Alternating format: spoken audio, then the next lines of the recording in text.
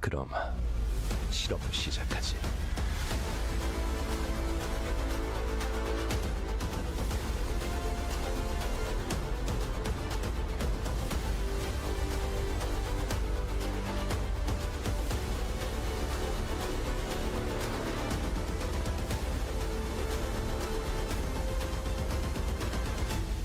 절망의 끝에선 폰에게 모든 영광을.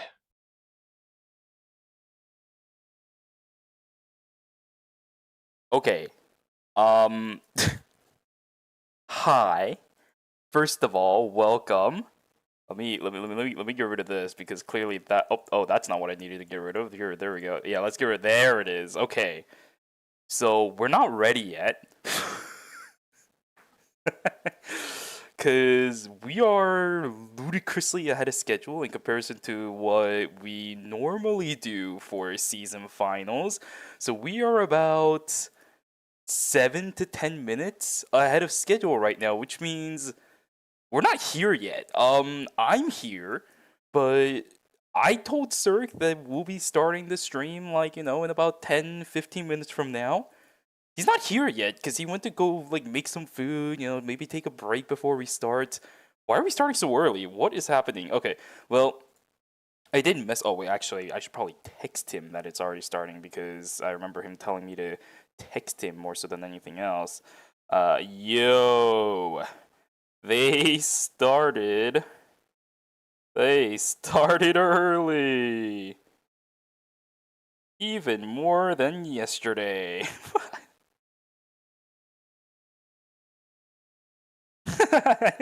Okay, well, this is a little bit awkward. Again, hello everybody. Welcome to day number 2 of Eternal Return Masters season finals. For those of you guys who are here, first of all, thank you so much for joining us at the correct time. Okay, yeah, maybe you're right. Maybe we might be preparing for a little bit of the delay issue. So, I'm gonna call him again because, as I mentioned, he's not here right now. I'm assuming he might be making his way up, mad dashing his way up right now because he just got a text from me saying that we already started. But yeah, I have no idea what's going on. I have a strange feeling there is something that we're seeing right now on the KR stream. So let's see here. Okay, so 안전상에 something about 오전 5시까지는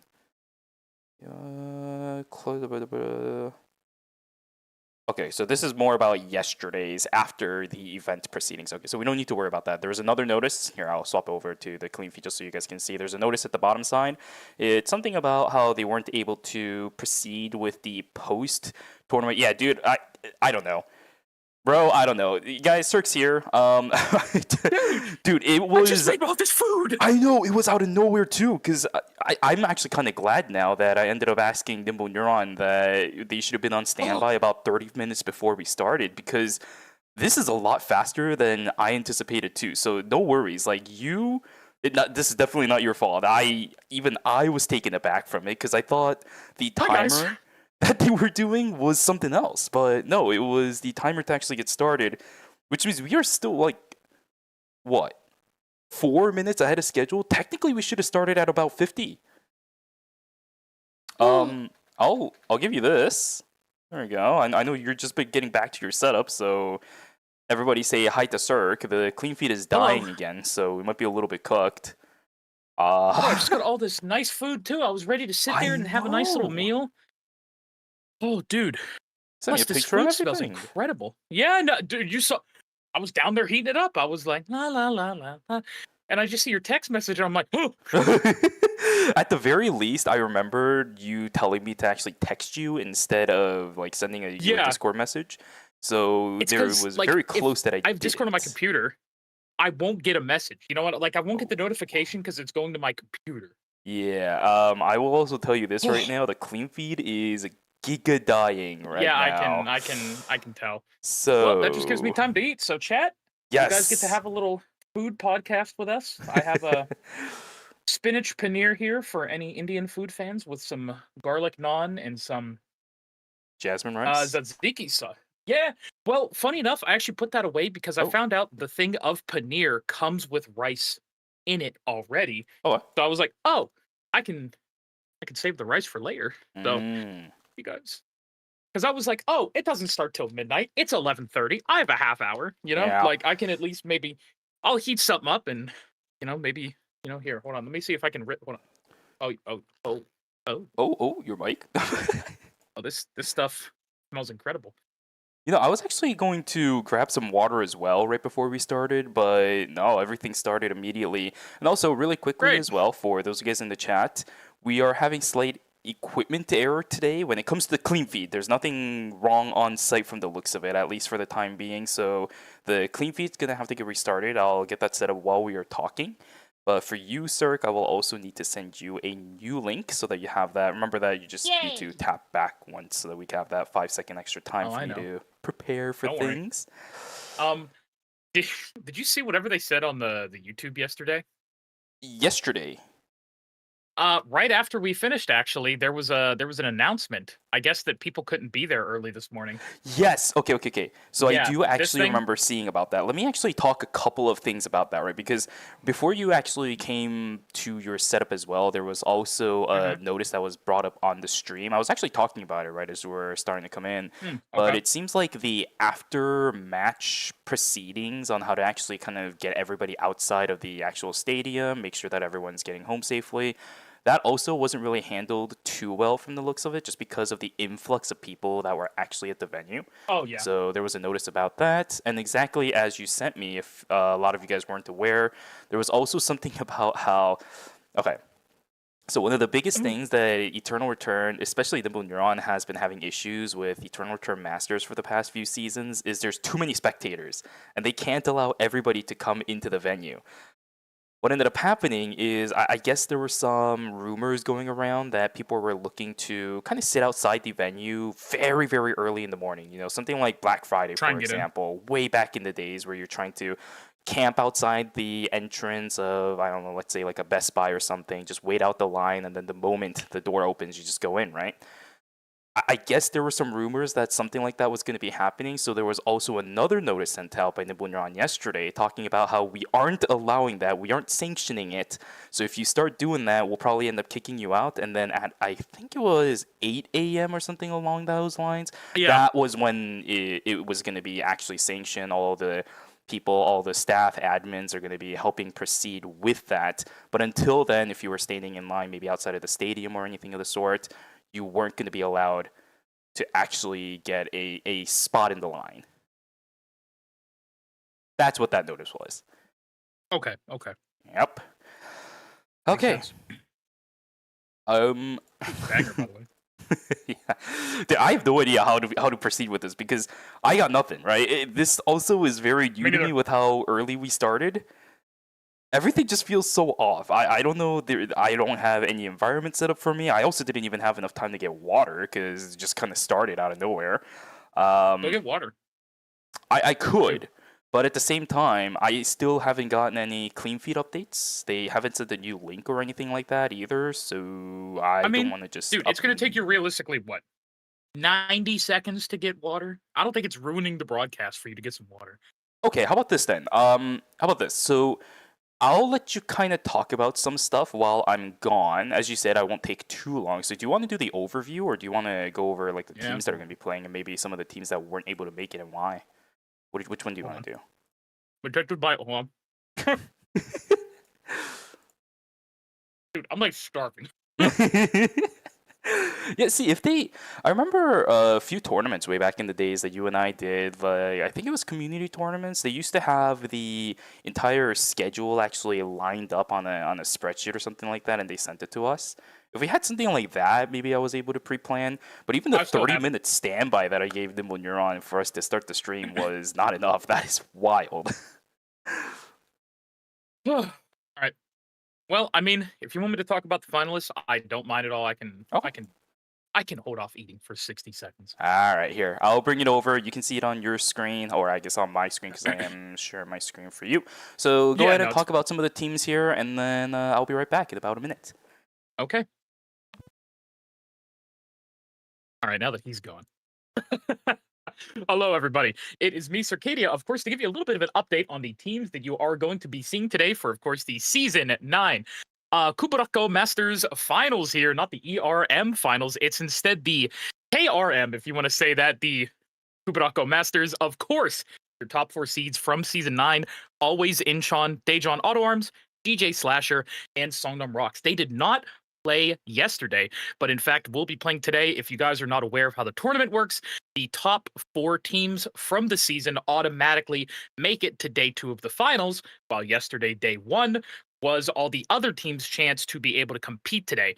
Now, unfortunately for Shadow Golden Light, Jaechon Phalanx, Busan Vespa, and Overpride, they did not make it, which is very unfortunate. And your teams that did make it were Gyeonggi Innate, CNJ Esports, New Rise Gangwon, and FN Sejong. Big congrats out to all of them. Oh, I'm dying over here. I'm so sorry.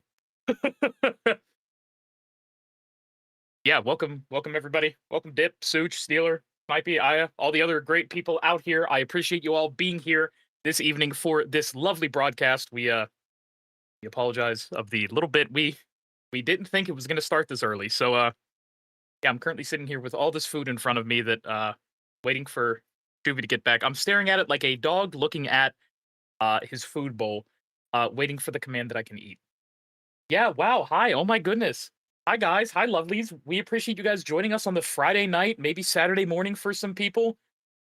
Yeah, make sure we can hear the chewing. Oh no, he's back. This guy's back. Nah, hey buddy, nah, okay. get Why nah, are you so why are you so excited nah. about this? Wait, what the? Wow, you know why? Because I have food in front of me. Oh, I see what it is. So you prioritize food over me. Is that what it is?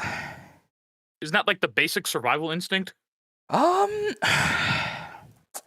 I think you need me more than food, at least for right now. I'm gonna eat you. Okay. All right, well, so I'm assuming you talked about all the teams. I'm assuming you gave the best introductions. We still don't have the clean feed, so there's a good chance we're going to miss the actual players walking into the stage. Here, how about this? Does this work? Nope. Yeah, we still need a new link.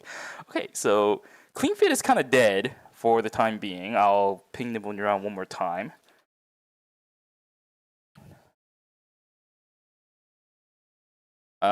Yeah, we're probably going to end up missing all the players starting to walk on it. So I guess we'll talk a little bit more about the teams that are playing here today. I guess I'll go into it because you watched the games from yesterday, so you know what the 4 teams coming up from day 1 is going to look like. But for the teams in day 2, maybe you're a little bit unfamiliar just because it's been quite a minute since you've been here, even if the players might seem a little bit familiar. So let's talk it over. Just show the KR stream. Dude, I don't even know what's going on over there. Let me see. Let's bring it up on my other side. You guys are probably going to hear it just because... 안녕하세요, 여러분. Circadia입니다. Let's see. Yeah, they are literally bringing in the players right now. Well, oh, there it is. Okay. I have the new link. I'm going to set it up. I'll actually send it over to you too. As soon as I get that set up, I'm actually going to bring it over to the other side. Again, I'm pretty sure we're going to miss out on a couple of the teams that came out, but no matter, because as long as we are able to catch the teams that are playing today for the first time, maybe it'll be fine. I don't know. Let me do this. I'm trying to finish this up very fast. Yeah, I got you. What a funny... what a funny thing to happen, huh? Yeah, what a weird way to start today. They're at Gyeonggi Innate right now, so as long as I can get this clean feed set up, we should be able to at least get the new players in today. Please! Is this Grand Finals? Yes, this is Grand Finals. After today, we are Dunzos with Eternal Return Masters for Season 9. And you're also the last time you're going to be able to see me. Oh, no. Oh, no. All right. So, actually, I need to make sure I do this as well. Oop, that's not what I want to do. Bam, bam. All right, there we go. All right. We bring it over to the clean feed. And finally, we're going to have ourselves a little bit of a moment where it feels like we are back to our normal times. All right. Well, as I said, guys, there's Gyeonggi Innate up on the stage. So we missed 3 teams, unfortunately. We missed, what is that? FN Sejong. We missed Daecheon Uri's Failings? Kangwon. No, yeah, nice try, buddy. Daecheon Failings not here no, today. wait, they're not here. Yeah. So we That missed. wasn't meant to be talked about. We missed FN Sejong, we missed New Rise Gangwon, and CNJ Esports. But if you were here yesterday, guys, then you know those teams are playing, and then Gyeonggi Innate is the last team to make it up from day number 1. So starting from here, we're actually going to see our new teams coming up over to our screens. And I believe with the first team that we have coming up should be Team Seongnam Rocks. I'm trying to get back into like the groove here just because we've been throwing off a little bit too much. But for those of you guys who are joining us now, first of all, welcome to Eternal Return Masters. So much thank you for allowing us to be a part of your day today. I guess actually we didn't miss out on CNJ Esports because they got first yesterday. That's right. Yes, it goes in order from yesterday, not the seeded order. So CNJ Esports is also going to be up on our screen today, which means we unfortunately only missed out on FN Sejong as well as New Rise Gangwon. But there they are. CNJ Esports are first place teams from game day number 1 yesterday with some really incredible performances. What did you say, Silsark? Yeah, no, it was truly incredible yesterday, and what a zoom in there on that bit. What even is that? Is it just like some kind of hot bag? Dude, I would not want to be hot on my forehead while gaming. I know. That sounds like a sensory nightmare. Hey, at the very least, their team slogan looks really cool. I didn't say anything yesterday because we had to just kind of zoom on through with the progression, but the team slogan for CNJ Esports is trophies are for yesterday, history starts now. So they're kind of leaning on the fact that Season 8 season champions was these guys, and then it's time to make history now with Season 9. For those of you guys who were here yesterday, I hope all of you guys also picked up your drops, right? We got the emotes for all of the Season 8 winners. It was Pubba, Peksu, we had KCW, and O3CU. Very cute emotes. I really like the dial-in one, by the way. No bias there. But yeah, make sure you guys go pick it up in your mailbox. But CNG Esports, one of our teams that will be playing today for day number 2 in the Checkpoint Grand Finals. Oh, it's going to be such a good time, and Checkpoint is the word of the day for myself and you, Shuvi. That's about the Checkpoint. Any predictions on how many games we're going to have today? Oh, man, honestly, it would be amazing if we could see 10, because this right here is a team that can definitely make it happen. Seongnam Rocks also going to be one of our teams. We're finally, oh my goodness, I'm already starting out today. We're already starting out with the teams that were going into day number 2, guaranteed. Our 4th seeded team from the circuit points in Season 9, 640 points, 7th place and 3rd place for Phase 1 and 2 respectively. It's going to be handled by Curry, Saten, Hyanggi, and Belzer. Ooh, such incredible names there. Old and legacy names, of course. Curry, Saten, man. God, just seeing those names again. Oh, I'm so ready. I need to see these players on Lumia Island yesterday. Yeah, for sure. The team slogan for Seongnam Rocks will make sure that the games don't get boring with our critical gameplay. And I hope they do, because this team has also been a little bit more, I think, nuclear when it comes to this season. And a lot of the things that Saten specifically has been talking about, the Hyejin, has slowly dissipated throughout the course of the season as well. So we might actually be able to see him on that character throughout the course of this series today as well. That'll be fun. Yeah, no, Hyejin. We did see a decent bit of Hyejin yesterday, as I was saying before, which I was honestly kind of happy about. You know, with her little mini rework she got this season, a little bit of updates to her kit. I feel like she's definitely been pulling her weight as far as carries go. Yeah, for sure. But we know the OG is Saten, so it's going to be fun watching him today if he does end up playing that. But our next team up on the screen is going to be Gwangju Slasher. Do I really need to read that team slogan, you think? Confront and take on. All right, I thanks love for saying it. All right, appreciate it. Our 3rd place seed when it comes to circuit points, 750 points. 18th place for phase number 1, but completely offset by that 1st place in phase number 2. Yeah, Gwangju Slasher was a team that exploded by the end of the series during phase number 2. X-Boy on the Bianca. Oh my god, was it a game and a half for these players. Ending up winning the checkpoints in phase number 2 finals. They are here today to play.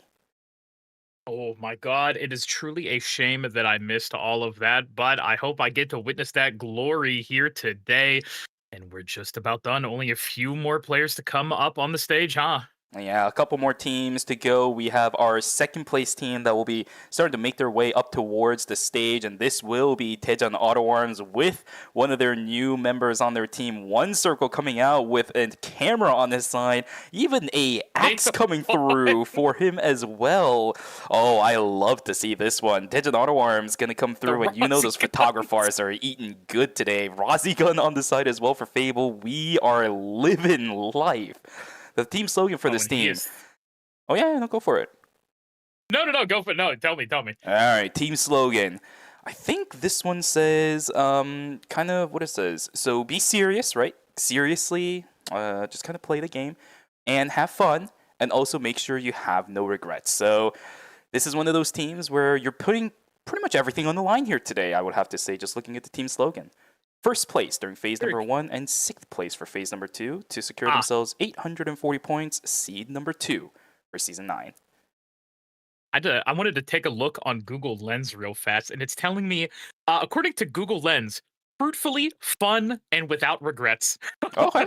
Truthfully, definitely is there too, right? Yep, absolutely. Just yeah. I think for Team Daejeon Auto Arms, this is one of the teams that, of course, everyone is going to be super excited about. We have Fable here, who used to be Sad Hands, just a bit of a name change in case you weren't aware about it. Yes. And yeah, then I had no idea. One Circle just joining the team as well. We have Taegyung alongside Cinema. This is a roster that is stacked and a half. Almost criminal when it comes down to it that this team wasn't first place, but we know exactly why that is the case. We have one team left that is remaining for the chopping block here today, boys and girls in the chat. One more team, the first place team to rule them all throughout phase 1 and phase number 2. It's going to be Always Incheon that will be making their way up to the stage in just a moment. Oh my goodness, can they maintain how dominant they were throughout the course of the season? Here they are, the 4 members of Always Incheon. I'm so excited about this team today, Cirque. Oh yeah, lots of great members, but there's a lot of contenders out here today, Shuvi. Of course, we have Luminal, Seraphine, Yonghui, and Blaster. 4 absolutely incredible players. And I know a lot of people out there are looking forward to seeing Luminal. Maybe, I'm sure, I think we all know what he's going to play. I'm just, my hands are up. I'm caught. It'll be fun if we're going to be able to see it, but we've also seen Luminal play some other things. A little bit more of the stable version of Theo coming in for the team. I've even seen him play some other mages just in case they need that as well. I think the big question for me today is whether or not Kyunghui is going to be playing, or if it's going to be Blaster Luminal playing at the same time alongside Seraphine. There's still a lot of different possibilities for this team, and I think that's one of the biggest things that I'm so excited to see for Always Incheon. After all, their team slogan says, all roads lead to Incheon, and I think that is absolutely correct. Super excited about this team. Let's see if they are able to deliver on the excitement that so many people in the crowd, me, and also in the chat have been building up until the season finals. Oh yeah, we both are definitely looking forward to this. It has been a long time coming for both of us. And the slogan was all roads lead to Incheon, but I feel also all roads lead to this Twitch stream. You know what I mean? You and me back here once again, like we've been doing for most of our lives at this point, most of our conscious lives. Yeah. Yep. And it's about to come to an end. By the end of today, guys, we will be done. At least I will be done. You're already done at this point, but I kind of brought you back from the ashes. You're Lazarus at this point when it comes down to it. But today is it. You asked me earlier how many games I think this is going to go. For the sake of jokes, for the sake of memes, and for the sake of history, I really wish today's a 10-game series. I know it's going to be a little bit rough, just because that, of course, just insinuates a very, very long set of games that we're going to be able to watch today for the series. But can you imagine how glorious of a finish it would be if we had a 10-game series to end everything? You and I sitting right here on the caster seat, the final cast that I'll be doing under the official capacity as an Eternal Return Nimble Neuron caster. 10 games for Eternal Return Masters. Ooh, that would be such a joy if we can get there. God, I don't honestly know if we're going to, with the amount of blood that I think is going to be spilled, especially in these first few lobbies. I want to estimate that the first checkpoint team will at least happen maybe around, it's still 60 or 65 points for checkpoint, if I remember correctly? Yep, 65, exactly. Okay, so 65 honestly, after what we saw yesterday, I think the first checkpoint team minimum is going to come in game 4. Yeah, I think so too. With the amount of points that were being picked up by so many of the teams yesterday playing in day number 1, I don't think the players coming in for day number 2 are going to slack off either. It's going to be pretty bloody today when it comes down to it. I think you're right. We might be able to expect one of these teams getting into checkpoint pretty early on into the series, but the problem is, where's the politics? I think that's the biggest question for the series, right? It's a season finals, and we're also in KR, not North America. Wait, that's so pretty. Look at that. I love the holographic. Oh my god, that is gorgeous. Yeah, I think that's all the... Isn't that all the... Oh, wait, no, I was going to say team posters, but there's like a bunch of skins on there. There's 6 cadet skins, 3 team skins that aren't really, there. I'm sorry, 7 cadet skins and 2 event, whatever you want to call them, skins. There's the Pixel Artist Tia, and then, of course, Vampire Lord Luminal, I will call him. Yeah, that is true. And I will also say that Gyeonggi Innate Haze skin, oh my god, I really wish it was something that Nimulron added into the game, but that was like the first skin that we ever saw from some of these teams where they actually, commissioned somebody to draw up an art in their entire team's style. Haze just fits Gyeonggi Innate so well as well, thanks to Zero Jin. So it was really nice. And what is this? Oh my god, what the heck? I think we have an idea of who that left side is supposed to be. CJ's boards. That's well, what do they say? Can you give me an idea on the right side at least? Of course. The right side says, thanks. Because of you, I was able to get a picture of our victory. And on the left side, it says, you're welcome. Rock, paper, scissors. Oh, wait. Oh, tie? Wait, tie? Oh, my God. Okay, three-way? Okay, tie. Hold on. Wait. Okay, hold on a second. This might be fate. Or gun? Okay. No. Wait, this is planned? Okay, one more time. Come on, let's go. No! What is happening? Oh, another time? Let's see. He's choking. I think he might be choking. Let's see here. No! The right side's gonna win it out. All right, so I guess the guy is gonna be paying for dinner tonight. I have no idea. But on the left side, the poster says, you're welcome. And I think, yeah, he might be paying for dinner today because of that loss, so that you're welcome is kind of in line. He will be paying for the Kubarako chicken. Exactly. He's going to be paying for the Kubarako chicken here tonight. The sponsors and the partners for Eternal Return Masters in Season 9. But for you and I, let's get started with the character select. We're just going to go straight on towards what we want to see here today, because we are starting out for Always Injun on the Charlotte. Seraphine is going to be on that character. This Tazia definitely going to be going over onto Blaster. I think with this, it should be Luminal on the Theo or the Heart. And there it is. Yep, Heart's going to be coming out for that player. A very commonplace composition. An easy combo, right? You got the Heart, Peacemaker, plus the Divine Intervention from the Charlotte. It is a combo as old as time at this point on Eternal Return. We'll be starting out with that for Always Injun. Looks like we might have a Marcus ban already. Ing9 wanting to get it off the board.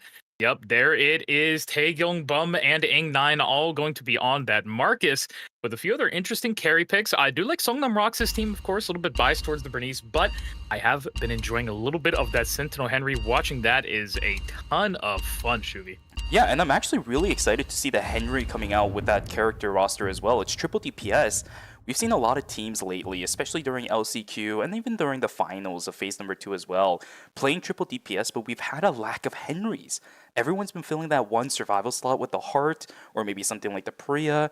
It's going to be a nice change of pace to be able to see the Henry. I know there's going to be somebody that if they are watching this will be very excited that a Henry is going to be played in Eternal Return Masters, but this kind of character is a perfect fit for something like what they are trying to run. Guys, game number 1 is about to be underway. Super excited to see this series, the final series that I will be casting under the guise of Nimble Neuron's Basement Dweller. But it's going to be a fun one. Let's see how it goes. Are we going to see the Eternal Return logo again? There's no hockey puck because we're in the Busan Arena, like I said yesterday.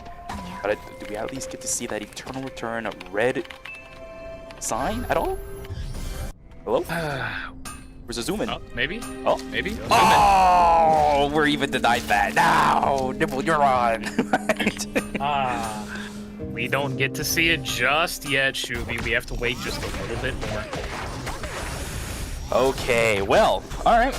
Game number 1, again, as we were talking about it yesterday, should be a very good indicator of how the entire series is going to go, right? We saw game number 1 for day 1 yesterday being very chaotic, and that led pretty much to the entire series being chaotic. We're already seeing somebody being taken down from the looks of it as well. Dialin getting taken down on the south side of the map. Tangi trying to do a 1v2 inside of Hotel. Will be able to get the kill with the blink coming in. Explosive Bola unfortunately tags over onto the Tazia. Will not be able to save the Mernice. And with Belzer, unfortunately, not going to be able to knock down the heart either because the Charlotte's going to join in on the backside. But is there enough damage from Curry? Absolutely not. Tazia is still alive. Bernice is going to jump back on in. Great ultimate coming through as well. Chrono Field is looking good, but the Peacemaker goes down. There's the Divine Intervention. Easy combo coming through for Team Always Inchan. But there's Nadine coming back. Is it going to be enough? Luminal's going to get taken down first. Tazia on the backside. This is another set of teams looking for kills. Infinite inside of Hotel. Now going down the chapel, look at that Boongwa trying to come out huge there. Unfortunately, will fall down there to Fable. The now trying to hunt Fable. Are we going to see anything happen? There's the Blink ult out as well from the Heart. Bum trying to put in a lot of damage as well. There's the Fear coming out, and now it's up to one circle. 1v2 scenario. I'm sure his team's going to be coming back up there very soon. But, yeah, everybody's just going to be leaving away from this. Not only going to fight another fight actually in Temple. Speak of the Devil, sliding on in, gun on that William, trying to put out as much DPS as he can, knowing he's too deep, just trying to basically sacrifice himself. That's going to be a great trade for them. Luminal as well, just about to go down. Oh, pork jump, and that is a dead Luminal on the ground. Beautiful play from the Vernice, right? That's exactly what you need to do as someone like a Vernice to make up the distance against something like a Heart. So really good play down on the south side of the map. Very chaotic start to the game. Season finals. Yeah, there we go. Season finals, actual grand finals. Super duper grand finals. And now, Gun able to claim that bear. Very nice. It's going to be a solo fight over against Taekyung so far with the bat. That was actually great. Stuns up from the pitcher's mound. I don't know if Gun has the damage for this, though. Is going to be sliding around. One circle joins the fight. X-Boy here as well. A little bit late, unfortunately. Reign of the Vampire Queen is going to land, but Young still at half health. Soul Dobby going to be around the corner. Nice little route there. Soul Dobby maybe looking for an entrance off in the wings. Waiting. Oh, unfortunately doesn't land the skill shot. Going to the speed gate for right now. And hello to Fable joining us for this here. Yonka with no ult, though, might be a little not the best to fight with. Yeah, there's a lot of teams from the looks of it. It's very similar to what we saw yesterday, where they're just going to continue ecoing this fight, especially in day number 1, or I should say phase number 1 as a whole. You're not at risk, right? You're only going to get broken even if your entire team falls down. So a lot of these teams are looking to just continuously bat it out against each other. So that means maybe coin toss value might be pretty big for teams that are going to be running it later down the road, if they actually decide to do so. Gun getting taken down 20 seconds before we're going to go into day number 2, which means for Kwangju Slasher it might be a little bit difficult to look for an objective. Timing on that William is going to be slightly awkward because it'll be after day 2 actually begins. FN Sejong looking for a bush cheese. It's a decent amount of damage over onto Taekyung, but that is a Marcus for the time being. A lot of good damage over onto the Justina. Day 2 has started, so if a team gets completely obliterated, that's not going to be a break, but a terminate. Taekyung running away on the side. Fable getting ran down by Bum. He will get knocked up into the air. Fortunately, the exposure shot is enough. Unfortunately, Boongwa finds 2, and I think... Is that Marcus out? Yes, he is. Always Incheon also losing a member on the west side of the map, too. This is a hectic start to day 2. Like I said, the bloodbath that will be these... Oh, this might be Daejeon actually going out of here. Taekyung gets knocked back. Now, pick out overhealing is going to save you, and that is Daejeon Auto Arms already out of game number 1. Oh, no. The team that I was excited for. Did I cast a curse it again? Have I already fulfilled my contractual obligation? I was rizzing that team up at the start. Well, I apologize for any Daejeon Auto Arms fans here, which I'm assuming there's going to be a lot of. My bad, guys. But Daejeon Auto Arms terminated already from the beginning of game number 1. The worst start you could possibly ask for. But 2.5 points is where they're going to be sitting at. Songnam Rock's in a little bit of trouble themselves. Henry's using a lot of his utility to get on out of there, which means I don't really think there's going to be a return fire coming through from Team Songnam Rocks. Oh, that is so unfortunate. Great ultimate there by the Charlotte to absorb a lot of that damage. Belts are unfortunately about to fall down as well, leaving it up to the Bernice to run away here. Songnam rocks. 20 seconds until they respawn, so it's not too long, you know, of a wait time, but still, that was a really close fight. These fights are very dangerous, especially because we know that teams are already under threat of getting terminated, right? This is not the way that this lobby should have started, especially for a team like Heads and Auto Arms, but it ended up happening. It's one of the reasons why you cannot ever let down your guard, even in game number 1, right? We've had so many teams throughout the course of phase number 2, even during the LCQ as well, where they just struggled to make it past day number 2, day number 3 even, and the results of those teams weren't really that good. Because they're not here, so Digital Auto Arms are going to have to figure something out and not have that happen. CNG Esports, though, now getting surrounded, or are they the ones trying to capitalize on an opportunity? Serdavi looking for a third party on the side, but I think Riori is absolutely dead to rights. Down he goes, and another one down from the side of New Rise got one. Triple DPS splitting apart is never the greatest idea in the world. Although Serdavi, I don't know if this is exactly what he wanted to do. A lot of cooldowns gone from CNG Esports, though. I mean, you can't fight that. Yeah, unfortunate there. A big tempo killer for those two teams, New Rise and CNJ, losing 2 and 1 members respectively, but the rifts are up, meaning everybody wants to fight a little bit. We might be actually seeing a nice fight over here. CNJ and Songnam rocks. The battle of DPS. Of course, Dai-Lin really our only melee character here. Let's see if they're going to be able to do anything. Oh my god! The follow-up as well. Bernice already down on the ground. Nadine just barely surviving as well. Is going to be the last member of Songnam Rocks there. Curry, what are you going to be able to do? And it's just going to be to die to the Tsubame. That was incredible. Peksu baiting out a lot of the attention span, I think, from the members of Team Songnam Rocks, just simply because he's playing the solo frontline, right? You don't expect the Dai-Lin to be tanky, but she is running the healing drone, and a little bit more speccing into the actual tank stats of that character. You can't really kill her that easily, and the striking tiger in, execution technique from the Tsubame, that Bernice just blew up. He had no chance. Oh yeah, no, not at all. That looked incredible from them. Great fight overall. Now, what are we going to be seeing? God, it's a shame that Daejeon is already out of this game. You know, yesterday we talked a lot about, you know, a decent bit of the games. Most teams were kind of lasting, all teams I should say, until even day 3, but see, one team already out here. Oh, what a shame.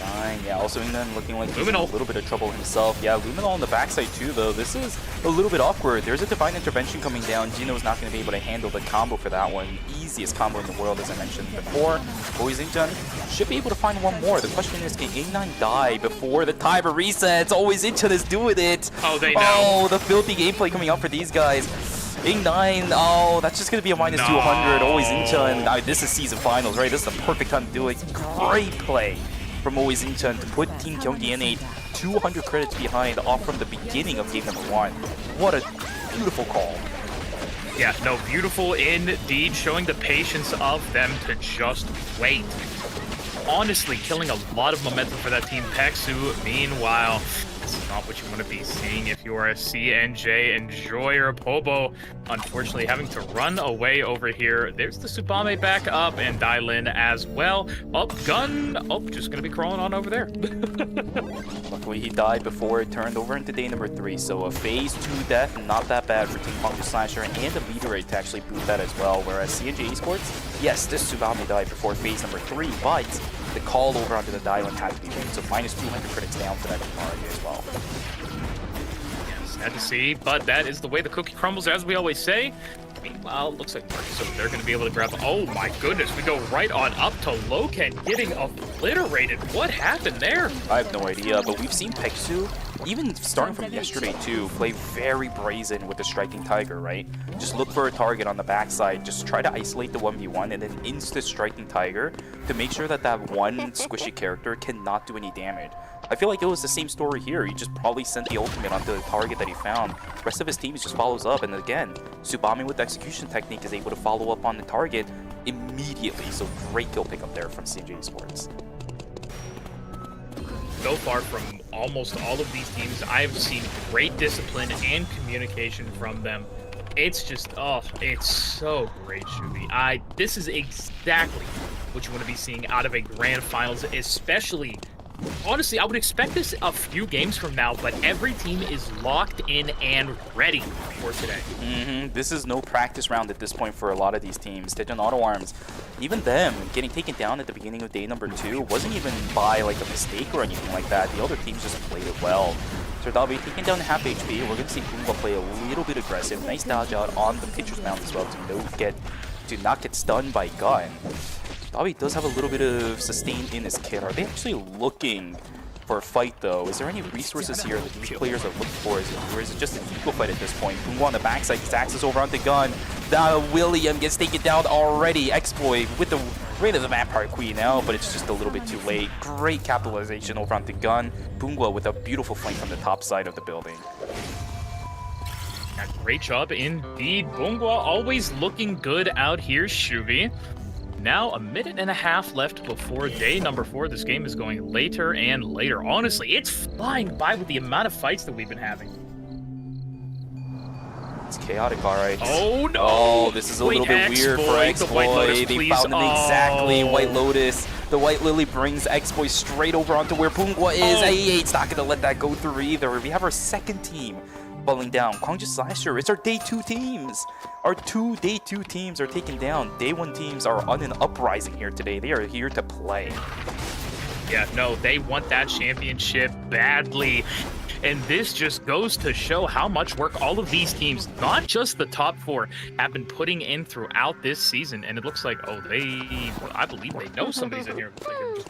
Yeah, something happened there. I don't like that CCTV spot. I always get spotted right around this area. Yeah, it's very annoying. Yeah, that one right there, right where that kiosk is. Well, looks like now they're going to be able to just, you know, take a lot of this farm here, which is going to be really good. A decent bit coming out of it, a free meteorite. You can see there in Pexu's inventory, which I believe, yep, went right over to the Tsubame, trying to get... Oh, wait. Oh, they're going to know somebody's right there, of course, with that Lumi being proc. Now the question is, what are they going to do? Shuriken, actually, the Caltrop's already thrown down a little bit early. Yeah, it's one of the reasons why CNG Esports isn't really interested in fighting this, because up against something like triple DPS, any kind of crowd control is going to be beneficial. Insane, though, is now caught out. Point Sync straight on in there. Peacemaker is there, too. But look at the health bars on everybody on Team New Rise Gangwon. Not a chance for Insane. He's the one that picked up the box, too. What is it for CNG Esports? A Mithril going into the hands of that team, and now Loken is the one in trouble. CNG Esports are looking good here today as well, but FN Sejong on the hunt. CNG Esports, Peksu needs to not go way too crazy, and I think he went a little too crazy. Down he goes, but the Mithril still into the hands of CNG Esports. Yeet? Oh, wait, and now EA, this is not good at all, and you saw Marcus turn right around there. He knew that Hejin was dead to rights, as you always say. Everybody always over Jason's from the looks of it, so I guess we're going to have to go back into the basics, right? The fundamentals of Eternal Return. Vision play is important. Staying with your teammates is also important too, because third party, even if it might be delayed, if you're too far away from your teammates, you saw exactly what happened to the Hejin. Yeah, I was going to say, you know, talking about all that, there is the new tutorial for Season 10 if anybody needs to brush up on them fundamentals. And the guide as well, the new player guide, right? Exactly! A whole bunch of great things coming, but of course these players are still playing on the last patch of Season 9 as far as I'm aware. But a poke damage coming out there onto, oh my goodness, holy, it's always that Ghost Light. I talked about it yesterday. That Ghost Light does so much damage. I find it really interesting that one of the biggest go-ahead calls for a team to actually pull the trigger in Eternal Return Masters is if that Ghost Light actually activates. And now Zero Jin in a whole heap of trouble. Astroburst has been sent, but Spectator the Rain's also gone too. A fear over onto Gino is going to make it so difficult for this team to fight. Pungwa on the backside gets the angle over onto the Tsubame. Beautiful reset. Pungwa, oh, the smash to Smithereen misses too, and the resets are there. Pungwa is just playing this Abigail character perfectly here today. The micro is incredible. Control on who she targets is incredible too. Kyungi and A just falling to pieces right in front of the Abigail's eyes. 1 second left on the Rift 2. Can't even make it. That's minus 400 for this team all of a sudden out of nowhere. I like to imagine how it looks in lore terms of Marcus missing that he just did basically a giant front flip into a wall while all the other test subjects are kind of just like, what? It's got a concussion. But I think out of that... despite Bungwa played that insanely well. I was just gonna say the blink for the enhanced auto reset combined with that spin looked gorgeous. Oh, and it looked like something drops off that wolf there, but like nobody wants to get it at the moment. Of course, everybody kind of trying to, you know, just stay apart. Oh, Bungwa's gonna be the brave one, and it's a tree. Okay. What can you actually do with this? Marcus? Oh yeah, Marcus is actually down a couple of items too. They could defend Zen Vitality, but his boots are also not there. They could go hiking boots at this point. Always a great item, of course, and now something else picked up over here. I believe we just saw, yeah, Burning Heart made. I'm gonna say, oh, they definitely need to get something for that arm piece of Burning Heart. Of course, a great option. It's value always, it's health, it's damage. What don't you want as a tank, you know? Especially when you know for sure that your entire team has enough damage, right? We've seen Goomba playing exceptionally well so far in the series.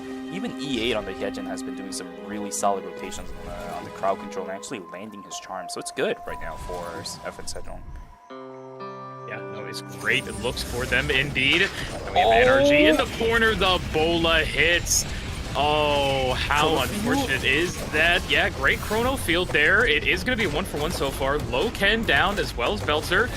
Rage Curry's down now too. That's what looked to be terrible. Oh my god.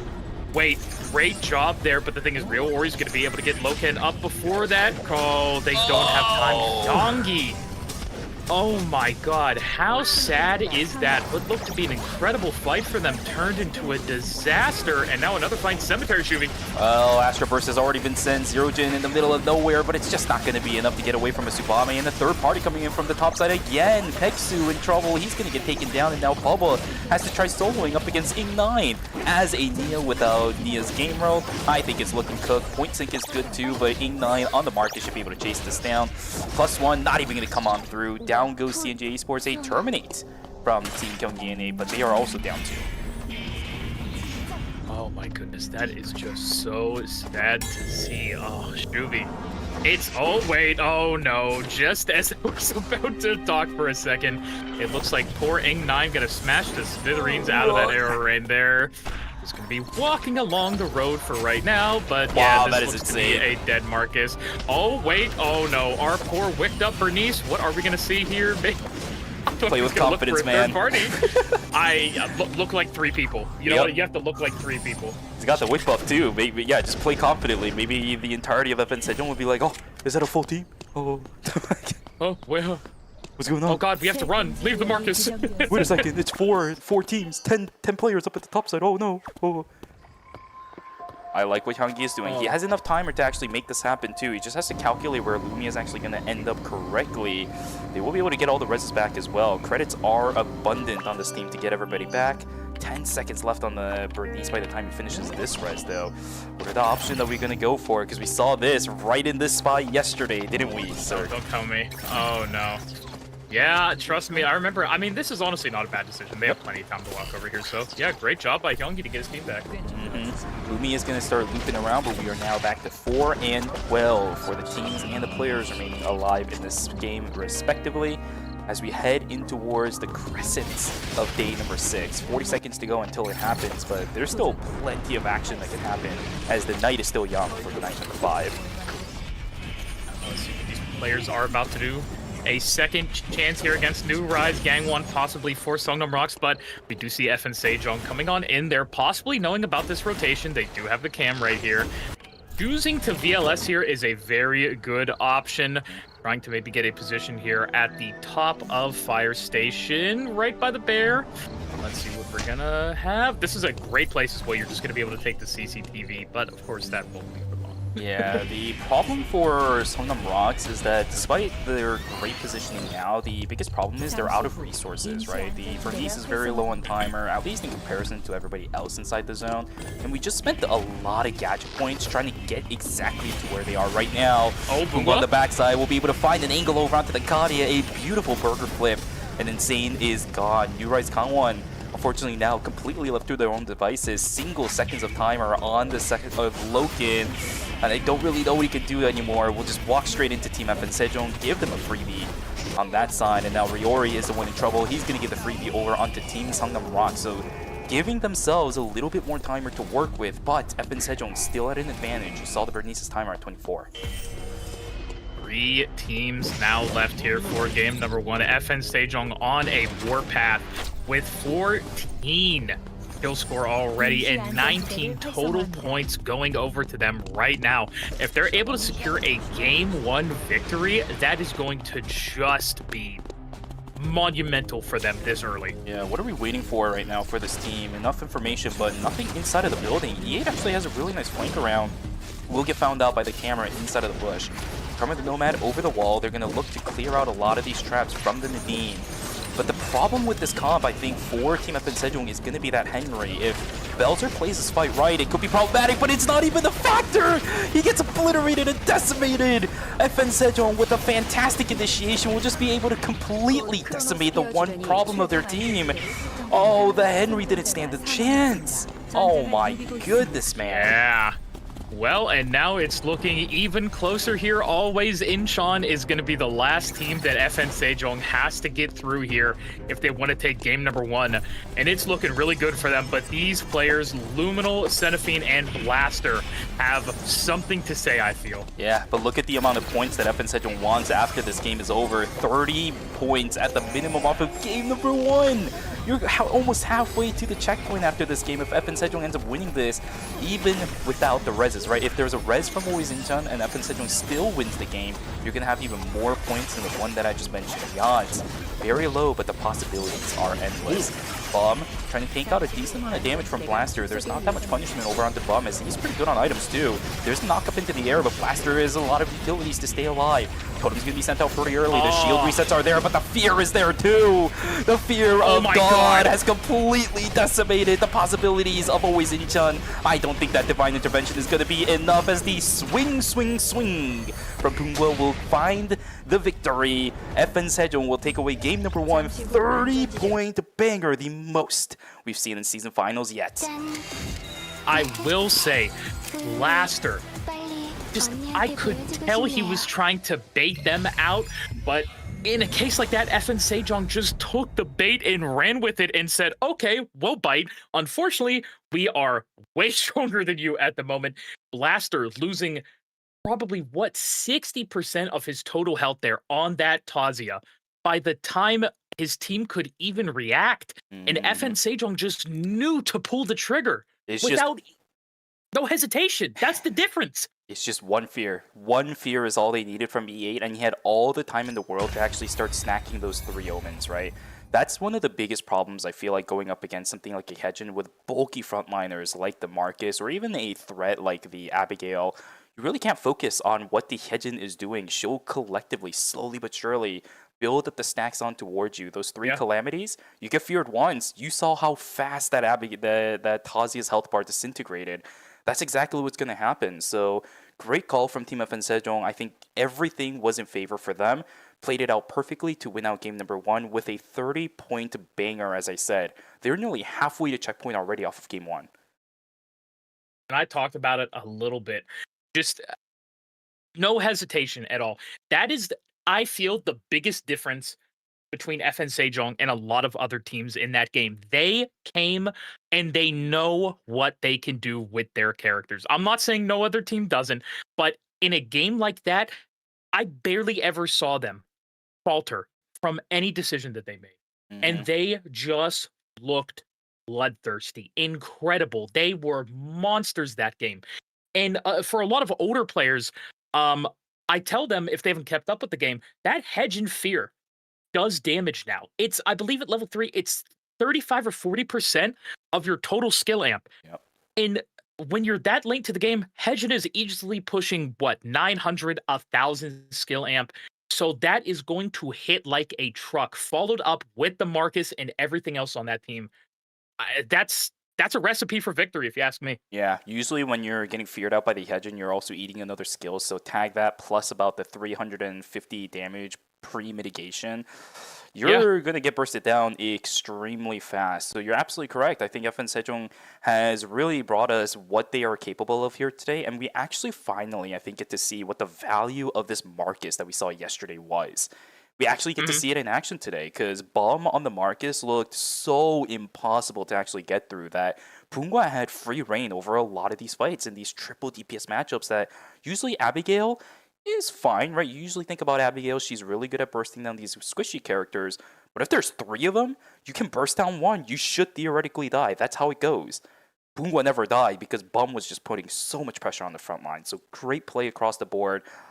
FN Sejong just doing everything by the books, exactly how it's supposed to be for their team composition.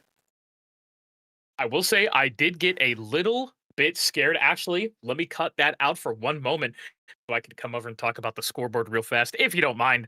We do have FN Sejong, of course, in first place right now. 30 points up on the board, 65 needed to hit that checkpoint. Over double from second of Always Incheon with 14. C&J Esports in third with 13. Songnam Rocks sitting in fourth with 10.5. And of course, the rest of the leaderboard, so on and so forth. Gyeonggi, New Rise, Gangwon, Slasher, they're all sitting there. And you talked about it, I think, once during the game. But the fact that all of these day 2 teams sitting down there versus mostly day 1 teams is just, I'm surprised. I'm shocked. Yeah, me as well. And that's why I said during game number 1 that our day 1 teams are here to play. They're not here to joke around. There is no practice match for game number 1, which means for a lot of these day 2 teams, we're going to have to start locking in real fast. The fact that Daejeon Auto Arms got taken down early in a lobby where a lot of teams got a ton of points early in the game, right? 2.5, not bad. If we kind of calculated it according to yesterday's standards, 2.5 points is actually not that bad, especially going into day number 2. But by the time Daejeon Auto Arms died, all the other teams in the game, 3, 4, 5, 7, 8 teams, like we're sitting on an insane amount of points already. So the 2.5, while it looks fine for dying at day number 2 at the beginning of it, I don't think the value was there. So Daejeon Auto Arms has to start focusing back up and figure out a way to mitigate the damage that happened in game number 1. Ooh, and here we go, Shuvi. More of these lovely, lovely signs. I do see Miss Irem up there, of course. Is that the FN logo on her face, or what is that? I think it is. Yeah, just like the little tattoo-looking thing on her face. Yeah. That's great. I love the face what is it, like the face that they drew over onto the face too. she's making. Yeah, exactly. It's great. Yeah. Oh my goodness gracious. Look at this. Oh, this is adorable.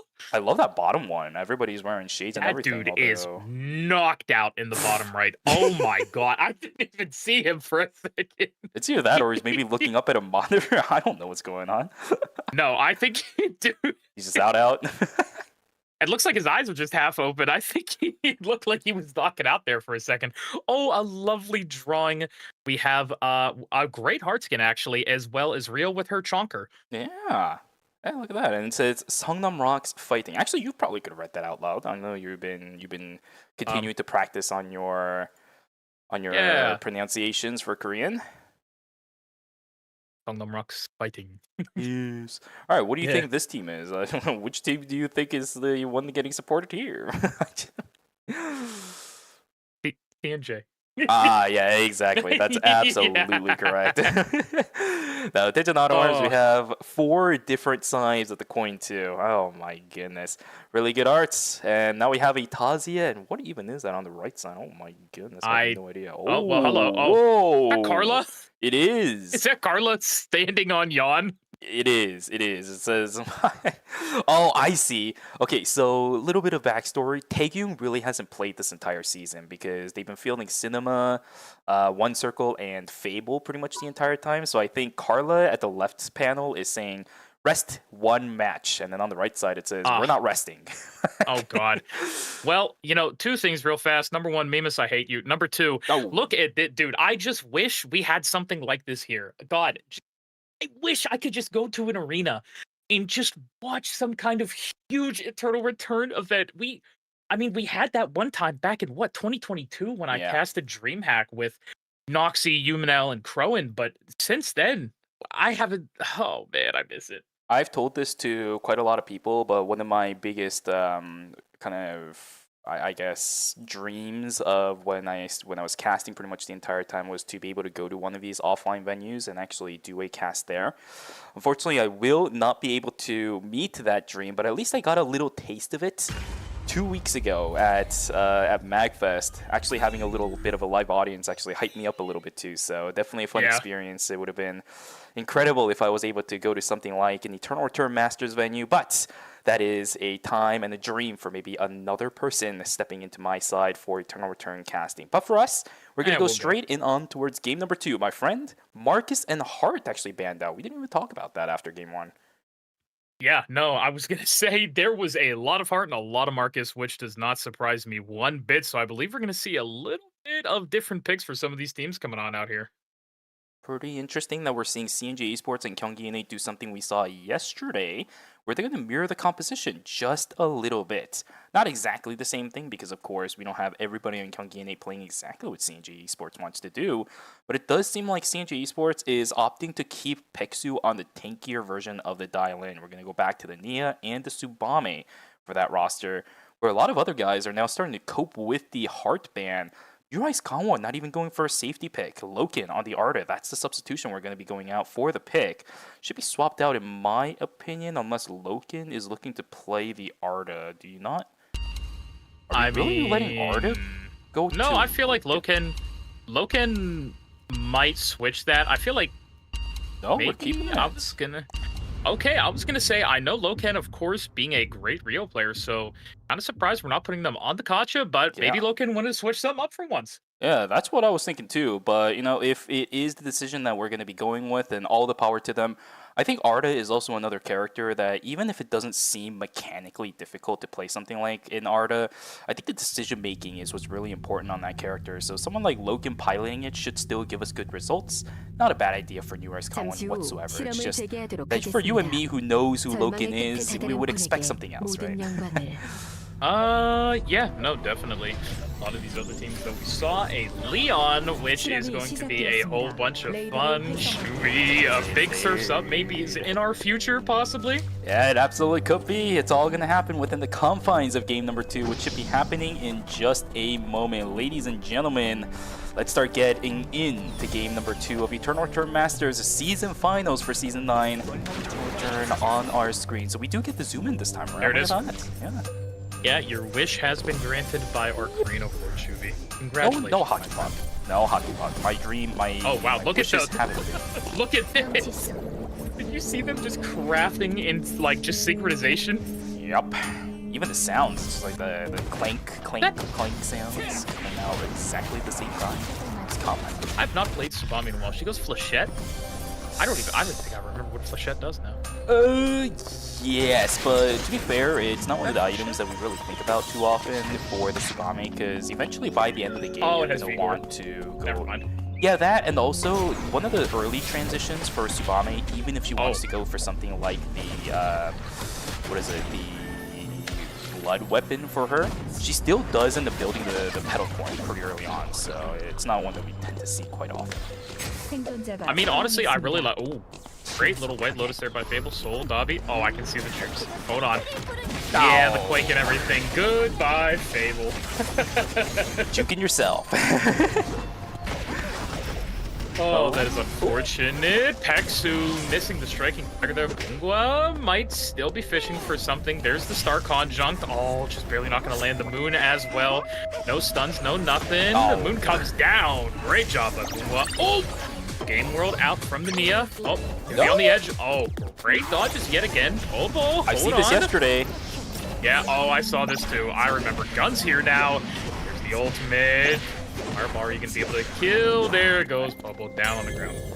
Is he not a +1? I feel like he could have gotten out there, maybe. The baseball was about to disappear too. Well, there is the catch out over onto Kadia.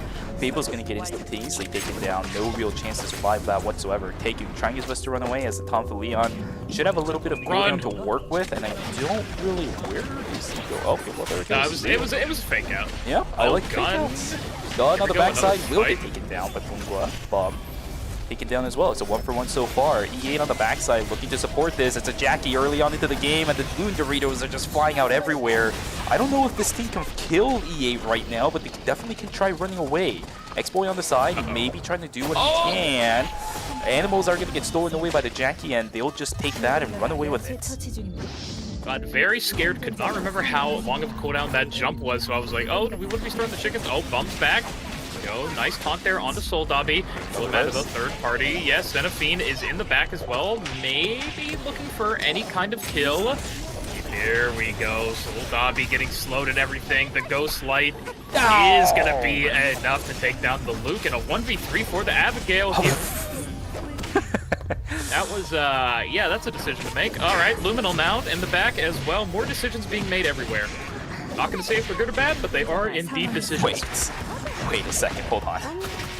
So Always Intent is sticking to their Charlotte Tazia, but we're putting Luminal on Charlotte and Xenophine on the Abigail. Xenophine Abigail is not too surprising, but Luminal on Charlotte almost feels criminal, does it not?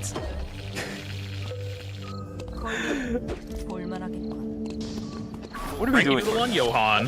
Luminal on Johan. Funnily enough, I think Johan is actually one where I can see a lot of really good players being forced on, because that character, decision making on that character is actually pretty significant when it comes down to it, especially with Sensor not having any outplay potentials anymore. Well, Gorgeous Slashers in a little bit of trouble themselves. Gun trying to do what he can. He does have 3 stacks built up, but I don't really know if he has the damage to stay alive throughout all of this. Signature Fireball down. He's trying to get through all the slides as much as possible, but he can't target one single target too easily. Too many health bars to play around. Gun's gonna get taken down. That should mean a Tree of Life going in favor of Team CJ Esports inside a cemetery, where we still have fights happening across the board. 8-9 in a little bit of trouble. We'll be able to take the White Lady to get it out of there, sorry.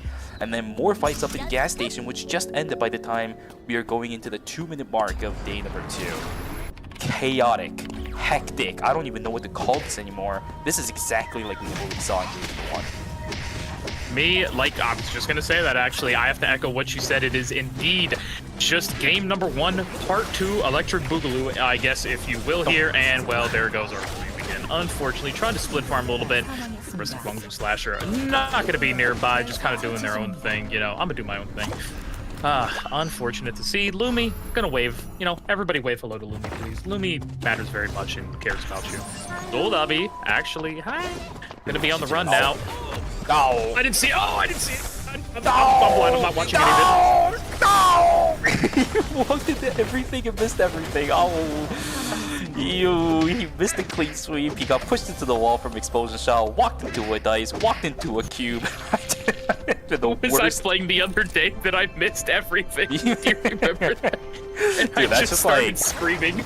That's just like a 5-second sequence that happened to Sordabi that felt like probably to him about 10,000 years. How I just slow-mo everything. It's just such a cook mode for Gun. In a little bit of trouble, like he's gonna get found out by Pexu, but he does have the Bianca on the side. CJ Esports, the rest of his team starting to join on through, so Bobby will be able to get the execution, and now all of a sudden, ooh, Gorgeous Slashers in a little bit of trouble themselves.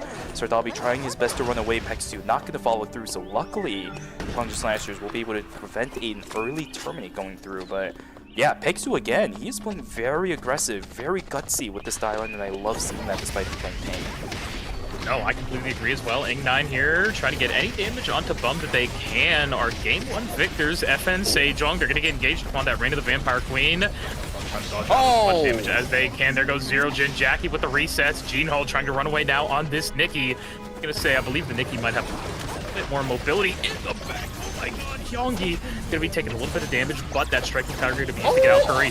Going over the wall there. Oh Young now as well. Holy lordy. That is a 1-for-1 trade, but definitely feels like Songnam Rocks was on the back foot of it there at the end. This is so cool, man. CNJ Esports, Pexu just barely lives by a hair, right? Like every single point of damage that hit him towards the close end of his life didn't knock him down. So really good play. White Lily in towards the backside. There's the pure rage uppercut coming in. Kadia will be able to buffer. Nicely done to get out of the fight. And now what does Kongi Innate have left? And health bars on the side of Team Pigeon Auto Arms also starting to fall down slowly but surely. Down goes Ig9 though, and Fable is still full HP. There's only 2 melees left. Down goes the Dial-In. Great response. Fable just single-handedly winning out the fight by buffering that E perfectly. Beautifully done. X-Boy now in a little bit of trouble. The ultimate from Bianca. Great healing. Oh! Low Ken with a great dodge there. Almost going down. Looks like Curry going to be on the run as well. Rain of Arrows just about to hit Young, but the ultimate there. Goodness gracious. Oh, hey, hello. What was that? What was that on the ground there, Juby? My hopes and dreams. Well, unfortunately, or well, fortunately, I should say, somebody else picked it up for you. Gun. What are we doing? Where are we going? Hold on. Let him think. Let him think. Okay. I'm really scared Hold because on. of what we saw yesterday a couple of times. Where are we going? Okay, we're in school. Okay, we're okay. Without even teleporting to your teammates. He definitely. I could see the cogs starting. I was like, Wait, he was walking up towards the zone. Why didn't he just not walk up and not teleport? I don't know. I don't know. my I don't know. Whatever. You know. We'll never know, right? We don't really get to hear the full, the voice comms for these players, although they've been working on it. Okay, my only guess is that he didn't, like, this is the only explanation I can think. He didn't want to walk in there because if his team TP'd to him there, it would have made a ping on the corner, so maybe they would have been forced back in the hotel with no time. I don't know. I'm trying to come up with anything. Oh, okay. You know, I've made that mistake before too. You buffer the E, you think it's gonna land, but they're still looking for an angle. Oh, that's a little bit awkward. We still go back in. Divide intervention, and all of a sudden, now always Intun is in a holy but trouble exploit. Now he knows because he sees the Charlotte on the other side in a little bit of trouble themselves. A lot of good damage over on towards Tazia, but it's still early on in the game. You can see just one item over on the exploit, which is probably, if I had to be really honest, it's just gonna be the chest plate and a -1 again. A -1 again! What's happening here, sir? What's happening here? Blaster is going to get chased down infinite from X-Boy. He's going to get tagged with the Sanguine Javelin, trying his best to run away, but the rest of Kwangju Slasher is on the way. Does he have the resets? He's got the wall, stops this Gleefeed for a clean suit for now, but now he's stuck in the corner and don't really know what he has left to keep himself alive. He's trying to fight it out. Paradiso down. Podum is going to go down as well, and I think that's going to do it. Always Intun. Are we kidding, sir? What is happening, man? Like, seriously. What are we doing? I don't know. I have no idea. Man. What I do know is that Always Enchant is out of game number 2 is Zero Jin going to be using the Striking Tiger with a followed up one from Bexu. Reign of the Vampire Queen used as a zoning ult just so they can get on out of here. Away from CNJ Esports. Holy Lord, Yongi and Nate was a little bit scared there. I do not blame them. I'm a little bit worried now for this lobby because we still have yet to bring back of Cinema. So is there something going on, or is it just that Pigeon Auto Arms hasn't had a chance to go kiosk just yet? Because it is still only day number 3, right? Yeah. Oh, please no. No. It's game 2. Oh no, don't tell me. Oh no, this is exactly what had happened yesterday. Yeah. No, don't tell me. Oh no. This could be bad. I mean, they're in Fire Station, but they didn't even have to go for the kiosk I see call them. Wait, in they're Fire going Station. Into gym, maybe up to archery. You can reconnect to customs. Even if it's the tournament client, you can do it. Maybe it's just a little bit of time. Maybe it was just a crash, right? Nothing too big when it comes down to it. We'll keep track of what happens to the One. This is not the way you want your tournament to go, especially after a game 1 they're up there, dude. Nah, look where they are. Yeah, I think there's a crash or some kind of issue going on with Cinema right now. It's not good for Desert Auto Arms. I'm so scared right now. Oh, they're not even dope. Oh, yeah, no. They have the courage for it too. It's just when your player's not there, what could you do? Cross my heart and hope to die. Oh god. Well, best of luck to Tejan Auto Arms. We still do have enough damage to play with, right? It is Kadia after all, but Seihana and Justina, of course, is never really going to work out in your favor. A 2v3 situation for the remainder of the game is going to be rough to deal with. And assuming that Cinema even comes back, I think it's going to be one of those situations where you're just too behind on your entire team. Missing out on that one player means you're pretty much down credits the entire time, and also trying to desperately put items onto a player that really hasn't been here for a good chunk of the mid to late game. They're going to be behind on weapon mastery anyways. Items, yeah, sure, nice, not bad, but... Ew. Oh, unfortunate, yeah, indeed, for them. Real worry, what are we going to get? It is going to be, oh, a leg piece. That's beautiful. Thankfully, it wasn't an armor ahead piece. That is going to be a gamma down as well. Meltzer going to be running away right to the loving arms of Daejon Auto Arms, I should say, but this is not looking good. Who is this even looking good for at this point? I don't know, but CJ Esports is looking for an angle back on in. Pointsync was really close to be able to knock down Exploit. He's still alive, though. Really massive survival strats from the Bianca. Okay. Oh, Fable, I think, may have overreached a little bit himself. No, they don't know. He just... Oh, wait. Look who it is. Oh, are we back? Oh, yeah, he's okay. Back. Yeah, he's back. Yeah. Oh, sorry, not... I just saw him there. Oh my god, I've been saying Cinema the entire time. I thought Cinema was playing, but that's one circle on Christina. Holy moly. I was like, is that for sub or something? I was. Yeah, I that's just usually didn't the question 4 it. I was like, players. Yeah, usually they'll field yeah. Cinema, One Circle, and Fable. I forgot that taking was my bad. Oh no, don't worry about it. I'm sure he don't feel no bad about that. But alrighty, well now that they are back, we have 7 full teams here on the island. But I feel like soon that is about to go the way of the dodo and not 7 teams anymore. I feel it in my, I have a caster bone in my body. You know what I mean? That I can just feel. Every single time. Again, I've said something. Gun on the side. We'll get tagged up by the Surfs, but Taegyung is just in the middle of nowhere. He's going to get taken down. Astro Burst is enough to at least burst down the health bar of Exploit. It's a 1-for-1 trade so far, and Fable's still alive too, remember. Great dodge. Justina and Kadi are pretty annoying when it comes to actually dealing with all the range. I love this call from Team Digit Auto Arms. They're just going to get the Chaos call, but now Peksu is on the hunt. He is looking for something. Luckily, Digit Auto Arms, really nice map sense, is just going to be able to get themselves on out of there immediately after the res. Beautifully done by them. Peksu, deep right now, but will be looking for anything possibly. Game rolled out from Nia. Oh my god! Yeah, not able to find it, but Soul Dobby taking so much damage there. And Peksu, the Thailand just barely taking any. I mean, definitely a lot less than Soul Dobby. Still a decent hit though, I should say. Yeah, I really like what the Nia is actually doing too. Even if he doesn't start the combo out with the point sync, he's still putting down his pieces, because as soon as he places down the point sync, all of those pieces are going to converge onto the point sync. So yeah, great strategy. Unfortunately, if the striking Tiger actually ended up landing, yeah, you know Sir Dobby was dead to rights there, but it didn't land, unfortunately. A missed kill opportunity for CNC Sports, but they are still hanging around. Wickline is down in Forest. I don't really see any team in preparation for it just yet, other than Rise-Con one. But the fight here is going to begin. The Vampire Queen is going to get canceled out by the Surfs Up, and I think that's going to cause a lot of problems for Team Kwangju Slashers. Digit Auto Arms trying to look for something. Terminate bonus is there, but with CNG Esports starting to make their way on down, do they have enough space to work with? No, it's just going to be a complete disengagement for Digit Auto Arms.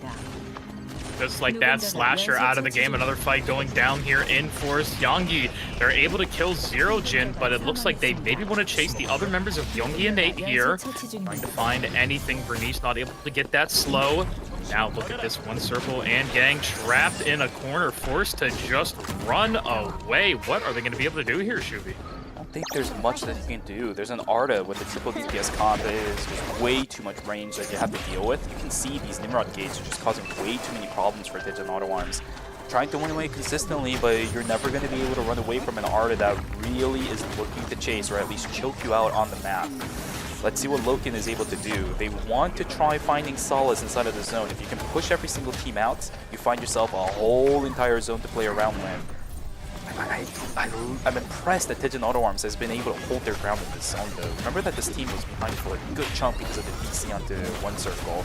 They're actually going to look for an angle back on in. Doesn't end up finding a kill onto Loken. How did that happen? Oh wow. Oh my god, only traded out for Taegyung, and that's going to call it as the Blitz comes out. Insane. Wow, how did they manage that? That was Wick too. Uh-huh. That was... Okay, well, Wick is now completely off the board with New Rise Gangwon dead. Of course, the blood and everything will still be felt in the credits that they're going to pick up, but holy lord, them just killing a Wick team. Yeah, by the way, this is the first fear. This is the team that went fast 8th in game 1. How did I guess they just needed to wake up a little bit. I guess so. Taegyung is unfortunately in hell, right? Unfortunately, tanks don't have rights. He is just completely down an item. Don't worry, we say that quite a lot around here. Yeah, he is just completely down bad on items at this point, and the problem is Justina just built up her final one too. Obsidian Jite is the first item that Leon is able to build for himself, but the initiation comes on through. Reign of the Vampire Queen is there, but it's just not going to be enough. A9 already down on the ground, but it's traded out for Curry. The problem is down goes the Nikki, and I think this Dylan has also gone to insane damage from the Bernice, but the third party is there. EA trying to look for the HUD, and they do get the angle. Bernice trying to do what he can. The heals are massive. Doesn't get the damage. Parry is not going to be enough. That's oh my goodness, he goes down. Hyungi trying to run away. Oh, he lived. No! The Primordial Hex? Oh, and is there Hex? Yeah. Oh, and just barely. Not enough timer if they wanted this self-res. Still a beautiful play But how unfortunate is that, Shuvi? Oh man, what item doesn't Adina have right now that is primordial hacks? Maybe the moon at this point, right? I think that's like the only thing on the side of Adina that can possibly have it. And there's the death coming out now too. Ooh boy. FN Sejong has also built themselves up a very nice repertoire of items. Yeah, and I was going to say they're about to maybe build themselves up a nice repertoire of points. If they're able to get another first place, they are currently in the top 4 once again. So let's see if they're going to be able to make their way out of this game like they did before, scamming some other teams out of points. Unfortunately, we're being a little bit of a corner here right next to Daejeon Auto Arms. Wants to run away at the moment. There's the Surf's Up already coming out from Taehyung. Forced out. Oh my god, great exclusive for the healing from the Mai. E8 going to be a little bit deep though, is going to be the first one to go down. Boongwa with the Ghost Light now going to be forced to back up. Bum trying to make as much space as possible for this Adina to run away, but with only 6 seconds left. Oh no, maybe get a kill in the meantime. Great gadget usage, trying to stay on the edge of it. Only 2 seconds left though, but yeah, nope, FN Sejong will be gone from this game. How does Daejeon Auto Arms do it? Guys, one circle was gone from the game for at least 3 minutes. That's what, about a sixth of a regular return game? And they're still managing to turn things around. Remember, Taehyung isn't even full items right now, but he had the guts to actually send the dive on in, which actually ends up turning the fight, right? 2-man, 1 over onto the Adina, 1 over onto the Mai. Also, canceling out the initiation from the Mai with the Surf's Up as well, completely threw a wrench on the side of FN Sejong's composition that E8 got caught with his pants down completely, right? The Jackie was in the middle of nowhere, no Mai support either because the catwalk was just completely denied. Daejeon Auto Arms is playing this Tom Leon like champions right now. This is cool. Yeah, no, this is great indeed. And yes, Rocks, man, so happy to see them all back up. Curry looking for any kind of poke here with that bullseye. And it looks like, yeah, we're only just now getting that second item online. Yeah, well, look at this. Can Songnam Rocks about push this through? They did manage to get all of their members back. Alex is still pretty well built for himself as well. 2 items, that's pretty rich for me when it comes to an Alex. He sits on 0 the entire game. But Daejeon Auto Arms is a foe to be reckoned with. Trap's looking pretty good for Hyungi, but unfortunately for Daejeon Auto Arms, they don't have to walk into it. They don't have to walk into that. So Songnam Rocks is just using these more as a pressure tool more so than anything else. Still holding the line, has to dodge out on a lot of these, bullseyes, because it is Bo Nadine on the side of Curry. When are they going to pull the trigger? That is the question. Belzer is going to look for a blink on in. They do end up getting quite a bit out. Curry on the backside looking for something with his ultimate as well, but I don't think it's going to be enough. It's a reset, and now a lot of cooldowns gone for the Team Songnam Rocks. Oh my goodness. Hyungi does need to get a little bit of that health back. Going to be sitting right outside the zone for that one circle. Going to be coming in, but they found him. Hyungi, unfortunately, getting the work done. Belzer with no timer at all is going to go down, and Curry, Songnam Rocks, taken out in 3rd place. The ending of Game 2 here, going to be CNJ Esports up against Daejeon Auto Arms, who look unbeatable in this game number 2. Another team, by the way, that is looking to go for 30 by the end of a game right now. 2 games in a row where we could possibly have the potential of 2 teams having 30 points off of 1 single game. CNJ Esports are going to be the harbingers of death for Team Daejeon Auto Arms. We are still an item down on Taehyung, mind you, right? So he is still technically behind when it comes down to it, but we've seen how confident he's been playing on this character. Great call on this VLS as well. Where are you going to send it? The superhero landing from the Justina has to come to a crucial spot. They did find out the dial in, looking for a flank angle, but it's inside the gym that they opted to go for. Let's see how they're going to be able to approach this one. Oh boy, here we go. Ooh, great little bit of damage there on the Taehyung. Not too much. Bobo going to be the focus there for a second. Ghost Light goes on to him. Holy. Exu going to be forced to back up as well. Daejeon Auto Arms, Shubi. All this damage. CNJ barely is going to have any time to reset here. They do have 40 seconds to actually work with, and all this to just try and keep knocking their timer out so they can not even have a chance to reset. Yeah, and Pubba just barely managed to stay alive. He did use a +1, but it wasn't even needed at that point. Nice call on that to keep himself alive. Now, CNJ Esports did invest a couple of cooldowns, but a lot gone from Titan Auto Arms as well. What are we looking at right now? No Surf's Up. Nope, Surf's Up is available. In the Blitz is gone. No Astro Burst. This could be the time, but Striking Tiger, I think, comes back up before the Astro Burst. So if CNJ Esports wants to send it, they got to do it now, and we're going to look for it. Here we go. Blink on in from Pexu going to get canceled out by the explosion shot. His game mode is going to go down too, but everybody from the side of Team Titan Auto Arms is going to step on out of it. Luckily, everyone will keep themselves alive, but the timer on this team is looking devastating. 30 seconds to go until Chronosphere will close. If any of these teams start stepping out, that is going to be timer gone. But this is close end fight for everybody across the board. Fable will look for a bit of a buffer, but 2 seconds on the timer on the Justina. No! They get the trade! They get the trade! Fable, 5 seconds left on his end. Down goes the Justina. I don't think there's anything that Fable can do. Oh, CNJ Esports. No. CNJ Esports takes it away off of timer of all things. Oh my god, that was one of the closest final zones we've seen this entire season finals. What a fight from both of the teams. CNJ Esports and FN Sejong. I think that was just a fight. Oh, wait, not FN Sejong, sorry. Titan Auto Arms. Fight for the ages. That was beautiful from both teams.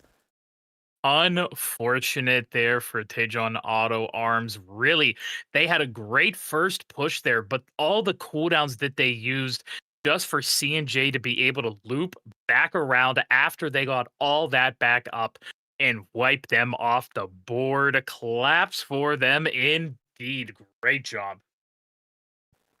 From the looks of it, we have a fan favorite happening in the chat as well. Curse of Mirai coming back once again. I look back in the chat and it seems like Mirai was cheering for Auto Arms as the fight started to continue on. And as soon as he did, the fight completely turned around. Really unfortunate too for Tejan Auto Arms, because the biggest problems with running a composition like theirs is that they need to take advantage of the range, right? You have a Kadia and a Justina, plus a Leon that can also initiate from very long range himself. Chronosphere doesn't really let you do that often. That's the biggest problem for that team. Trying to walk into something like a Nia's game world, trying to walk into something like a Tsubame as very squishy characters that doesn't have any easy ways to stop her, that's hell. So FN Sejong, sorry, not, why do I keep saying FN Sejong? Tejan Auto Arms was just dealt a backhand, I think, at that point. So timer be gone at that point. Really unfortunate for Tejan Auto Arms. But I think for CNJ Esports, really good capitalization on the situation they were handed. Yeah, no, great job by them indeed. And, God, 2 teams from yesterday coming out to be our first place winners for both of these games. It almost looked like that was going to get flipped up on side its head, but CNJ and FN Sejong, man, incredible plays by them so far. Really unfortunate for FN Sejong too, because it could have been another 30-point banger for us, but CNJ Esports is there to deny it. The Harbingers of Death from yesterday doing it once again, as they're just going to completely stop the rampage of one of the other teams coming in to really play for that first place spot today. Tejan Auto Arms, still a great result, right? I think I saw 25 points by the end of that game. It's a great response to what ended up happening to them in game number 1. They're going to be above that 30-point mark thanks to the 2.5 they got from game number 1, or maybe at least close to that mark. So at the very least, we're not going to have Tejan Auto Arms struggling to make it into checkpoint just because of a game. Yeah, no, it's definitely not going to be like that just yet. We are, I believe, going to take a break after this game, if I am not mistaken, Shuvi. So I wonder if this few minutes is going to be able to help. Oh, man, you messed it up. I messed it up. Yeah. I didn't even have the exclamation mark. I forgot for a moment if 7TV emotes had the exclamation mark at the end of it. Well, I believe that little break is going to help both all of the players and ourselves out, as well as we do have the scoreboard up here, Shuvi, if you would take it away from me. Of course, FN Sejong still in first place with the game 1 performance they had, 39.5, but you can see that CNJ Esports, 2 consistent games in a row. I think with that 5.5 points on average with just placement points for this team, 31 in second place. Tejan Auto Arms, though, bouncing back after game number 1 with a banger on game number 2, and third place with 27.5. And to round out our top 4, it's Sungnam Rocks, 22.5 too. A bit of a kind of like a staircase style of scores, right? There's no team that has a massive advantage compared to the other ones. And it just progressively goes down when it comes down to it. So lobby is still open for a majority of the teams. There's nobody out for the count just yet. Yeah, no, it's still so early in the day. for we can't even predict what's gonna happen. Dude, I don't know. It's gonna be a great day. And I said it earlier, but truly thank you all for coming out here and spending your Friday evenings slash Saturday mornings, afternoons, even whatever time it is for you guys. We appreciate you being out here so much. Exactly. We still have more banger games set up for you guys, but we're going to go to a break just to give ourselves a little bit of time to think about what happened, maybe get ourselves a little bit of a water break too, because I definitely need it after what you guys have been hearing so far in this series. So we'll see you guys back here in a couple moments. Grab some water, go grab a snack, and go take a stretch. We'll see you guys back here for games 3 and 4, which are guaranteed for season finals.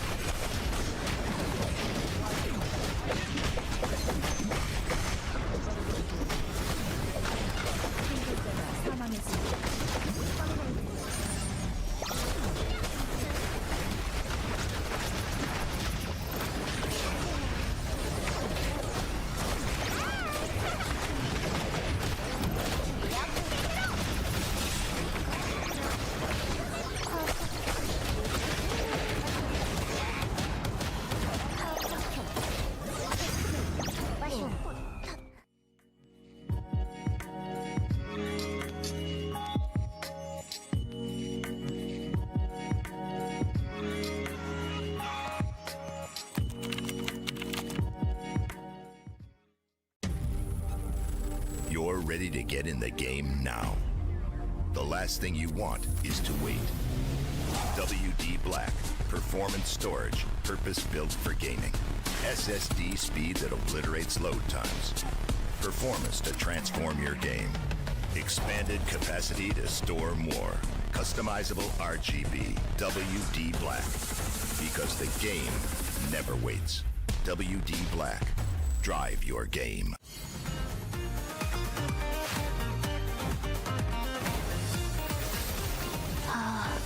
메모해둬야겠다. 키아라입니다. 잘 부탁드려요. 어쨌든 계약은 계약이니 디자인해드리죠. 그 바니걸 의상. 반도는요. 진짜 프로가 왔으니까 손에 착 감기는군. 운 좋은 토끼는 늘 한 마리지. 그게 바로 나야. 바니걸이 세상을 구할 시간이야. 말했잖아. 히어로는 언제나 승리한다고.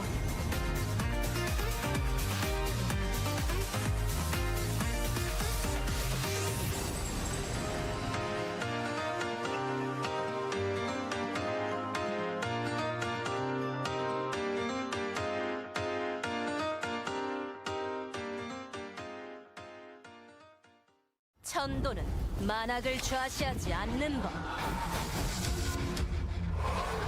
백기야행은 수도 없이 겪어봤다고.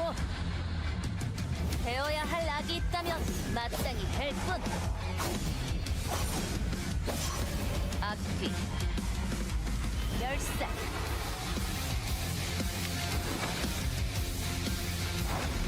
악령이건 악인이건 전부 베어주겠어. 악은 벨뿐. 어디 한가롭게 떠도는 악기 없나? 지옥에서 잠을 해라! 비아부하, 불나방은 불에 뛰어드는 법. 길 잃은 망자들을 다른 길로 인도할 뿐. 길 잃은 영혼이 방황 않고 성불하시고. 후회도 늦었어.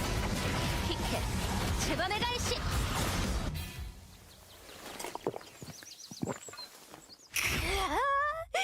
이 맛에 산다니까.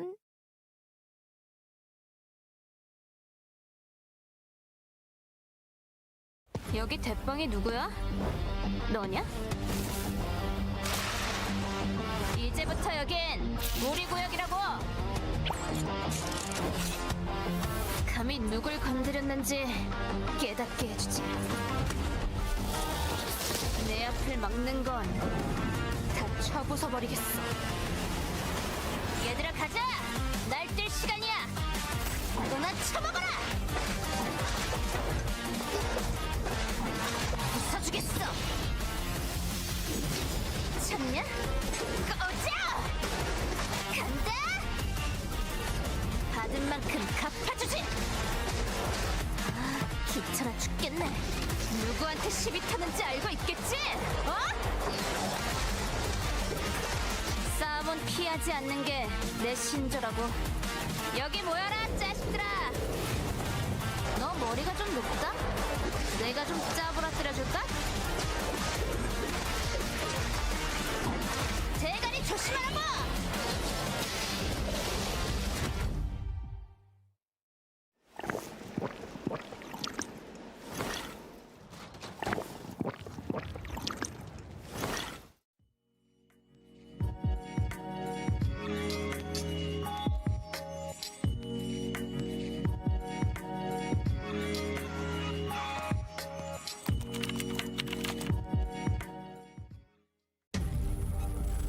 You're ready to get in the game now.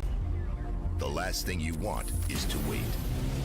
WD Black, performance storage, purpose-built for gaming. SSD speed that obliterates load times. Performance to transform your game. Expanded. Ladies and gentlemen, welcome back from the break. Hope you guys had a good one. Of course, welcome back to Eternal Term Masters Season 9 as we are done with games 1 and 2 of the Grand Finals. That means after the break, of course, like yesterday, the KR side will do their interview. So let's bring it back over onto us while they do their little thing. Cirque, games 1 and 2 have been bangers so far. Definitely a little bit different than what we saw yesterday. What are your thoughts on the first two games so far? I love it, honestly. A lot of these teams, I talked about it a little bit right before we went on our break, but the fact that it's these day one teams that are coming out on top right now is just incredible for a grand final. We could tell Daejeon Auto Arms really wanted it there at the end of game 2, but they were so close. It's like watching Icarus fall from the sky, and in this case, C&J was the sky. This is one of those moments where I don't even think, even if you're on the side of Daejeon Auto Arms, you can really complain, because that was an excellent final zone as well. Probably one of the best that we've seen throughout the entire course of the season finals, including LCQ and the games from yesterday. Oh God, isn't it just a good time, Shuvi? Thank you for having me here, truly, and thank you to all of you for having me as well. Yep. As I said, I wanted to end the season off with a banger, and I think I'm getting exactly just that. This is... I said this yesterday, but I feel right at home, man. The fact that I'm able to cast ERM with you right here for season finals, what more could I ever ask for? It's your late Christmas present from me, buddy. Yay! Late or early? Okay. Well, we're gonna be getting into game number 3 here soon. Yeah, the KR site's still doing their interview. So Oh, for yeah. game number 3, did we have any bans? I'm actually gonna go back into the VOD just to take a look because we really have not been paying attention to that at all so far in this series. Marcus and Hart are back on the board. Right. Let me actually, you know what? Hold on. Don't mess your stuff up. Let me go back in the VOD. Well, I mean, I could just put this to live. That's why this is like the extra. There's one Justina. There are 2 Justinas. I'm not seeing doubles other than Justina. Maybe 2 Biancas as well. Yep. That's looking to be it, Shunny boy. Huh. Wait, then that means we actually have 0 bans going into our next game.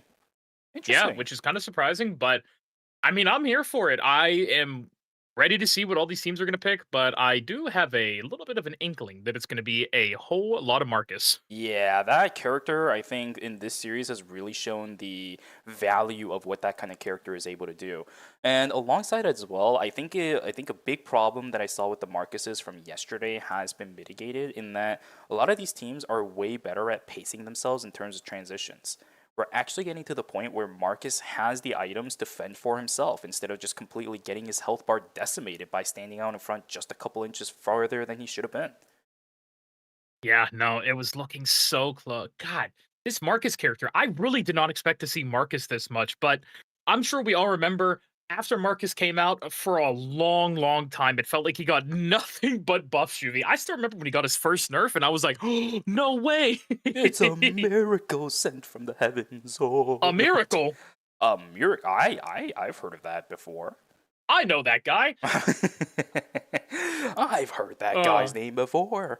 But no, yeah, you're right. It's one of the reasons also, by the way, that I'm also surprised to see Marcus here because we've never really seen him throughout this entire season, whether it be major buffs, major nerfs, or anything of the sort. He's been very stagnant, I think, throughout the entire course of Season 9, and he really wasn't touched by any of the teams throughout the entire course of the season as well. I think maybe something happened within the past couple of weeks of scrims, or maybe something happened on patch 9.7 that I think we're playing on right now, that allows these Marcuses to thrive. I just don't know what it is, but maybe you know what, maybe while we wait for the game, I'll go take a look at the patch notes for 9.7, because there's no way Marcus just randomly shows up to have this much of impact in these games. I was going to say, a lot of the time, I talked about it, I believe, before the game started yesterday, or maybe it was during game 1 of yesterday, but the sustain from Art of War that you get even through all the anti-heal in the game, the shielding, I mean, you have to think about it. The shield gives you so much, especially with how much extra health you're getting just from all the items. He does a lot of damage as well. We can see the axe skill as well. I can talk about, you know, there is another form of the sustain. It's just incredible. The amount of tools this character has. He has great mobility. I know we talked a little bit about, or I believe you said that these characters were juggernauts, but juggernauts, coming the MOBA general term, they wouldn't have mobility, but Marcus is like a juggernaut that can still move. Yeah, he's got a little bumper car on him. Exactly. He's like a little go-kart, man. Yeah, and I did take a look at the patch notes for 9.7. The only thing that changed for Marcus was that the rattle damage that he gets off of his passive, if he lands a crowd control onto anybody, especially over his Smash to Smithereens field, something like that, that did get buffed, and quite a decent amount as well. 40 base damage for rank level 3, and I think you do max that, if I remember correctly, too, pretty early on. Not bad. It's QE passive W, if I'm not mistaken. That might have changed just because of this change, because make sure. Max level, it went from 60 to 100. So a base increase of 40 does quite a lot for someone like Marcus. According to my inside source, DAC is it still? I guess no. They're starting it. Yeah, it's 30%. They're going passive QEW now. Passive QEW, but yeah. So funny enough, that that only has a 7% win rate. But the second max QEW passive is picked a little over half, but it has a 3 times the win rate. Oh, all right. So people haven't gotten used to it because one of the toughest things about playing Marcus is actually utilizing that rattled effect really well, right? It's a massive part of his kit, and I think a lot of people miss out on damage for not using it. But we're seeing the value of it here. These guys know how Marcus works. These guys know how to get the full value out of the Marcus as well. One of the biggest things that I'm seeing specifically today in comparison to yesterday is not everybody is just sending the burger flick immediately after the smash to smithereens. They're holding onto it to see what the response from the other side is. A lot of these people are blinking the moment they see the Marcus using his ultimate, so they wait for that, follow with the blink, because a couple of our Marcuses are running blink instead of the force field, and then immediately does the burger flip or at least knocks them up into the air. These are the kind of differences that I'm seeing from our Marcuses today in comparison to yesterday that really shines the value on what this character is able to do in the front line. It's just so great. With the domination of Marcus, we're not seeing too many other tanks either. We did see Alonso yesterday, as well as a little bit of Darko, if my memory serves me correct. And of course, we're seeing Mai other than him, but Marcus and Mai, man, the letter M. Throw Magnus in there. Come on, we can get all the M tanks. Ew, you might be coping a little too hard with that one. Please, just a little bit, please. Maybe Marcus if we has lower cast stats a on curse deck. to not let Magnus get picked, maybe it'll happen. I'm watching the Korean casters do this as well, and I'm like, it's the 9ㅅFINALS skin, because I watched the dev stream. Yeah, I think they're doing some kind of like figure Game. out what the picture is with a zoomed in version of it, right?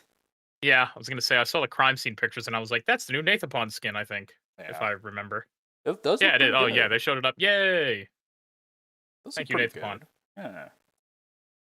Press 1 if you love 9ㅅFINALS. Press 1. A lot of people, by the way, especially during LCQ, were saying meow if not pre-recorded.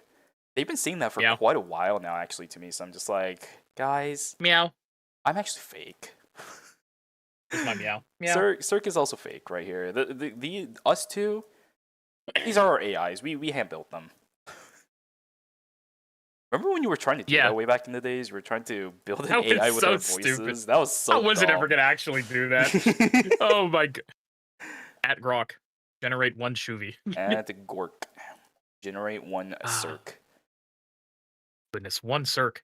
1 gonna need, Cirque. Oh. Like 550 90s. Oh. Yeah, you see what I did there? 1 Cirque. Oh. Ho, ho, ho. Hey. We're already coming out with It's some me. of the jankiest I'm the jokes in Gurami. existence. All right, well, Game 3 should be going soon underway. I'm surprised that they're kind of holding out this long, but regardless of what ends up happening, I think at this point with 2 teams already above that, around 30-point mark, I think it was CNJ Esports as well as FN Sejong, this game and the series has gotten a lot closer than I thought to potentially finishing, because yes, politics is going to be a bigger issue in KR than it is in NA. We know that for a fact. But if we have 2 teams already at this point, once those 2 teams start stepping up in there, it's going to get really difficult to actually politics 2 different teams at the same time. Or we could get the same story of what we saw during Phase 2 finals, where just out of nowhere, 1 team might have been in checkpoint. All of a sudden, we have 4, we have 5 out of nowhere. So series can end very, very quickly if teams aren't going to be caught up to speed and start knocking down some of our top 2, top 3 teams early onto the game. Oh, lordy. Any predictions? Any teams we're going to be looking out for? I think the one thing that I'm wondering right now is whether or not CNJ Esports opt to sub out Hoyoung and just bring back in KCW, because he hasn't been playing so far today, right? It's been Baba, Hoyoung, and Peksu, which has been forcing Peksu to play the tankier version of the dial-in. I think he's been doing excellently on that. Same thing for Hoyoung. His Tsubame has been a little bit gutsy, but you do need that kind of aspect on Tsubame players to find a lot of value out of her. So good stuff from there. And Papa has just been piloting the Nia for himself pretty well on their end too. I don't see any reason they'll have to sub out Hoyoung for KCW right now, but if they do decide to do it, I want to see that Yan KCW, Peksu on the dial-in, Nia for Bubba. It's just a classic combination that allows for a lot more damage output, although it's a little bit more risky like I was talking about yesterday. Pardon me. Oh god, they're still doing the guessing game over there, so maybe they're just taking a few extra minutes to get everybody back guys wanna join? There into you their go. seats and You guys want to join on this? There you go. Wow, look at that. That's All a right. Blair skin. It's Blair. Yay. We love Blair. We're never seeing that character in comp, but we love Blair. No. We did actually see her in LCQ and phase number 2. I'm never seeing Blair in my time. Yay. You missed the banger games, man. She might have not made it through too far into the tournament, but the team that they were playing, that was playing her, actually did really well in fights. And it was a very strange occasion where a team has a lot of standout moments, right? But because of the way that their team composition works, they don't win games, and because of the amount of risks they have to take, they also die very early. So even with all these cool plays going on, Blair turning around these 1v3 kind of situations, they still couldn't make it through in the phase that they had to continue moving on. Well, look what we got now. More signs where it's a whole asset. Jesus Lord. These guys, jeez. Dude, wow. Okay. Oh my God. What do we got going on here, man? Talk to me. At the very top, it says during Super Cup Ibisu, one of the KR casters said, well, I would like to do about 12 rounds. That would be nice. And then at the bottom it says, that wish, I really, really wish, emphasized, comes to fruition. All of you guys joke and chat about 10 games for me. 12? Good lord, the KR side is overboard when it comes to some of this torture to the casters. Oh my goodness! And now look at the look at again. how did we see? Yeah, I was gonna say we saw that earlier, right? Oh, Tazi looks so beautiful there. I'll remember you before I sleep. Before I fall asleep. Oh wow, how please do, Tazia. Romantic? Okay, well. In the romantic. You know who Shuvi likes? Oh. Interesting. What do we have here now? That one says, before I go to the military on Wednesday, I really wish I could see Kangwon. Oh, wait, Kangwon? Oh, Gyeonggi Innate? Oh, Gyeonggi, okay. Kangwon? What? Is Gyeonggi? I can't even read it to begin with, bro. Oh, I think that's New Rise Kangwon. Yeah, that makes a little bit more sense, because I don't know why, but I was immediately converting it to Gyeonggi Innate. It was New Rise Kangwon. They really wish they could see New Rise Kangwon winning before they go. I can read that. Yeah, you Eternally absolutely Turned can. Whiting. Wow. Eternally Turned Whiting. Wow. Let me guess the next one. Hold on. Eternally Turned Whiting. Drew all these, like, actually. Can I have some of these posters, Nimble Neuron? Like, actually, maybe as a. You still have my stuff, man. Don't even say you want more stuff. Hold on. Nah. No. Let's talk to the audience. No. You're getting exposed. No.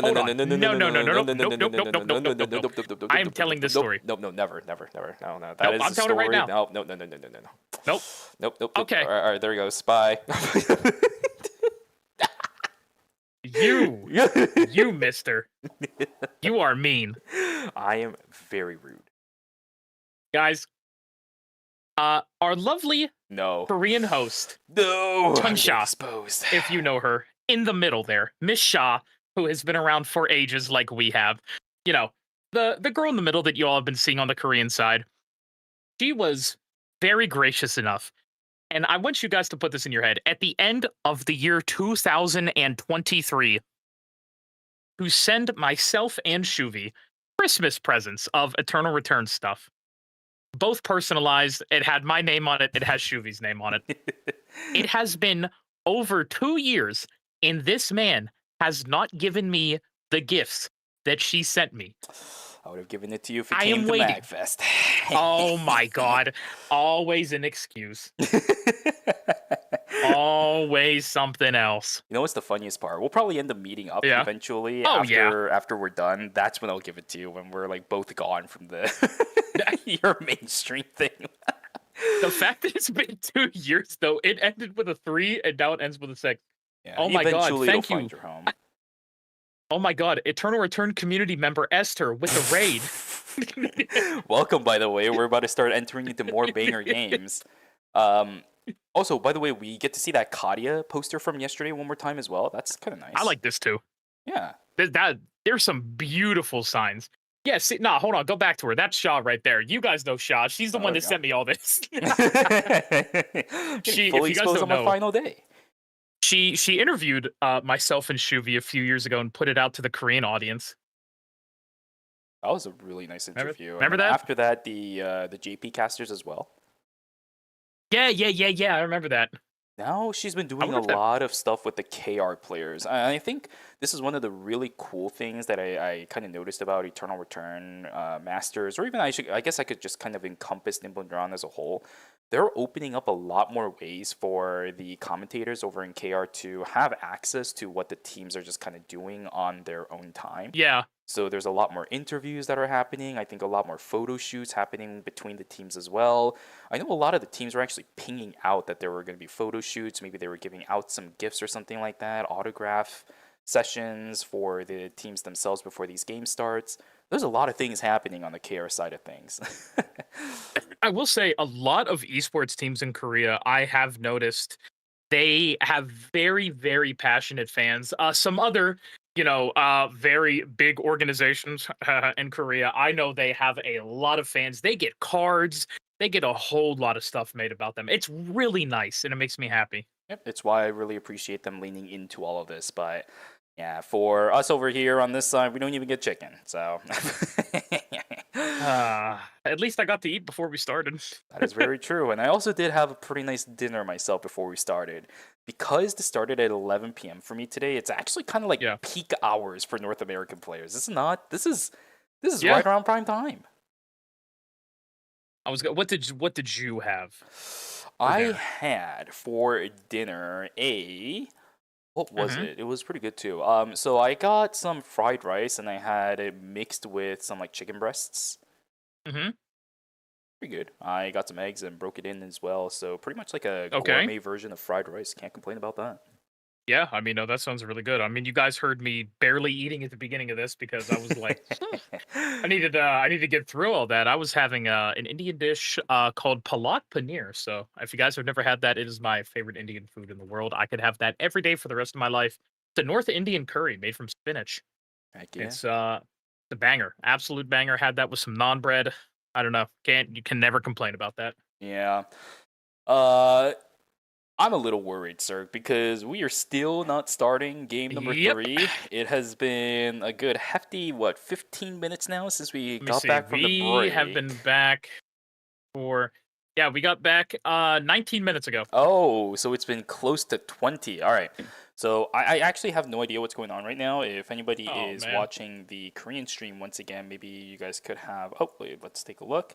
Streaming PC at this arena is not in a good condition and might shut down again. KCW is now sick. You might not be able to play today.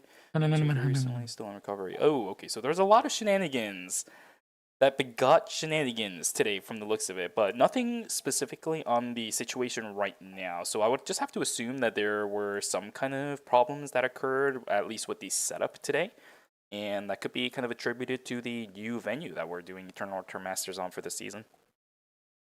Well, technical problems will happen here and there. It's all good, right, Shubi? Yeah, but somebody in chat said who poisoned KCW. That's crazy, man. They're nerfing CNJ Esports at this point.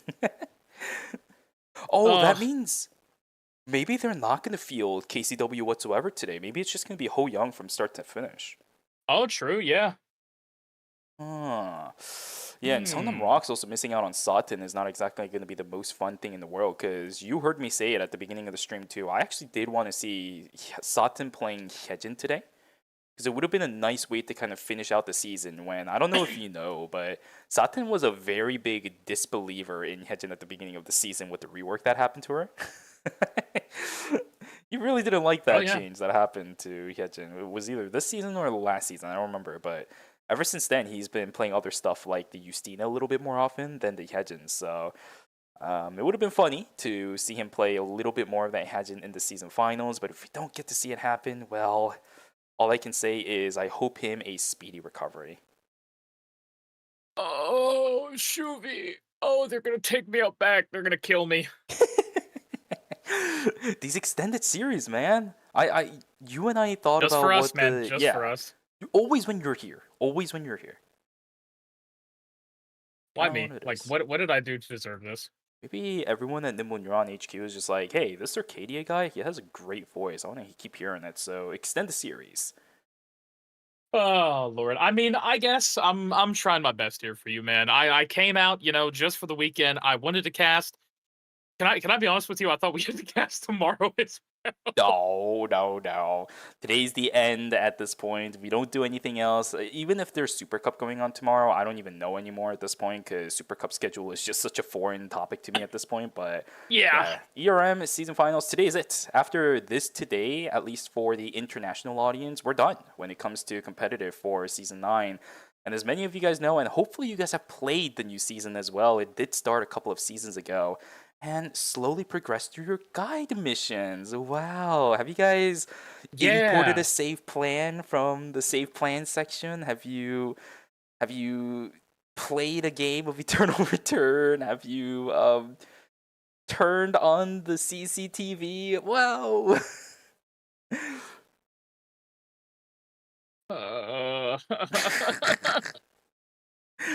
By the way, so somebody was also asking, how did you get the banners or the team posters? How about this? I'll actually link it to you guys. Yeah.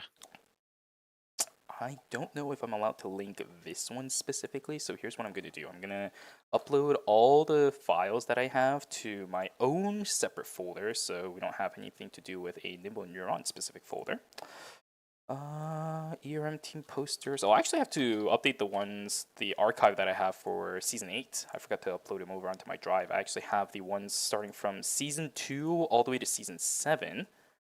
And then I need to go back into my archives to find the season 8 stuff, because I know I have it somewhere on my computer. I just don't know where it is right now.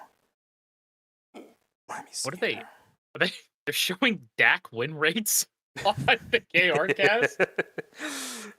Are we trying to predict which player this is?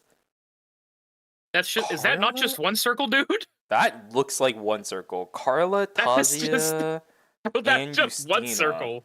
Or it could be Alto. Actually, does Alto play Tazia? Tazia? Dude, there's 3 people that play Tazia. Yeah, that's true. Okay, yeah, it was one circle. Oh, shocker, wow, man. What a surprise. Oh, wait, you guys don't see it. Sorry, I'm looking at the wrong screen. Yes, it was one circle. There we go. It's of course, there. man. I was like, dude, if you can't get... One circle was calling to me with that one. That's like a hand-me-down at that point, right? So there's those. A number 1, team posters. There's these over there. Okay, so while that's uploading, yeah. All right. So what's the next one that we have up on the screen? Let's see. So it is Nadine, Rozzy, and Rio. What do you think about this one? I feel like I know the answer to this one, but It's Jast. Oh, it's Jast. It's Jast. You got me. It's Jast. It's Jast. Yeah, no, that's absolutely right. Yeah, right there. Was that 87 games, 48 games, and 45 games? Yeah, surely Jast has just been playing nonstop ever since the new season started. Yep. It's Jast. You got me. This is either Jast or this might be Meek Speedy's alt account. Can I get where he learns caught in the chat, everybody? He learns to play ranged carries. This is weak Speedy. Weak Speedy right here. It was. Did I miss game 3? No. Yeah, we haven't started game number 3. We're having some kind of delay. Don't know what it is, but we're having fun because we're guessing what people's accounts are according to the DAC GG. So the one that we just saw was Loken. So actually, somebody was right. Poltu actually got it right in his predictions, although he made multiple predictions. So I don't know if I count that one. Hold on. Let me go get some NA players. Hold on. Well, I got you. Hold on. Let's make it. I'm gonna use NA players. All right. Let's see who I got. All right, there's so many reorg guesses for this one. I mean, that makes sense to it's Justina. Yeah, and there's Adrian in there. I think that's one of the bigger giveaways. But this could also be Satan, because I know Satan has dabbled with both the Justina, Adriana, and even the Haze. He's actually played all 3 of those on the Eternal Return Master stage. But yeah, this is most definitely going to be Riori. No, it's actually Zero Jin. Oh my god. So everybody in chat. Do they always use paper to tell us the team?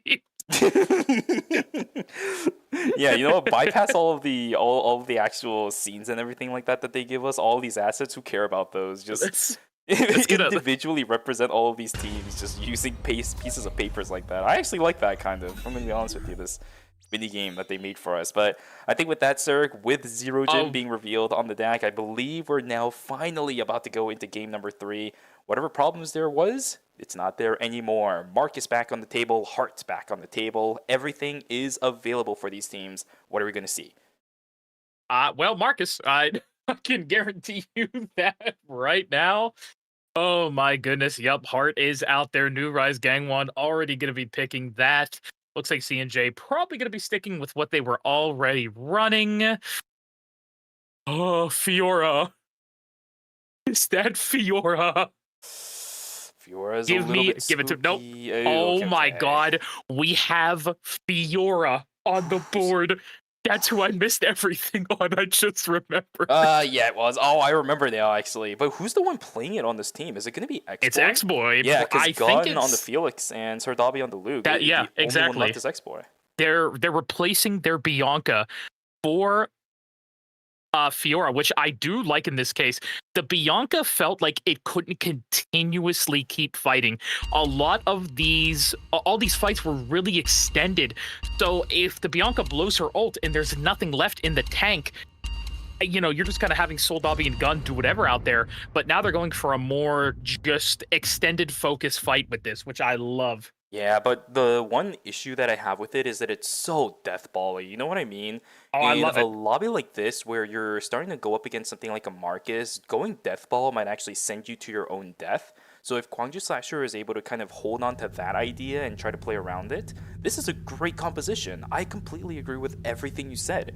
Extended fights, yeah, Fiora might still be a little bit reliant on her Flash ultimate, but it's not the only thing in Fiora's kit that allows her to do things anymore. So you're right, I like this. And Gun also going back onto his bread and butter of the Felix as well. This is quite good for Gwangju Slashers. I'm very excited to see if this actually works out for this team, because if it does, I think that's a really nice team composition this team can have in the back of their pockets.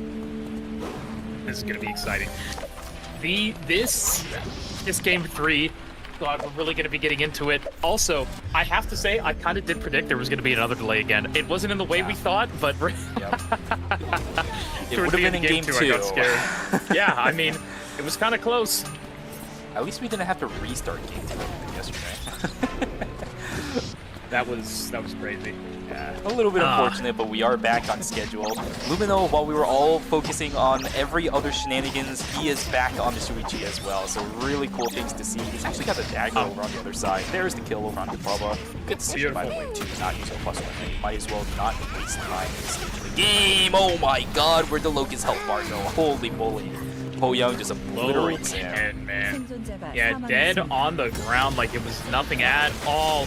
Tsubame, with the amount of damage she's just doing early. Look at this. Oh, just one more. There we go. Bobo able to get that person on the ground. And now Loken forced to run away. Still no chest or built for them. Unfortunately, our poor Kacha Fable will go down. Another fight. Chapel Lumino in a 1v3 here.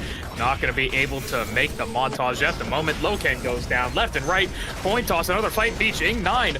Trying to do whatever they can here with Jinho. Swami's going to have to run away, though. The Marcus goes down. Shuvi, is there any other fights happening? Actually, no. Hold on. Oh, maybe gonna go back in. Alex with an ablation tries to go up. Youngie with the blink. Oh, great taunt for scope, but is able to trade 1-for-1 in a case like that. Zero Jin now waiting for the Marcus res. Gonna play around the speed gate, I feel, just waiting for him to come back up. There's that ballistic advantage. 2 shots out of 3, but it's not enough to kill Zero Jin. And oh my god, another fight. Don't worry, I can keep going. Rio Ori now is going to be the target for Soldabi. Gonna miss that. Actually gonna blink on the Rio Ori with that E. Oh, it's going to be able to run though, but it's going to die to Gun. Yeah, this is... And now... Oh, okay. Well, yeah, okay. I can't.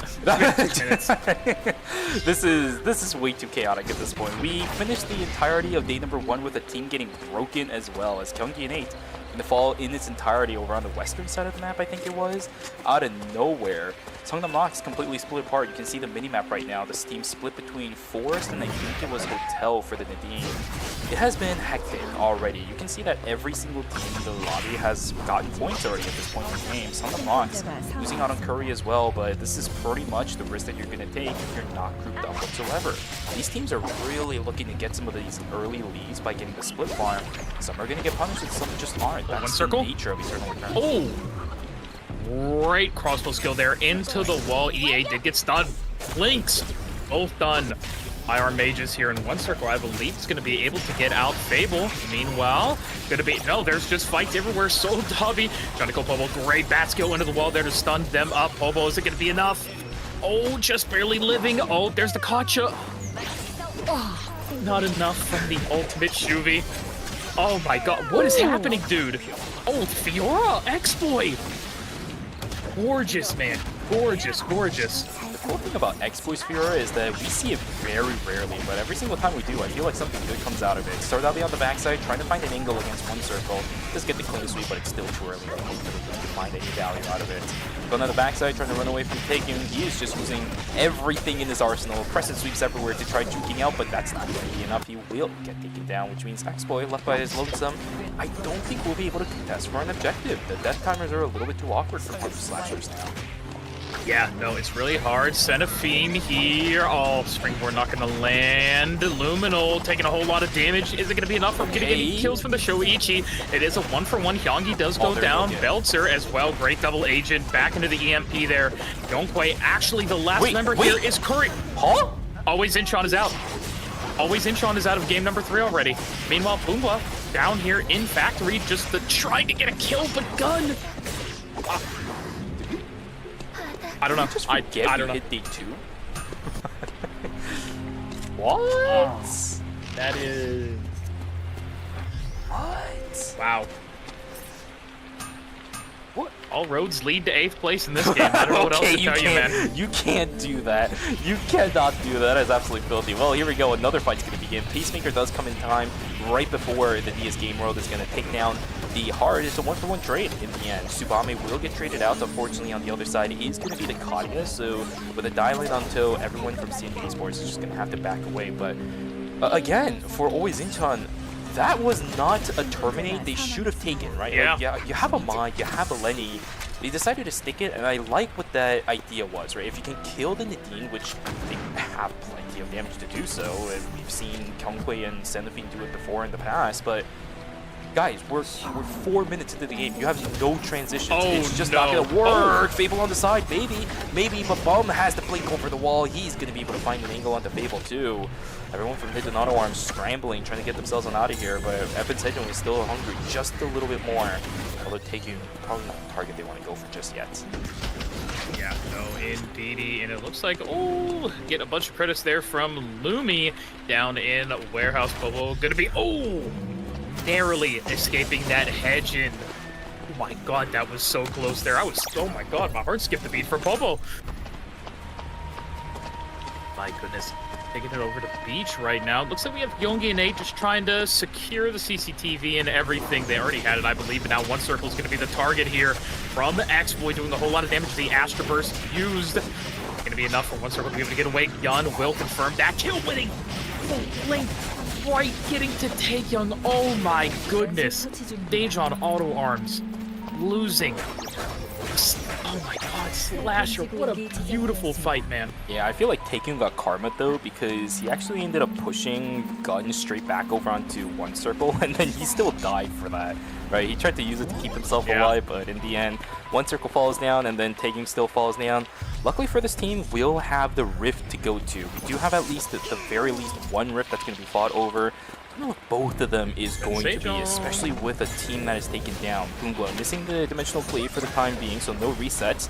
E has been used as well, so no leap resets available for the Abigail. Half HP for the Dylan, and the healing drone has been popped. That's a lot of good damage from Bum, and the armor piercing has landed. Dylan in a whole heap of trouble, but the Abigail still on the backside. Bubble will cancel out the DS game roll, and E8 is just so clean with it, man. CNJ Esports. I don't think you even use the +1 here, if I'm going to be real with you. There we go. No. CNJ Esports gone. Evan Sejong, Pumbaa, Bum, and E8 all individually playing excellently to win out on that dimensional rate. Oh my god, Soul Dobby taking it right into Fable. But oh god, wait, hold on to Gotcha. Big 1v2 X-Boy. Just a little bit of health. I don't think this Fiora is going to be able to do it. It looks like Taekyung is about to get revived. Fable has everything up. I believe this is about to be a dead Fiora, Shuvi. Maybe not. Too, but if she has some kind of burst still available in her kit, there's no flash remaining for this. really little timer. This has to be the all-in. He does have the flash. Oh my god! Oh my god, he had the flash! He had the flash! Oh. Holy crap, that's why you never underestimate the Fiora damage, man. Where did he go? Holy moly. Gameplay, what gameplay, man. That Kadia just didn't even have a chance. Wow. He barely got any time to space. Oh my god, dude. That was a, like a, I don't even know, man. I literally felt that hit my soul. My heart, my soul. My soul, man. Holy. What a beautiful, beautiful play there from X-Boy. That's gotta feel really bad for Insane too, by the way, because he spent all that time in the Dimensional Rift, or was that Insane, or was it hidden Auto Arms that they fought inside of the Rift? I don't remember, but either way, that Kadia was in the Rift for so long. Oh, it was Insane, so it was New Rise Kangwon. Yeah, those guys played it for such a long time, and then you can see the death timers as well, because the Kadia took so long, losing the Rift of all things as well. Adriana and Hart died while they were trying to keep themselves alive, so Uri's Kangwon losing a lot of value out of night number 2. Oh, that is just so good, man. Now taking an overview of the map. I don't know, somebody said it was Fable. I don't remember. I thought it was it was Insane. So let me go back. I have the power of this. Oh, anyways, now taking it on over here, it looks like no teams really near each other. We might have New Rise Gangwon actually going into school where Slasher currently is. Maybe we get a small skirmish from them. They know something is up here. We see Real Ori up in front right now with the Adriana. Oil Slick and the Molotovs going out. That is a lot of damage. X-Boy already almost dead, and now will be on the ground. Gun trying to find an escape here is going to be doing a lot of damage to Real Ori. No, doesn't even get the chance to dash away. Loken now is going to start reviving Insane as well. Trying to make space for them. Blue going in a little late, though, there. Oh, that looked rough. I think the communication just wasn't there between these two, right? Because if Gun was the one to send it, then he has the wind scars to be able to cancel it. I think I saw what Sir Dobby was trying to do. He was trying to look for a full swing angle, but as soon as the body block is there from the clean sweep, I think you just immediately have to leave that fight. Konju Slasher, unfortunately, turning a situation where it could have been just minus 200 into a minus 400, unless we find a rift angle. Problem is, Songnam Mox is also sitting around the one inside a chapel, so yeah, he's just gonna have to book it. And I think going to the kiosk for Research Center, that's the only real possible spot he has left. I believe these teams might see some things above them, which I'm quite curious to see if they're going to follow up on it all. Digital Auto Arms are going to actually seed Omega and just walk down to Chapel. The entirety of Slasher back up as well. And what is going on here? Actually, as another fight breaks out, Enforced right after that. D&J Esports is here up against Gyeonggi and 8. Unfortunately, Zero Jin already going to go down. Jinho as well. It looks like this Tsubame not going to make it out as Ing9 forced to just entirely retreat. CNG Esports has been looking incredible yesterday and today. This is with two different styles of composition too, right? Because KCW is not playing today, it's just going to be Hoyoung. Pixio has to maintain that front line as a dial-in. He doesn't really play anything else. I've seen him try the Mai before, but the results of that was just not that good for CNG Esports, which is why their performance struggled a little bit during seasons 4, 5, and 6. That was when that team was trying to mess around with actual meta team compositions. But today is a little bit different. Yesterday and today, Pixu has looked really confident on this character, and I want to see more of that. With the Ghost Light, though, of course, he's just going to have to back away. Caltrops down. CNG Esports not interested in fighting, but my point still stands. 6.5 points for CNG Esports. That's just an investment at this point. There's still so much left in game number 3. Yeah, no, we're inching, you know, closer and closer towards day number 4. Actually, we're gonna have a fight here. Bum looks to be wanting to go for this. Siphon already popped for Daegyun. Link actually forced out as well, not wanting to get flipped back over into E8 and Bungwa, who would absolutely obliterate the other Marcus. It's one of the reasons why these split decision makings are so important to keep your life intact. Marcus can be really annoying to try running away from, and if he gets the smash to smithereens, the rest of your team that's trying to run away is forced to fight, and that disparity can cause a bit of issues, which is exactly why so much was invested to get taken out of there. Good stuff from Daejeon Auto Arms. Will keep their lives intact, but at the same time, falling apart when it comes to initiation prowess. Not exactly the greatest of looks. With the Marcus sitting on one transition, of course that's going to be the case. Whereas FN Sejong, their items look good. Yeah, no, this is... I'm still surprised it's going to be 7 teams right now here for day number 4. And I said we were inching closer and closer towards day 4. Now it's going to be inching closer towards Wicca Line. So in just a few seconds, we're going to know the spawn location of Zero Jin. Actually going to be already going in onto Daejeon Auto Arms here. Big flip, baby, from Ing9 is just going to get the knockup onto Fable. Everybody's going to be going very deep here. Gino with so much damage. The Afterburst from one circle, not going to be able to save him. And Taegyeon, the last remaining member, and that is it. Daejeon Auto Arms is out. Now a fight in school. Oh, Young going to be taking a little bit of damage from that fire trail there. Looks like all of CNJ actually just going to back off immediately, not wanting that fight. Yeah, and again, we have our day 1 teams just overwhelming all of our day 2 teams, right? Gyeonggi and 8 completely demolishing Daejeon Auto Arms inside of their own territory of forest. I have no idea if Gyeonggi and 8 even had information. I don't know if they had CCTV advantage, but zero fear, just item advantage across the board. They're able to overwhelm the entirety of Daejeon Auto Arms, which is not something that you would normally be able to say about that team. But today is just something's different about today. These day 1 teams, they have some bloodthirst in their eyes. Yeah, no, I can definitely feel it. I talked about it before the games even started today, Chewy. Oh my god, Soul Dobby gonna take that and go really deep. Great Bastille there onto E8. Did that cancel the oh my god, did it cancel the ultimate from Hejin? Who is gonna go down actually, and FN Sejong, wait. Wow, okay. Soul Dobby now in a 1v2. Bungwa actually gonna be the one to run away here. Bum might actually be able to live there. Hold on. Wait, they're going to be able to get the box as well. So Dobby going to run over here. Yeah, no, Bungo can't stop this at all. They're going to be able to get all the members of Slasher back. What is happening? They're still looking for the E8's fights. back up. Yeah, Bungo going to keep going here. A whole lot of damage. Bum needs to make a little bit of space. E8, oh no, this is a disaster. FN Sejong just a little bit more, and they're gone. No, the ultimate from Felix, not able to confirm it. Whereas Gang 1 as well, it looks like they're going to be fighting over here. Oh, great dodge! Oh my god, Bro. Wow. Oh my god, my heart is pounding right now. Holy moly. These fights are so close. Good lord. E8 just barely sidestepping that Thunder Strike. Is able to keep himself intact. Luckily, the rest of the team is going to follow suit, but for Team FN Sejong, how unlucky is that, right? The double wind scar coming from Gun is exactly what was needed to turn the fight around. It almost looked even with Pungwa actually getting trade advantage up against her Dobby. But yeah, again, Gun sitting on the Felix, double wind scar. I think that was about 8 stacks on the spearhead, on the, what is it,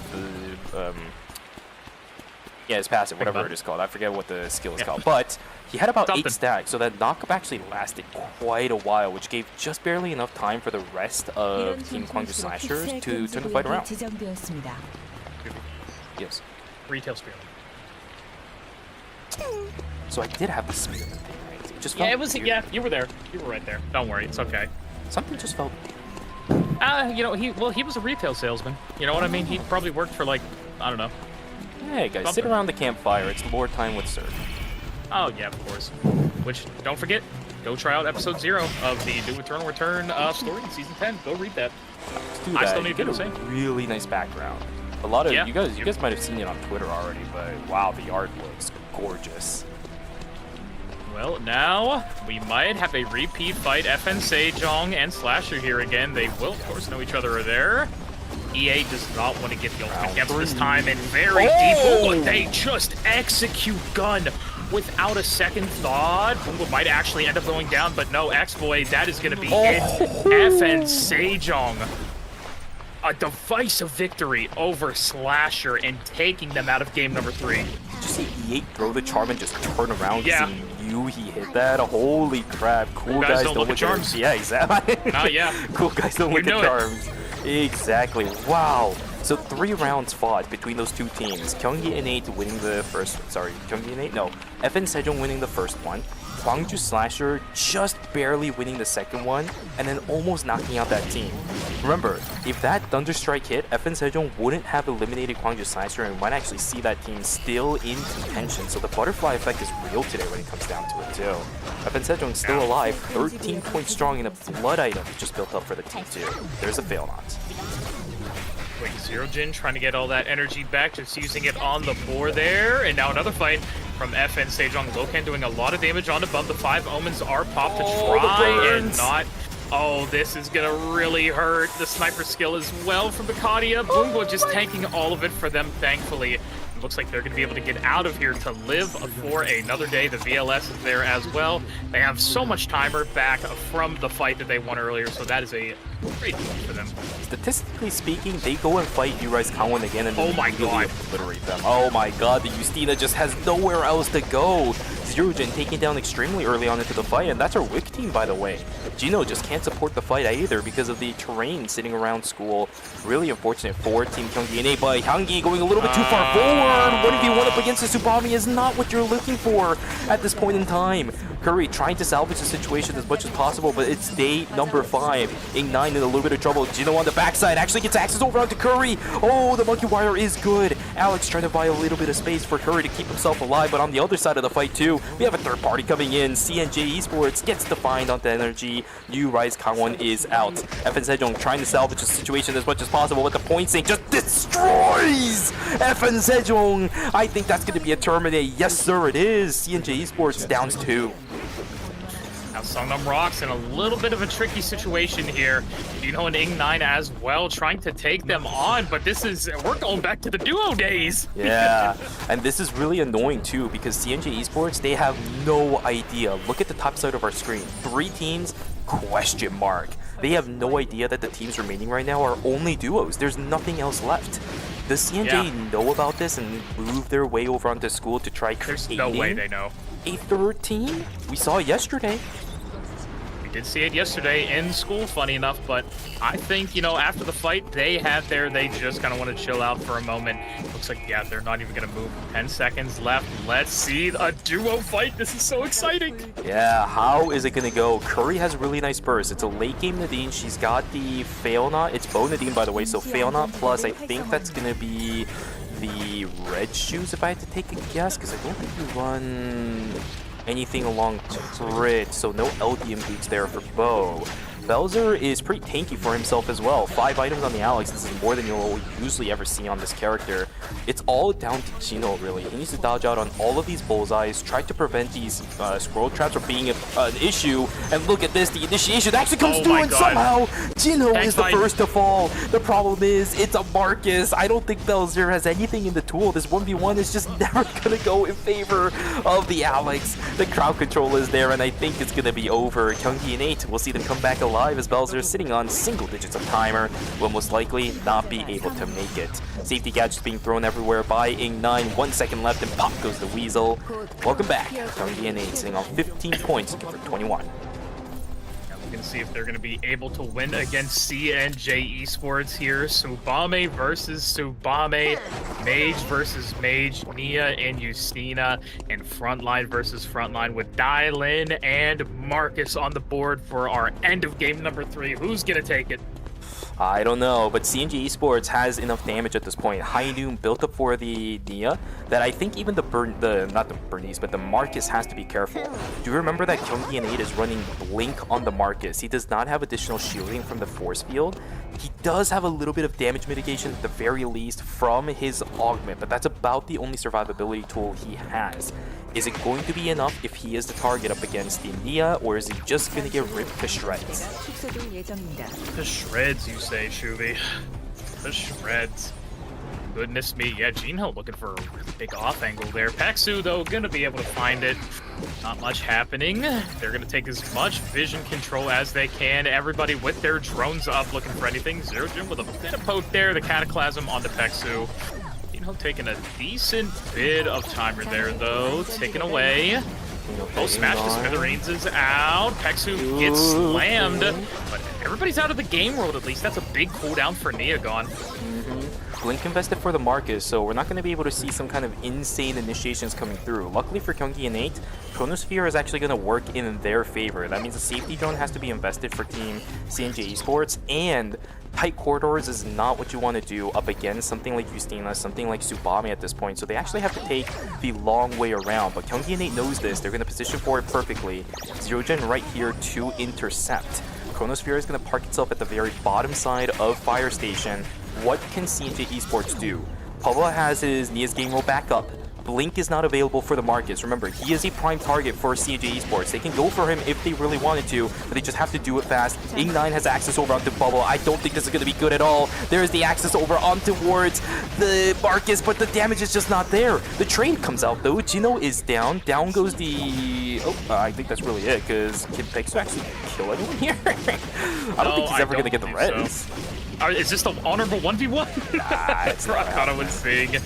Nah, Zerogen just wanted to get a little bit of health back. Congratulations to Gyeonggi and 8 on a Game 3 victory. But still, another good result for CNJ Esports. Consistency is their gameplay from the looks of it right now. Another second place finish for CNJ Esports. This is, I think, going to net them first place from the looks of it. We didn't see FN Sejong getting an insane amount of points after this one. The score difference between FN Sejong and the CNJ Esports was pretty close after game number 2 as well. Oh my goodness, I'm excited to see this leaderboard. All these teams have to be very rested after taking a long break like we had in between games 2 and 3. So this is just, I have to clap for them, Shuvi. What else can we do? Yeah, absolutely. The final zone was fought pretty perfectly. I think the Marcus being able to isolate the Nia should never happen in a composition like CNJ Esports. I'm actually quite surprised that it happened to begin with, right? I think Pixie was looking to at least pressure out the Marcus, but then he got pushed away once, and then everyone forgot that the Nia exists in a part of their team for CNJ Esports. So he just got left alone with the Marcus. Marcus is late into the game, shreds very squishy characters pretty easily at this point too. If he's on top of them, you can't really do anything as a Nia in that situation. So just a great fight taken from Gyeonggi and 8. I don't really have anything else to say to it. It was just good. Yeah, a beautiful first set of 3 games we have had so far. And like I said, only a game or 2 more, and I feel like some of these teams are already going to be at checkpoint, Shuvi. I feel like what I said is coming to fruition. We don't have a team going to checkpoint for game number 3 at the very least, just because the amount of points that a team needed at the minimum was like, 28.5, I think, for FN Sejong. That definitely didn't happen. So at the very least, we'll need another game. So game 5 now is guaranteed. That's the minimum guarantee we have right now. If a team gets into checkpoint after game number 4, that's where we start not being able to guarantee 2 games afterwards.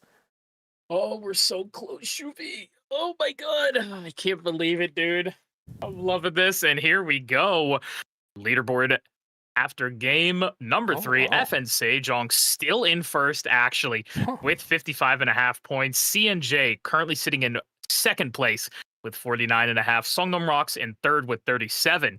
Gyeonggi and 8 in fourth with 35.5, and so on and so forth down the leaderboard. But yeah, FN Sejong only needs 9.5 points for them to get checkpoint. 14.5 for CNJ Esports. Just from looking at what their performance so far has been looking like tonight, I think that's definitely a possibility for this team after game number 4. So yeah, we're in danger of having 2 teams potentially go into our checkpoint after game number 4. A lot of our other teams are going to have to start really focusing down, because this is where we start reaching kind of like the climax of, I think, this entire tournament as a whole. If we see FN Sejong and CNJ Esports, with how they've been playing the past couple of games, go into checkpoint at the same time, politics might not be enough to save the lobby. So everyone's going to have to try to deny FN Sejong and CNJ Esports immediately from game number 4. Otherwise, it's going to get really rough, really fast. Oh, goodness me, I'm rubbing my hands over here, and not just because I'm cold, because I'm so excited. Very cold over here as well. I actually was talking to Cirque about this during the break, but I took a moment, just stepped away from my computer to open the windows here. I'm in the Midwest, if a lot of you guys know the snowstorm that's been going around. My room is getting a little bit warm. My computer is heating up my room just a tiny bit, so I opened my window for about 3 minutes during the break. I'm pretty sure my room's temperature went down by about 5 degrees in the freedom units. In those 3 minutes, I had my windows open, so stay warm, everybody, if you guys are where that main snowstorm is for this weekend, please.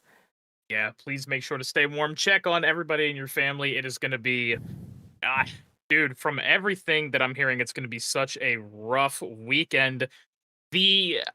God, all the stores around me today, I believe, are running out of things. Like the Aldi's near me just barely has anything anymore. They didn't have any bread.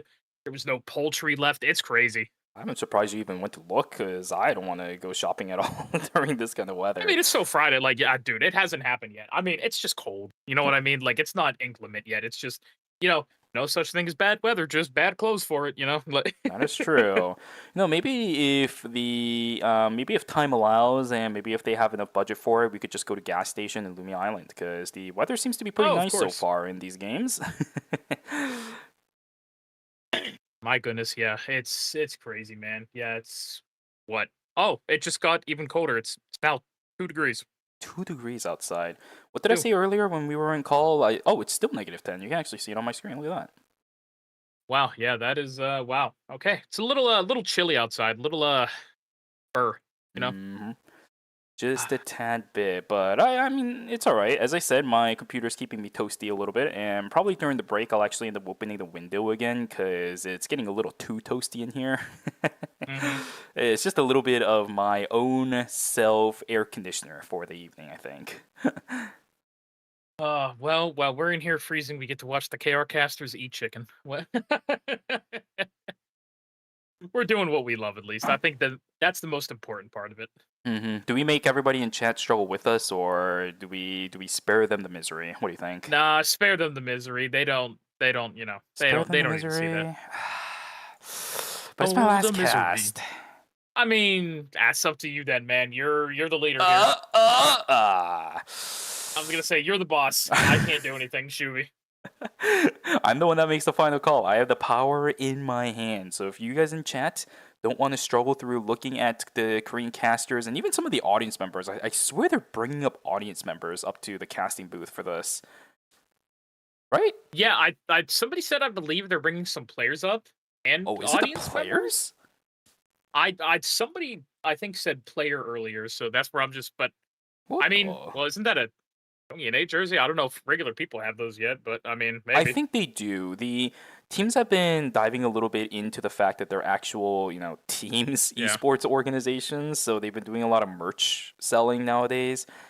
There's a few that I really wanted this round of Eternal Return Masters, because for those of you guys who know some of my tastes when it comes to merch for anything really, especially Eternal Return 2, acrylic stands, I go nuts for acrylic stands. There's some really good ones from some of the teams this rotation around, but unfortunately, I do not have the purchase power to be able to buy them and get that shipped over here.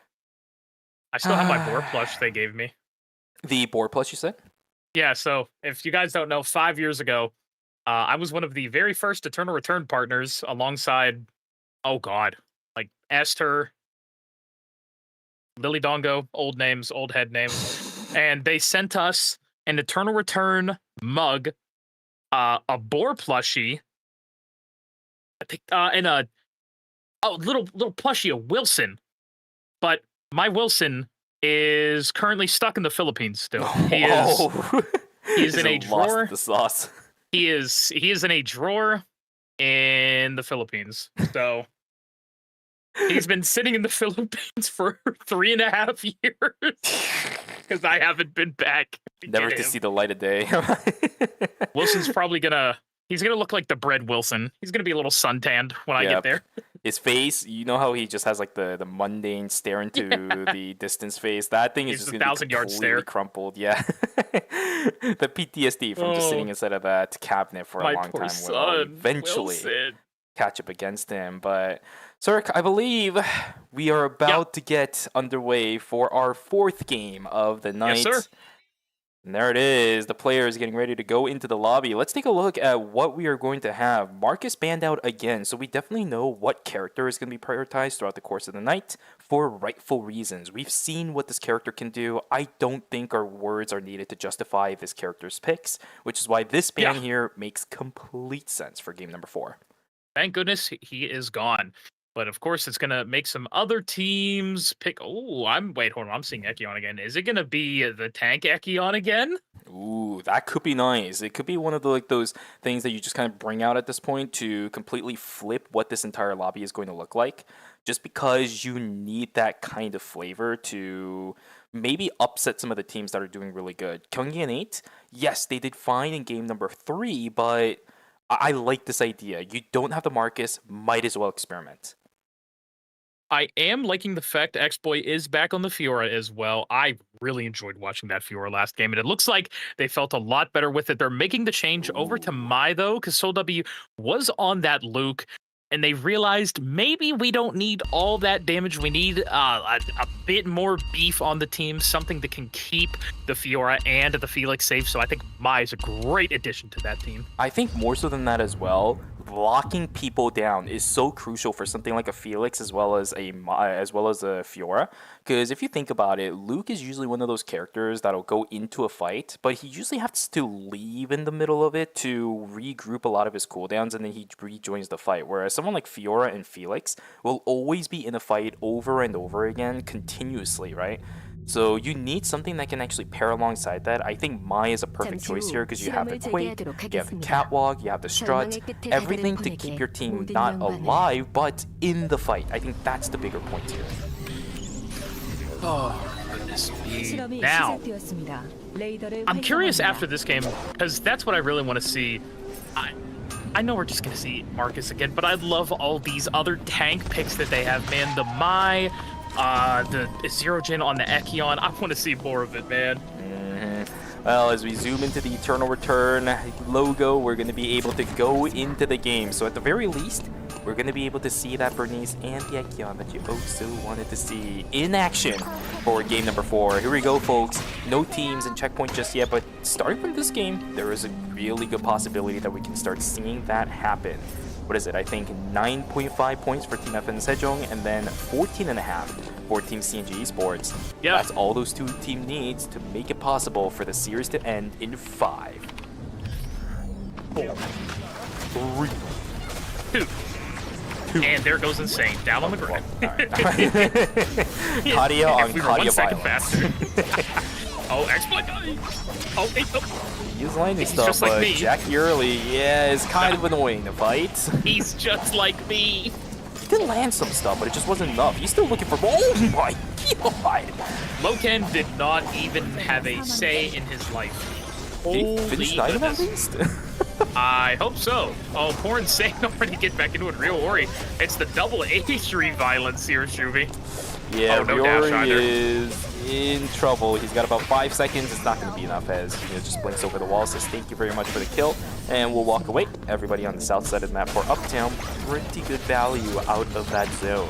Pubba in a little bit of trouble, +1, but it goes to Complete Fan as he's going to get taken down. Same thing for Hyungi, trying to 1v1 up against Isubami, which of course is just not going to work in favor of the British just yet.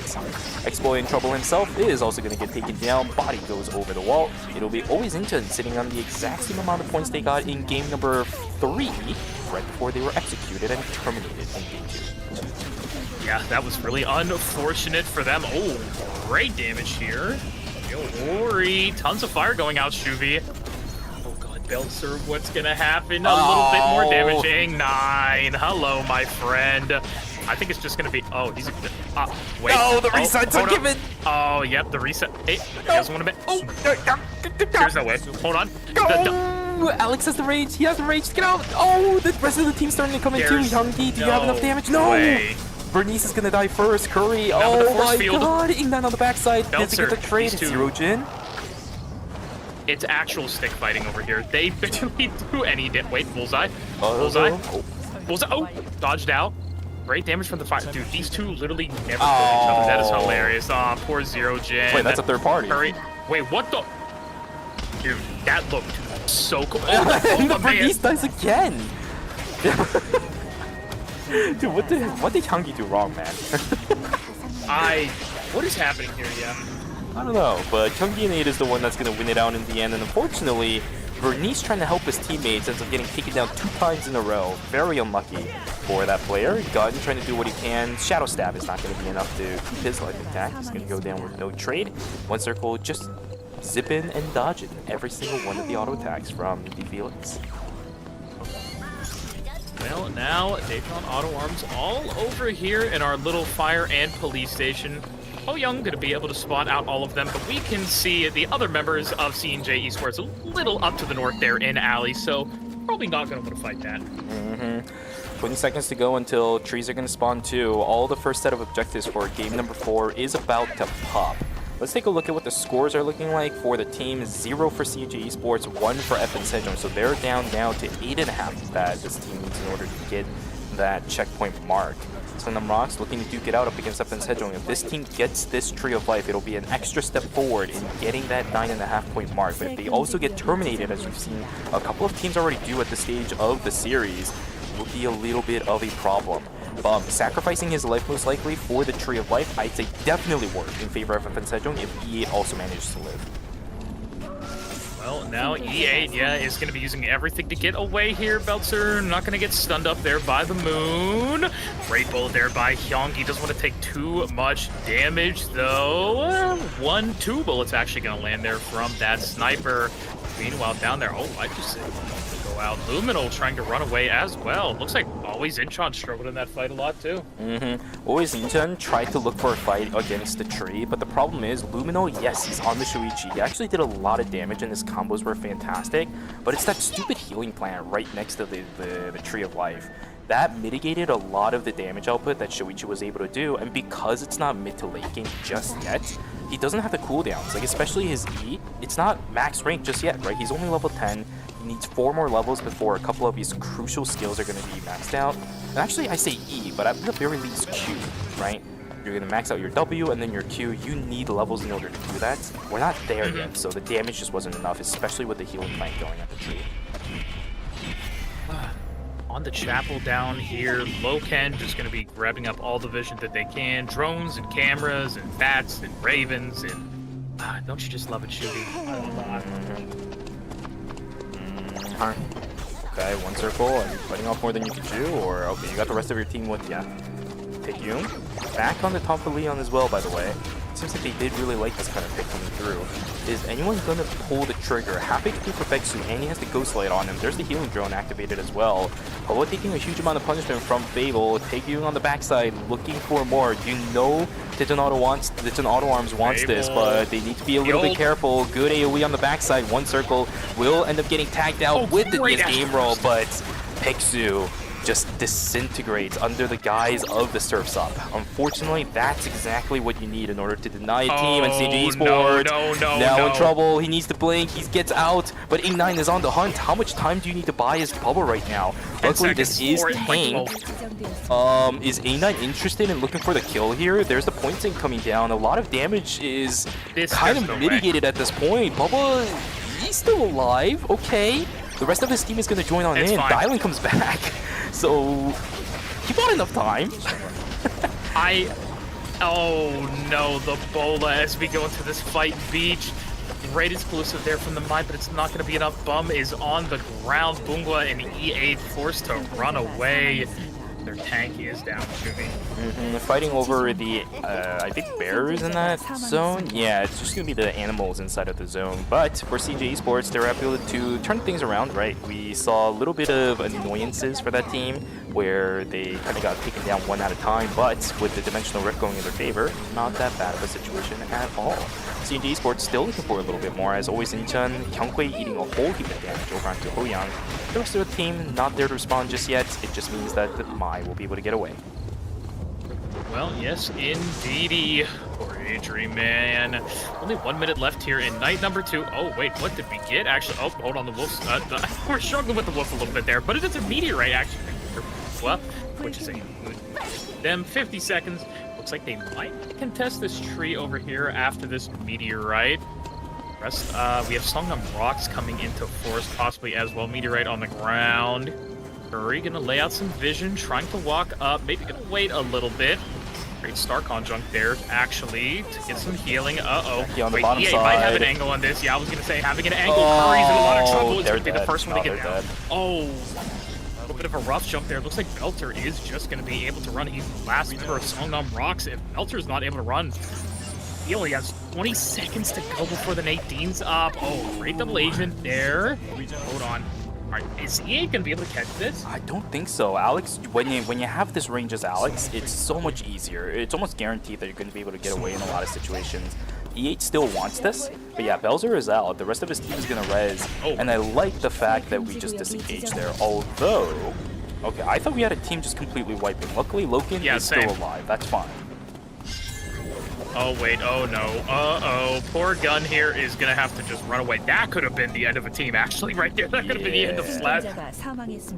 Kwangju Slasher also has her Dobby just dead right now, so credits are going to have to be sent for this team. It's our first minus 200 of the game. If Fiora will come back, but I have no idea what happened in this fight. We didn't see a single part of it. Yeah, no. I mean, we'll figure it out, right? I guess so. Maybe if there's a replay that shows it to us, because I don't know what happened here with the Kadia. Oh no! Oh no! Oh, at least you got the vision of it. So Gun, heads up play, will be able to get himself on out. Hyungi unfortunately gets caught out by the Leon. Never getting away from that as a Leon. Okay, as a Bernice, I apologize. BLS out for the Nadine. She's just gonna say see ya and get out of there for the north side of the map. It's rough. It's rough. This map is very volatile, and I don't think this is going to help whatsoever either. Curry knows. Just got to get out. Yep, Curry is going to be running away. Gun as well. Dude, what is with this? Guys keep just going into, Soul Dobby. Great White Lotus over is going to be able to catch up with the rest of his team, but they don't want to fight. They're not going to, I don't think, help him. Going to be able to, oh, wait, nope. There's the taunt. There it goes. Gilquig taking a lot of damage, but Gun is just immediately going to die there. X-Boy now trying to take a fight against Luminal, but the daggers and everything. Oh, Luminal might have this. Be forced to use a lot to be able to get out of here. X-Boy, though. God, Chewy, what do you do? I think Fiora living there was really good, if I'm going to be honest with you. She almost should have died, but landing the outer tag of the Flash, actually, out of the Fenty, sorry, was actually enough to slow the Shuichi enough to prevent him from dashing. So, good play from X-Boy. At least he's still alive, and we should have Rift spawning in a couple moments if the Fiora can actually capitalize on it. But, you know, can he get out of this sticky situation? We're gonna have the in the blitz blocked out by Ing 9. Space has been given for Jino, but Insane, in a little bit of trouble. Never mind, it's Ing 9 in trouble instead. Ekion gives his life for the rest of his team. Zerojin still trying his best to stay alive. Loken on the chase, but Jinho, still half HP, is just gonna have to get on out of there instead. Yeah, thank goodness they're able to get out. A shame about Zerojin, like you said, going down there, but died for the team, Shuvi. What more can you say? We're still 8 teams strong, though, by night number 3. This is a little bit of a slower pace than what we've seen in the past couple, but now that I said that, I think we're going to see a team falling down. Pull the trigger. Yep. And this could maybe be it if FN Sejong decides to go all the way with this, but they will apply the Ghost Light, not do much of anything else right now. Daejeon Auto Arms on the other side of Gyeonggi here. It looks like maybe another team is fighting somewhere. I saw a few swords there for a moment down there on the bottom.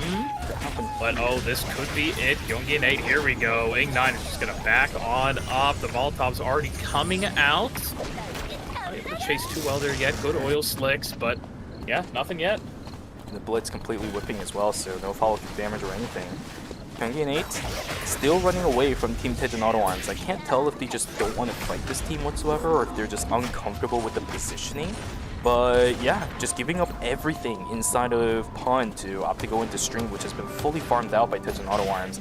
Losing quite a lot of value for the remainder part of day number 3, or night number 3, I should say. Yes, indeedy. And day number 4, yeah, I think this is the latest we've seen all of our teams up so far. Even yesterday, I think, Shuvi? There might have been one game where we had a lot of teams going into night number 8 and night number 4. Night number 8, oh crap. Night number 4, but yeah, this definitely is the furthest we've seen all 8 teams alive for this series specifically, which is getting me a little bit worried because there's a few of them starting to eat quite a little bit of timer. Look at Belzer, 14 seconds on his timer. Ing9 in a little bit of trouble himself. Everybody is out for the time being, so these two teams still looking to have a little bit of fun inside of Stream and Pond. Dead and Auto Arms still maintaining control. Nobody from the side of Kyungki really interested in fighting right now. Oh, now C&J Esports, here we go. It's going to get started. Oh, the ultimate's already coming out. Belzer is going to be one. It's going to be a tank for tank. Actually, Ho Young, Uri actually takes him down, and it is a 2-for-1 in favor of Songnam Rocks. But a third party from FN Sejong here. I believe that is going to be Curry down on the ground. Indeed, it will be. Oh my god. But guess what? C&J gets up just like that right around the corner. Now Bernice, where does he go? He sees the pings that are happening inside of Fire Station 2, so he's not going to get baited going for the kiosk at this stage in time. But with him also getting pinged out, now what does he do? Just use the vision drone, so he's going to be safe at least for now. He knows that C&J Esports is coming around from the west side of Research Center as well. This guy's stuck. I mean, where do you go at this point? Yeah, Risk the bottom side? That's really all you can do, I think. I mean, with the amount of teams on the map right now... Oh, actually, hold on. Are we going to see... Oh, no, Bungwa knows exactly what's going on. The cameras are here. But, yeah, Hyungi at least knows, and is just going to keep on moving. Yep. Keep her going, Hyungi. You're not going to be able to get the easy res off over here. And I actually have no idea what his timer's looking like. We've seen a lot of teams eating timer for free at this point. So if this Bernice is running low timer, what do you do as Hyungi? I mean, you gotta find something, man. There has to be some kind of way. I don't know, but here we go. A big fight taking on Force to get on out of there. Lumino with a great pickup there, using so much, but it is great for them. Now Loken, meanwhile, on that chapel border. What is happening down here, Shuvi? Oh, they don't want to go to the Rift, actually? Hold on. Taking over the cemetery as well with Wick. FN Sejong really wants this, but are they going to be able to get it is the question. Do they have the DPS here? While Wick is healing, it's running backwards. 5K. No, they're able to get it. Yeah, third party from C&J Esports actually gives the opportunity for FN Sejong to find the kill, and it isolates Pubbo away far enough that C&J Esports is going to have to res once again to this player. They do have the credits for it, but with FN Sejong sitting inside of Cemetery, it's going to be a bit rough for that team to find anything. Songnam Rocks is going to take the option to go back in towards the Dimensional Rift. Yes, it's a Night 4 Rift. Whichever team wins this, they'll be able to take away the blood sample. Gone on the backside, Belzer is completely split. Kyungi is split away as well, but look at the health bars on the side of Team Kwangju Slashers. Luckily dodging away from the bullseye, but Gun has to do a lot of work. He's still pretty healthy for himself. X-Boy on the side, 5 seconds left on his timer. They need to win this fight. Gun low. Safety drone is going to be activated, but it gives even more time for Songnam Rocks to rest back up as well. 7 seconds for the Nadine. We need to start seeing all of these teams start focusing back up. 21 seconds for the Mai, but Gun, he is running low desperately on the timer. 3 seconds for the Felix. Down goes the Mai, and the Felix, can he keep himself alive? Can you find anything? There's the kill over on towards the Bernice. There's the kill over on towards the Alex, but his timer, his health bar is dropping so significantly. Kyungi not going to be allowed to get res back up. Gun trying to find something, but the bullseye is too heavy. The bullseye is too heavy. No. Curry will finish out Team Kwangju Slashers as well as Daejeon Auto Arms. I didn't even notice, but Daejeon Auto Arms keeping one of their team members alive, although their credit counts is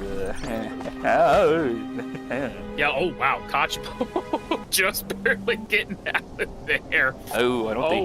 I don't think they're gonna be in any safety right here either. Yeah, no, it's just gonna have to get back up in the air, huh? Kachi Airlines. And hold on, where we go? Oh, hold on, maybe.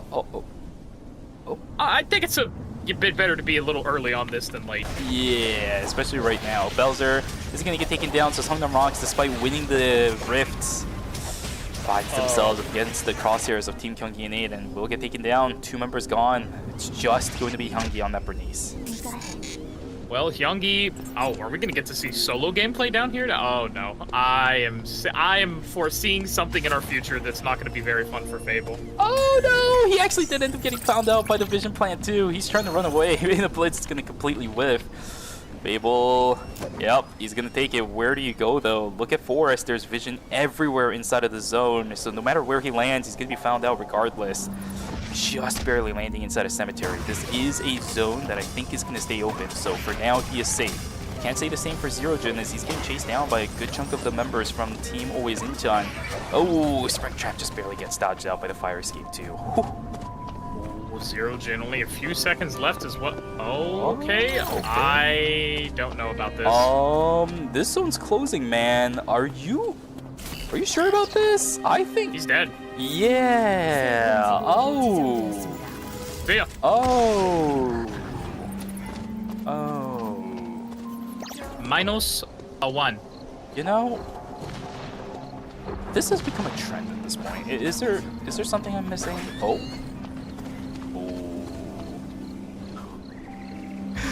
Oh, Fable. Oh, This- Fable. Oh, This Youngie. is Hyungi. Wait, actually, hold on. Kill Cenophine. Kill Cenophine, and your sins are fine. Oh, they don't want to chase him that deep. I mean, that makes sense. But please oh no, I don't get to see my solos. This is the wrong Kachi, unfortunately. Hey, buddy, you got to keep going that way. Don't turn around. No, that's the wrong idea, though. Oh. I mean, what can you really do there, Shuvi? You know what happens. Yeah. Kyunggi Nate is also going to lose out on their Adrian again. I think they just got the res back off on Lumi, but there's too many teams hanging around this area. Kyunggi Nate down to just the Ekion now. We'll have to somehow try to ride it out to the best of his abilities. Fable still left by his lonesome. I don't know how he's alive with all of these teams hanging around, being rats skittering around all over Factory at the moment. But with the temporary zones being Cemetery and the Dock, yes, we are going to have a final zone of Factory. The fight begins between CNJ Esports as well as Team, what was that? I think FN Sejong, but CNJ Esports opts to just back away from the fight. It's going to be an entry into Cemetery. But look at the timer on the side of all the members of CNJ Esports. Safety drone is not going to have to be invested because the temp zone has popped, but this is still a heavy investment from Team, what is it, CNJ Esports, right? They're not going to have too much timer going into our temp zone. Oh, Ing9. Unfortunately, yeah, our two solos are now here in the back, and I think they both know what's going on. Oh yeah, Ing9's making the right decision here just to chase Fable, because what else can you really do in a case like this? That is danger on auto arms out of this. Could be 3 teams at Cemetery at the moment, Shuvi. Oh, and hello, my friend. Ing9 might just go back to Cemetery, because, I mean, maybe he gets an extra kill out of this. He's going to walk back up, use the safety gadget, and that means he's pretty much cooked. If he doesn't get a third party in the time that he has, which is going to be about, what is that, I think 19 seconds by the time the temporary zone like that, pops. Let's see where he's at. 21. Okay, that's something. He's pretty tanky, so it's not like anyone's going to invest anything to try killing him, but there's 3 other teams in here. Yeah, he's quite tanky, but I don't think he himself is going to be a catalyst to get anything done. If anything, he might be the little piece of meat in the center that just gets tossed around everywhere. It will be Always Inchan to pick up the kill over on towards Dakion instead. Here we go, though. The fight's going to begin. No. Really good exclusive to keep Kumwa alive, but the third party is perfectly set up for Always Inchan. Hoyoung unfortunately goes down. Timer is going to completely secure his body. Pub on the side will also get taken down, which means we are not going to have CNJ Esports going into our checkpoint format. So FN Sejong, on the other hand, though, 16 points. These guys are completely in. We have, at the very least, 1 team going into checkpoint by the end of game number 4. Oh, this is fun. Are they going to be able to win against Always Inchan? Let's find out. Can Luminal do his thing? They have more timer at the moment, so I feel like Luminal is kind of getting quartered. Less than 10 seconds. You got to make something happen. 8, 7, 6, 5, 4. There's the ultimate out. He might look for Bungwa here. Only 1 more second. Can't get the kill. And now Cenophine dead as well. And that's Always Inchan out of game number 4. For an ending of FN Sejong and New Rise Gang 1. This has got to feel annoying for FN Sejong, though, because they don't need... it doesn't matter if they win this game. It literally does not matter. They're going to go into checkpoint. We'll have to win another game to finish this series in their favor if they are able to do so. The result of this game does not matter for FN Sejong, but for New Rise Gangwon, it actually does. This team winning would give them, what is that, 20.5 points? They're sitting at 28 right now. 48.5 would be a massive step up to this team for a team that's been struggling quite a fair bit since the beginning of this series. But the bigger question is, will FN Sejong even allow it? It's triple DPS. The Chronosphere is going to be in Factory. Once this Janky jumps on any of the members of this triple DPS, Peacemaker will not save them, so I'm a little bit worried here, sir. It's gonna be rough. Let's see what happens. Boongwa gonna be kind of the sacrificial lamb there for a moment, but it looks like the rest of FN Sejong are gonna move down here. This is a very interesting way to go in here. I understand why. Multi-pronged attack. Conjunct. Let's see how they're gonna do this actually. E8. Oh, bomb finds Loken. The ult is forced out, and they're immediately gonna back off. This is beautiful. Oh my god. Oh, the drive-by. You can't do that. You can't do that. Oh my god, with a beautiful taunt, Rio Ori goes down, and Insane is the last member of New Rise Gangwon. And FN Sejong get their second win of today's finals. Oh my god. Yeah, wow. I mean that's just Pungo for you, right? The drive-by, blinking past and using the star crash down of all things to make it impossible for the heart to dodge away after the Peacemaker was over.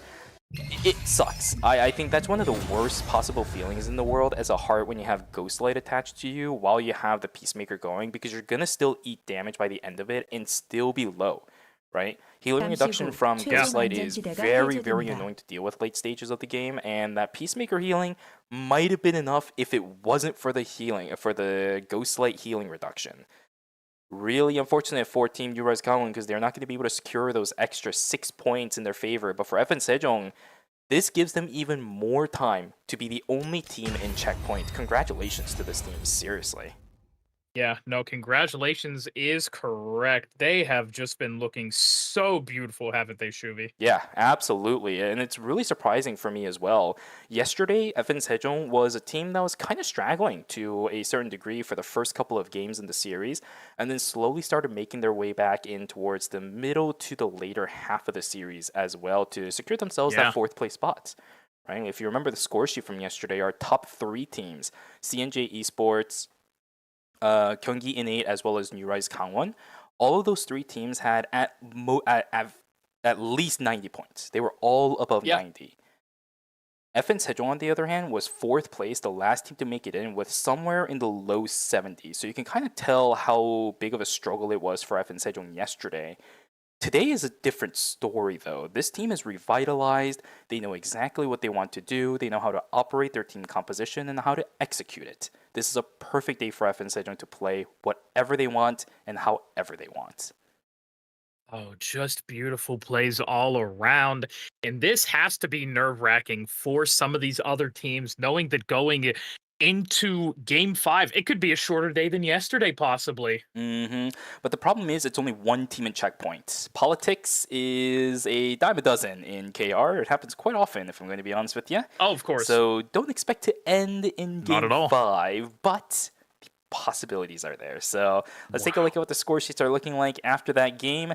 82.5 for FN Sejong. Wow, what a series for this team, because the second place team after that is 57, still 8 points away from their own checkpoint mark. There's a possibility FN Sejong actually might have multiple games of opportunities for them to be the only ones in there. And CNJ and Songnam rocks.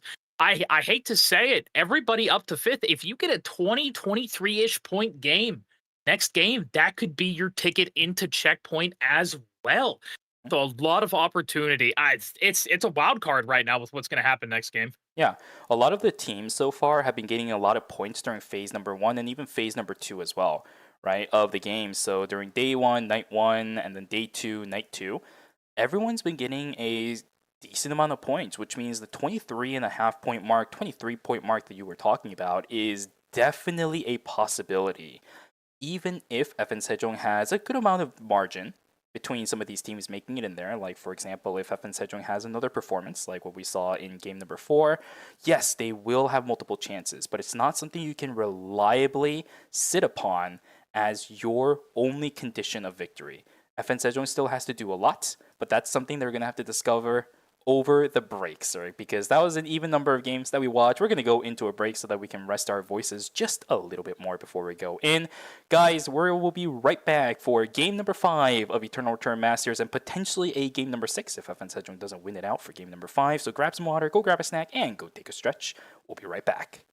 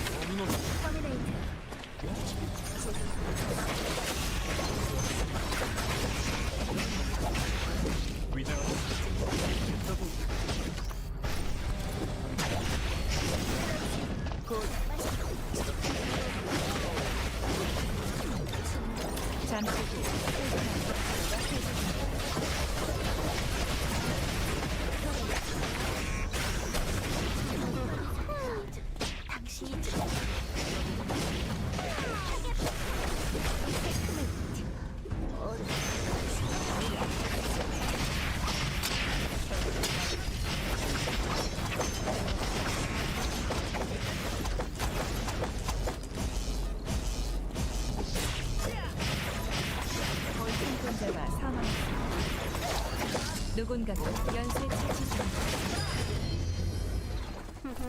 전장을 누비고 있습니다.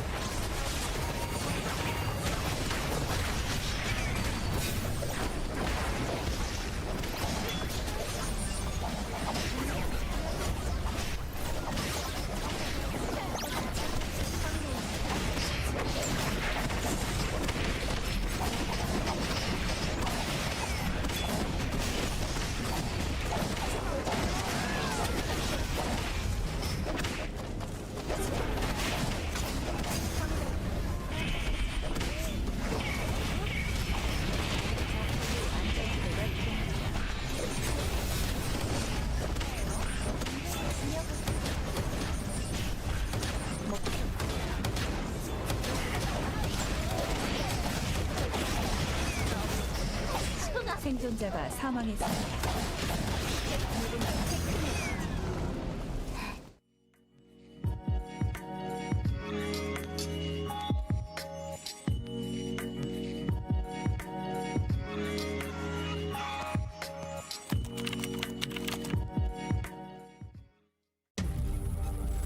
You're ready to get in the game now. The last thing you want is to wait. WD Black. Performance storage, purpose-built for gaming. SSD speed that obliterates load times. Performance to transform your game. Expanded capacity to store more. Customizable RGB. WD Black. Because the game never waits. WD Black. Drive your game.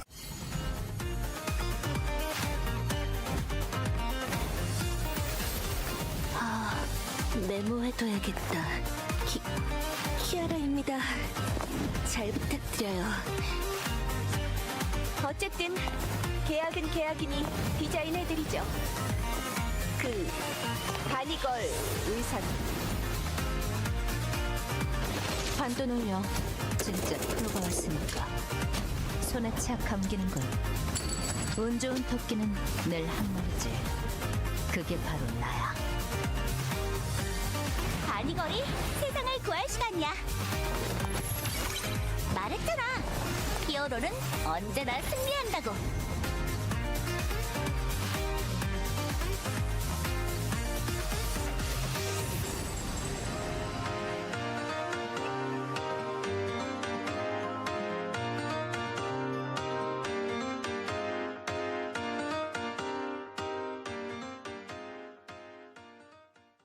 천도는 만악을 좌시하지 않는 법. 백비야행은 수도 없이 겪어봤다고. 배워야 할 악이 있다면 마땅히 될 뿐. 악귀, 열쇠,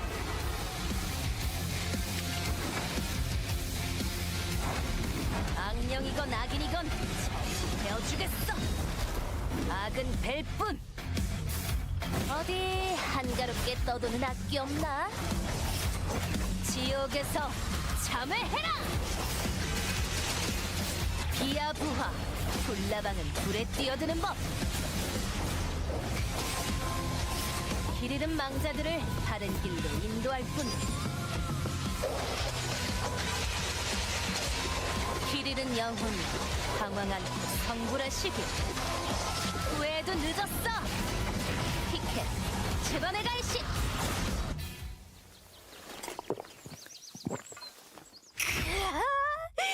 이 맛에 산다니까.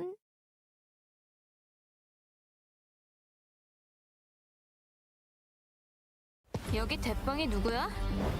너냐? 이제부터 여긴 우리 구역이라고. 감히 누굴 건드렸는지 깨닫게 해주지. 내 앞을 막는 건 다 쳐부숴버리겠어. 얘들아 가자! 날 뛸 시간이야! 너나 쳐먹어라!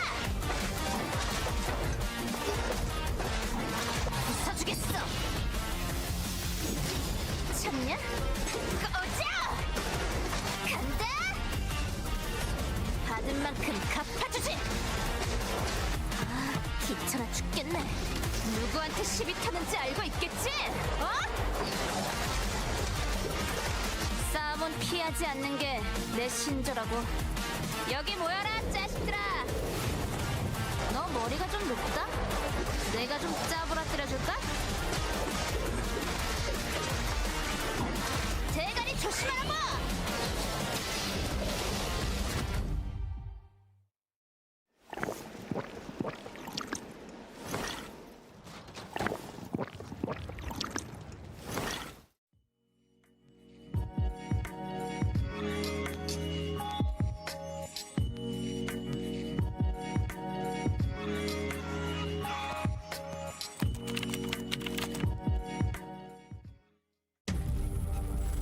You're ready to get in the game now.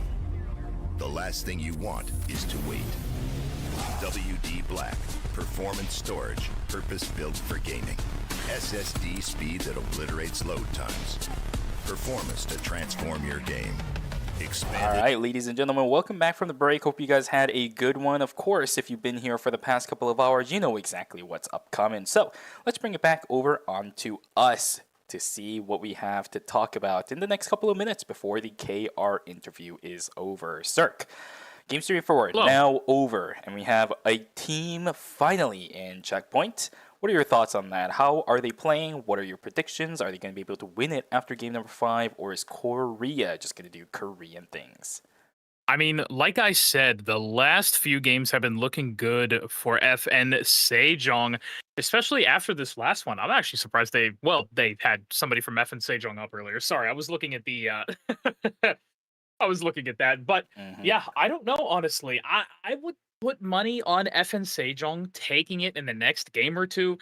Ungwa has looked absolutely incredible on that Abigail. Just a true monster, Shubi. Yeah, I don't know how he does it so consistently with Abigail, too. That's usually not a character we see all too often, especially in the Eternal Return Master scene, and quite frankly, in a lot of regions' competitive scenes, that often for good reason, right? Very difficult character to scale up with because she needs to snowball very heavily. But with FN Sejong actually getting really good pacing on their credit transitions, I've seen the Abigail come through with Scarlet Scythe over and over and over again. So all the conditions that this Abigail needs to meet has been checked off for the most part on all of the games we played. And even aside from that, Bungwa on the Adina too, you never, ever, ever can live down the fact that Bungwa's Adina is one of the best in the world. So everything Bungwa has been playing, very, very solid today across the board. Yeah, no, I'm very happy with the entire team's performance. Some of the other teams are slowly struggling to get there, though. Always Incheon. The team we really were hyping up is, I believe, at the bottom of the leaderboard right now, which is what I'm very, very shocked about. Yeah, I don't know what it is. I think because of the way that games 3 and 4 went, I don't think we're going to be able to see Kyungkwae, Luminol, and Seraphine for the rest of the series, which is extremely unfortunate. But this needs to happen for Always Incheon if they want a chance to win. I think there's a good chance we're actually going to see Blaster substituting in for Luminol, which means for you guys in the chat, Luminol coin gonna plummet down just a little bit. It might be time for Blaster coin to start shooting off into the skies because you need something like Atazia in a lobby like this where a lot of these fights, as you mentioned earlier, Cirque, are very drawn out. Yeah, no, these fights are taking very, very long. I was really happy as well to see Soul Dobby actually pivot from the Luke over onto the Maya. I feel like it's getting them a lot more success on that front. I think so too. That's one of the things that you really don't think about too much, but it makes a big difference when it comes to the gameplay aspects of the team, right? You mentioned it perfectly, the Mai actually doing really well to keep the entire team alive, and then I kind of added on to that with the fact that Mai will keep everybody else locked down while both the Fiora and the Felix wants to do damage. The idea was there, the execution on the other hand, a little bit shaky from the side of Kwangju Slashers. So, again, I like the idea. And that's the kind of stuff I need to see from these teams before we even go into the game. It's all about the mental condition of how you actually execute your team. If you have a clear-cut path on how to actually do that, it makes your life a whole lot easier when you actually play it. Well, the casters are beginning to talk. The interview is over. So I believe that means very, very shortly in the next minute or two, we should be getting into game number 5 here, which could be our last one forever. Oh, yeah, theoretically it could. Because FN Sejong isn't checkpoint for those of you guys who are joining us now, yeah, you might have needed to join a little earlier if you wanted drops. It is a situation where we could end after 5 games. But, as I mentioned before we went into the break circ, KR is pretty good at politics. So, I don't fully expect FN Sejong to have the easiest of time in the world just winning away the entire series, especially in the Eternal Return Masters finals, right? Like, you're not going to be able to do that as easily because a lot of these other teams are going to know exactly what you're going to try to do. And FN Sejong has been playing a very specific type of composition where now that the Marcus is available again for game number 5, we're probably going to see the Marcus again from that team. Bungo is going to be on the Abigail or the Adina. It's just there. So I don't think FN Sejong is going to be able to hide the fact that this team is going to be running their composition unless we see something completely different, in which case... I mean, cool, but is that really what you want to do for your checkpoint game? I don't think so. So, FN Sejong not going to have the easiest of time in the world, but here is the Marcus that we are predicting coming through. The Abigail for Pungwa as well. It's just a standard for FN Sejong. They're just going to have to play this game extremely well and hope to God that politics isn't as strong as it's been in the previous Eternal Return Masters season finals. Well, we will see what happens here. Yep, there it is with Ing9 and everything. Heart's coming on out, man. I'm honestly no, I shouldn't say it. Heart is just too good, right? Actually, we're going to see Gun back on that possibly. And Soldabi's back on the Luke. I guess maybe they want to drop the Felix for the Luke, which I honestly, I like this. I like this even better now. Now, the William really does kind of put a big wrench on the side of what a lot of these teams want to do, right? Drawing out the fight is usually good, yes, if you want your composition to run around that. But William is one that will brute force the fight to end really fast if you don't take care of him very quickly. So I love this idea from Kwangju Slasher as well. Gun going back onto the William has been one of his kind of clutch picks throughout the entire course of the season. We'll see if it works out. Kwangju Slasher back on the Luke, back on the Fiora as well. No tank necessarily, but maybe the Williams punch-through damage is going to be enough for them to finish fights in their own terms. Yeah, I'm very curious to see. Goodness me, apologies.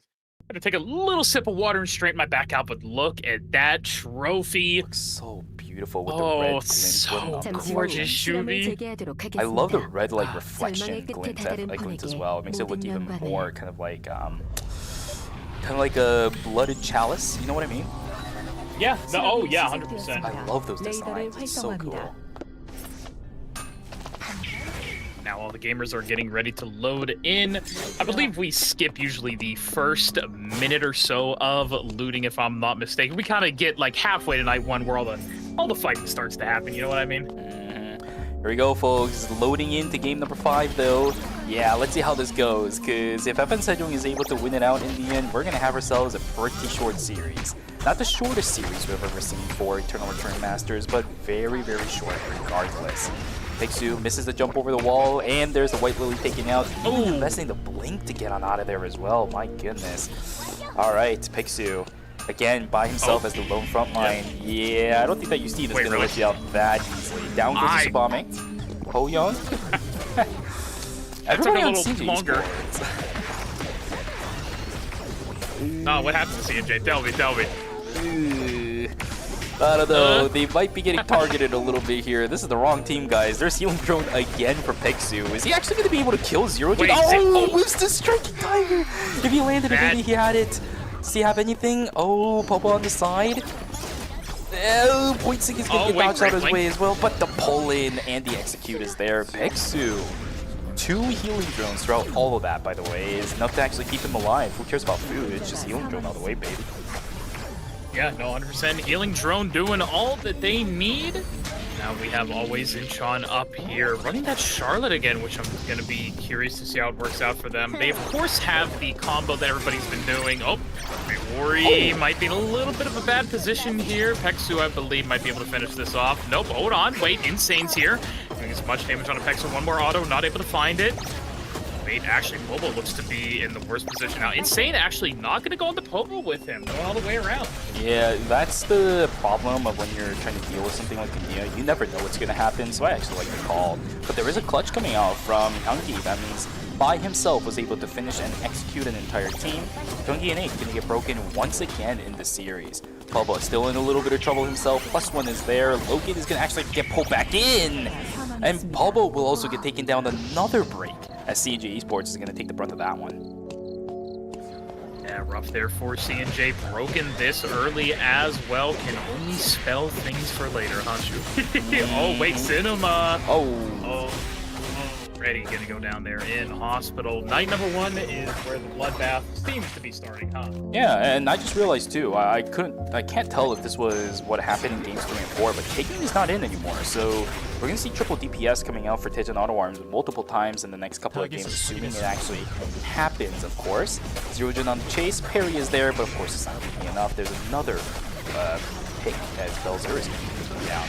Not sure why Songnam Rocks is walking on in. You really can't fight this without Belzer. Yeah, they're just gonna back away from that. For them, taking out on a Temple though, gun, pumping out a lot of damage, but I don't know if this Williams is going to be able to escape. A great Charlotte ult. Yeah, gun still half health actually. Team is hyper looping in. X-Boy looking for anybody. Oh my goodness, maybe able to get a lot of damage here before they die. Lumino 1 health. Not enough. That's 2 members for them down. Poor Slasher. Columbia, I believe, is just going to be the last one walking around there for a little bit. 30 seconds until day 2 as well here, Shuvi. Yep, exactly. Here we go. Astro Burst sent out by Zero-Jin. Unfortunately, the ballistic advantage was not timed correctly to catch out Zero-Jin on the downturn. Bullseye also going to whiff just barely, so Songnam Rocks missing out on a half point for themselves this early into the game. Yeah, sad to see there. Belzer forced to back away on this Alex. Double agent are going to be hitting there for a while, though. There's the EMP to kind of cut off the retreat. Curry going to be in the back, but will Gyeonggi as well. Just 1 auto away. Going to grab the speed gate into the research center. Oh, God, that could have been close if it went on any longer. It was just about to be day 2. Taking over the cemetery for the street fight. Wongwa going to be up in the air with that Abigail Ghostlight on them. Cinema is down already. Bum looks to be chasing a 1 circle, but of course, knowing that's never going to happen. Too early in the game for triple DPS composition like Taejin Auto Arms to try fighting out against something like Abigail. Gyeonggi, health bar too low. Will end up getting taken down. Curry is playing with fire right now. I know Belzer is about to respawn, but I don't think Belzer can really help you in a situation like this, especially early on in the game. Another potential Marcus about to get taken down is Ing9 trying his best to run away. Uri's Conwan chasing that down, but decides it's not going to be worth it on the eastern side of the map. Do we have ourselves a moment of peace? No, we don't, because Gino is... Nope. Oop. Okay, there we go. Now do we have a little... Are we going to? Don't hold your breath. Okay, I think we're okay right now, shooting. Yeah, there we go. All right. Found ourselves a moment of peace where there are no flying swords at the bottom side of our screen. Goodness, scared me there for a moment. Looks like we're going to be hyperlooping on here into Warehouse. Ori right down into Dock, though, of course. Nobody else from New Rise Gangwon there. Just, trying to get a little bit of farm, but nothing happening.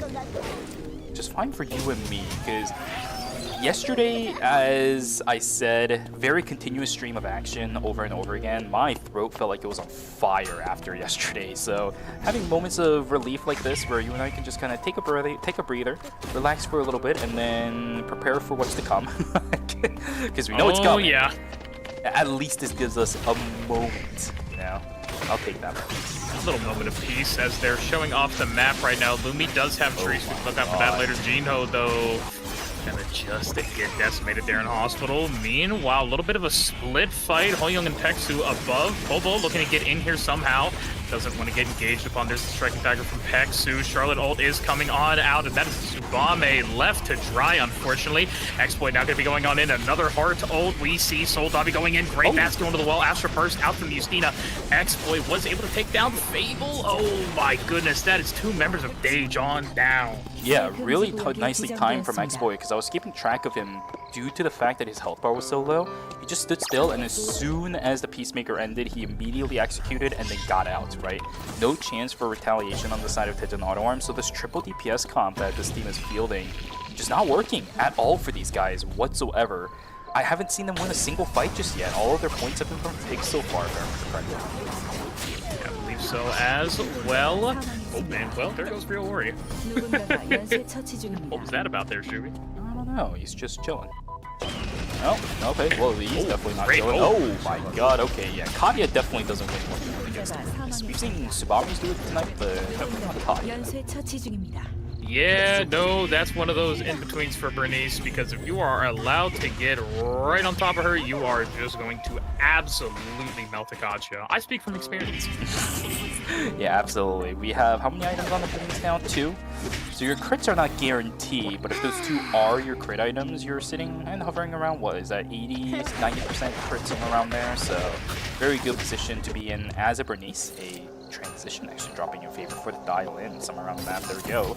Good stuff for CNJ Esports as everybody on their transition side looking pretty okay.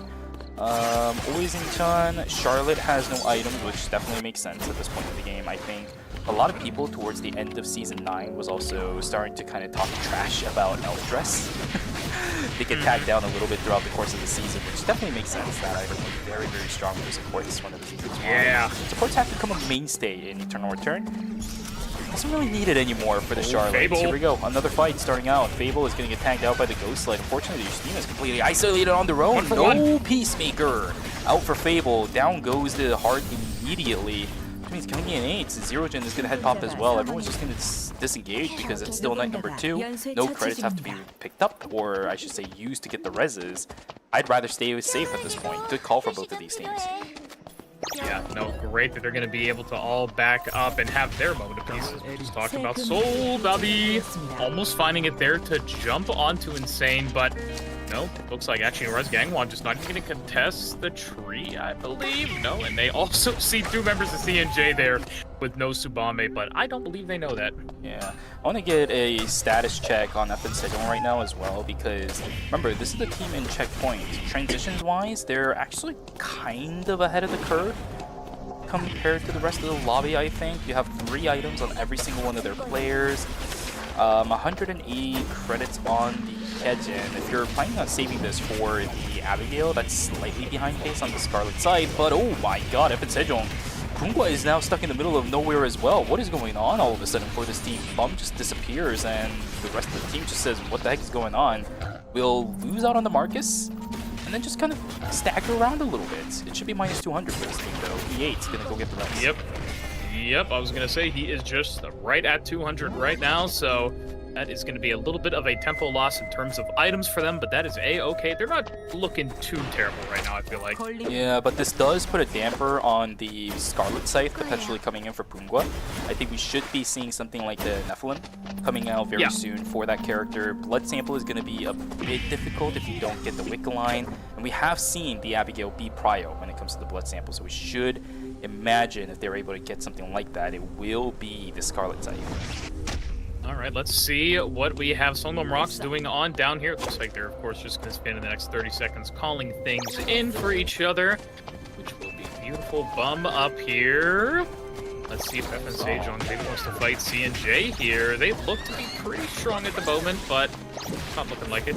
Maybe just a little bit of a wolf clear there, trying to get vision, you know, scare them off a little bit, scare tactics. Both of those teams have been very dominant throughout the course of the night. Gun is just getting ripped to shreds. Peacemaker is where he's going to try to find a little bit of solace. Signature Fireball is down, the auto attacks are there, and Gun stays alive. Hello. Uri's Kama, what's happening to you guys today? Triple DPS down once again for this roster, never finding a single moment to breathe. There's a fight beginning as CNJ Esports losing almost a couple members. Their health bars are so low. Down goes Bubba. FN Sejong. Sir. Because CNJ Esports was usually the team that kind of stopped FN Sejong from doing what they wanted to do, but Pungwa is back on the Abigail. There's no way we're getting an Abigail emote of all things for the champions, right? Like, come on. Oh, I'd love it. I would love to see it, but Nope. Oh, wait. This could not be good for CNJ. They just used a lot there. Great double agent Pex who going to fall awfully low. EMP is beautiful as well. Ho Young going to be in the back. A third party coming in from New Rise Gangwon here on the side. That's a big control coming out. Yeah, Hyungyi taking so much damage there. Oh, Ho Young falling too. That is so rough. Songnam Rocks at least is able to fully get out though. Oh my god, wait, Bum is looking for Bobo here. Nice, nice. Wait. Oh my god, he canceled it perfectly. Oh, shoot. I mean, that's just character knowledge. Let's be real here. That was awesome. That was really well played. Yeah, beautiful, beautiful job by them. That game world, man, that is just such a great ultimate for Nia. Yep. The biggest crucial part there is that the CC immunity, while you're actually active in your Nia's game realm, is CC immunity, right? So the burger flip that Marcus tried doesn't end up working out, and as soon as the jump pad is about to expire and you're going to jump over, you cancel it, so your CC immunity is gone, so that you jump along with the jump pad instead of canceling it out. Great call from Pablo to at least save the 200 credits that team would have had to use to get the reds back. Now, the fight inside of Cemetery, Teds and Auto Arms duking it out up against 9ㅅFINALS, triple DPS versus triple DPS, and it's actually Teds and Auto Arms on the back foot, as Fable gets completely demolished. No chance for the Peacemaker whatsoever. But they're gonna have to look for a res somewhere. 1 minute and 46 seconds until the Rift is going to pop. Cinema in trouble. No. He's gonna get Cocktail Party. Down he goes. Minus 400 out of nowhere. Teds and Auto Arms. What happened to you guys? Like, this is not Teds and Auto Arms that I was anticipating to see. What is happening today, sir? Like, seriously?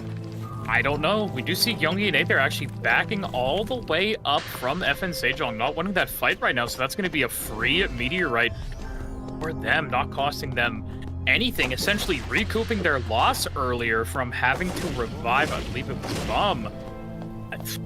That's, I mean, I'm just saying, man, my hands are up, Shuvi. Yeah, me too. This is absolute cinema moment in pretty much prime HD like 4K HD, what do you call it? Yeah.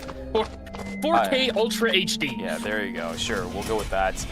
It's rough. And honestly, I'm looking at the score sheet right now as I'm kind of holding my breath for this. Logan! Oh no, and now Insane as well going down. New Rise Gang 1. Chat. That's another 400 credits, man. Chat, what do I say? Oh, they don't even have 400 credits. Like, they're poor. Uri's got one is a poverty right now. Guys, what do I say? There you go. Haley knows exactly what's up. Remote drones saves lives. Come on, guys. It's one of the easiest things you could do. Even if you don't have it, it's just, what, 15, 20 credits? Come on. 15, 20 credits wasted away instead of the 400 credits now you have to use to resurrect the entire team. Rio is just waiting for the Dimensional Rift to come on. Yeah, this is SMH my head. It's 25 now? Well, unfortunate. Yeah, see, this is why I'm retiring everybody. Yeah, we're just old. We are old, and, well, it actually looks like Sunlum Rock's going to be able to get an easy wick here, maybe. Meanwhile, the Rift going to be gone into by New Res Gang 1, of course, to get them all back up. Makes total sense. Yeah. Oh, man, God. If there's one thing that I really hope stays after I'm gone is all, like, the weird little stuff that I do. I know the Doritos for Adina has become pretty commonplace. Wick. Okay, secured by always into, so that's something. Oh my god, that makes sense. But yeah, I really wish some of the weird and stupid stuff I say about some of the stuff in Eternal Return, I wish that stays, right? Doritos, remote drone saves lives, teammate in the chat. Oh, that'd be awesome. Here we go. Pexu's gonna send the Striking Tiger. Nice Peacemaker. What the heck? I'm surprised that ended up going through. A lot of low health bars. Down goes one. Down goes two. Teds Auto Arms. Oh, pull back. Oh, super close for one circle to almost get taken out, but the White Lily just positioning and the dash out is perfectly in time. He will keep his life intact. I don't know if you can say the same about the rest of this team because we have another fight over in Pond. Down goes two members of Team New Rise Kawan, or is that Kyungi and Nate? Yeah, it's Kyungi and Nate. Zero Jin in a whole heap of trouble. New Rise Kawan just about to get out. No. But there's the third party coming in. How the heck did he not die? I think Sunlum Rocks was the one to pick it up. I don't know if you wanted to do that, Sir Dobby. Half HP. Healing drone is going to be activated. There's the EMP barrage. It's enough to knock down the Luke. 30 seconds until night 4, I apologize, is going to end. So Kwangju Slasher needs to bring back the Luke. They have about 6 more credits before the Luke can be brought back. So it's not bad. It's not bad. Yeah, they can get him back. This is so scary, though, man. Oh, my God. Can't believe all this is happening right now. All CNJ. Meanwhile, all going to be sitting on this White Lotus. Sunlum Rocks is right below them. Always in Chan above in the fire station. Of course, this zone is opening back up, so they will just run on inside. Beautiful job, position-wise. FN Sejong now maybe going to run a Daejeon Auto Arms, but they don't know, I think, that they're a duo. Nobody knows just yet. Sometimes confidence play is all you need to fool everybody into thinking that you're at a disadvantage or you're at an advantage. Now, with the res over onto Lumi, we're going to have the 7 and 21 at the top of our screen. Gyeonggi and 8, unfortunately, is our only team to get wiped out so far in this game. We saw that happen earlier. It is not exactly the most fun situation, right? The third party inside of Pawn Bridge. You've been there. I've been there. Yeah, that's Indeed.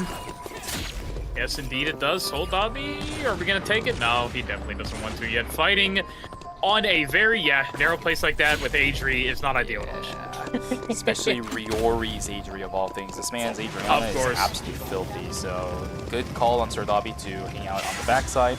And I also think another reason as to why they decided to just stay away from the fight is because the baseballs on William ran out, so you can't really fight without those available from the get-go if you're up against triple DPS. You need that from the beginning of the fight, not towards the end. Yeah, you need all that DPS very early. Gangnam Rock's just taking complete control of this little area, though. The map is getting so insanely claustrophobic. Yeah.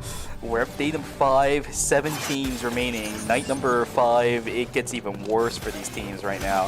FN Sejong trying to play the edge of the map. Daejeon Auto Arms in a little bit of trouble themselves. Always Incheon though sees FN Sejong. They see the Marcus and now it's getting a little suspicious. Have they? Now they see the Abigail. They should know this is FN Sejong, but still decides to back away from the fight for now. Oh, this is going to be so tough. I'm surprised. They're really walking up with that wick, though. Or I should say FN Sejong was walking up to that wick team very closely, always in Tron. I'm surprised they didn't posture more towards them. But they know the third party's right there first, so that's why. Yeah, the thing is, Daejeon Auto Arms is also a team that really likes to do politics in Korea. If anything, this team has probably been the catalyst of some of the biggest politics parties that has happened in ERM, especially during the season finals as well. So, always Incheon thinking about a lot of things right now. Look at Cinema already trying to put a little bit of pressure down over onto the members of FN Sejong. BLS is the option that we're going to see for this team straight over into Pawn, but there's a lot of teams over here, guys. What is happening?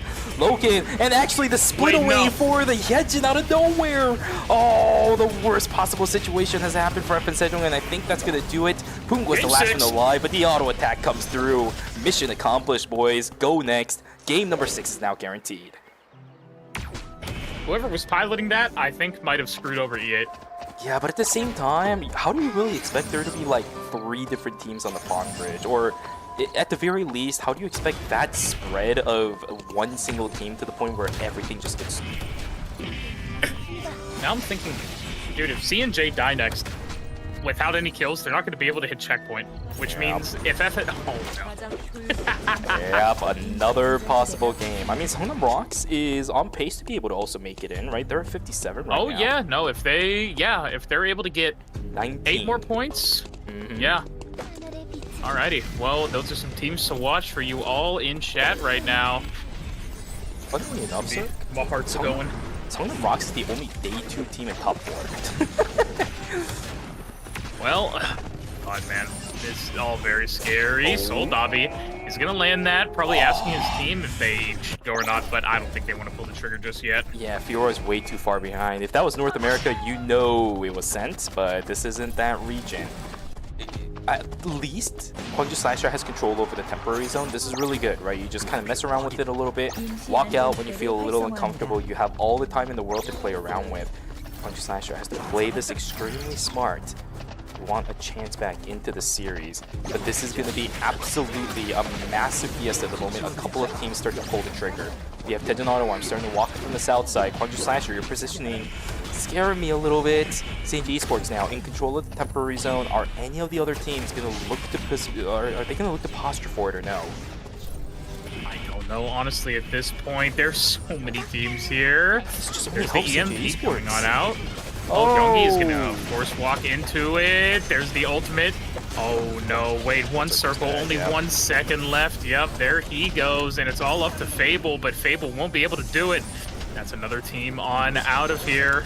Oh my god, C&J literally do 2 points. Yeah, they're not doing anything. He's gonna go right in. I don't blame them here. Gyeonggi trying to get as much damage out. Doing so much damage in the back as well. And looks like C&J are finally making their move here. Will it be enough though? There goes Gun down, and it's Exploit in a 1v2 now. And the Fiora do it, Shuvi. trying to get all these marks off, playing it as much as possible. Actually, now it's a 1v1 Bobo. Exploit. This is exactly what you need to do to... Oh my god, no! That point's in. Just so close, which makes it CNJ Esports up against Always Incheon. CNJ now confirmed for checkpoint, but Songnam Rock's falling a little bit short, not able to get it just yet, Shuvi. Just by 2, so we're going to see Team Songnam Rock sitting at 63 points by the end of this game. But I'm amazed that this temporary zone went the way that it did, because the entire lobby should know the status of what this series is looking like, but they still gave a temporary zone over to CNJ Esports. Now, regardless of what happens in this game, even if this entire team decides to -1 out of nowhere, CNJ Esports is in, which means we have 2 teams in checkpoint. It's just going to make your entire life so much harder during game number 6 to try controlling or politicking any of these teams.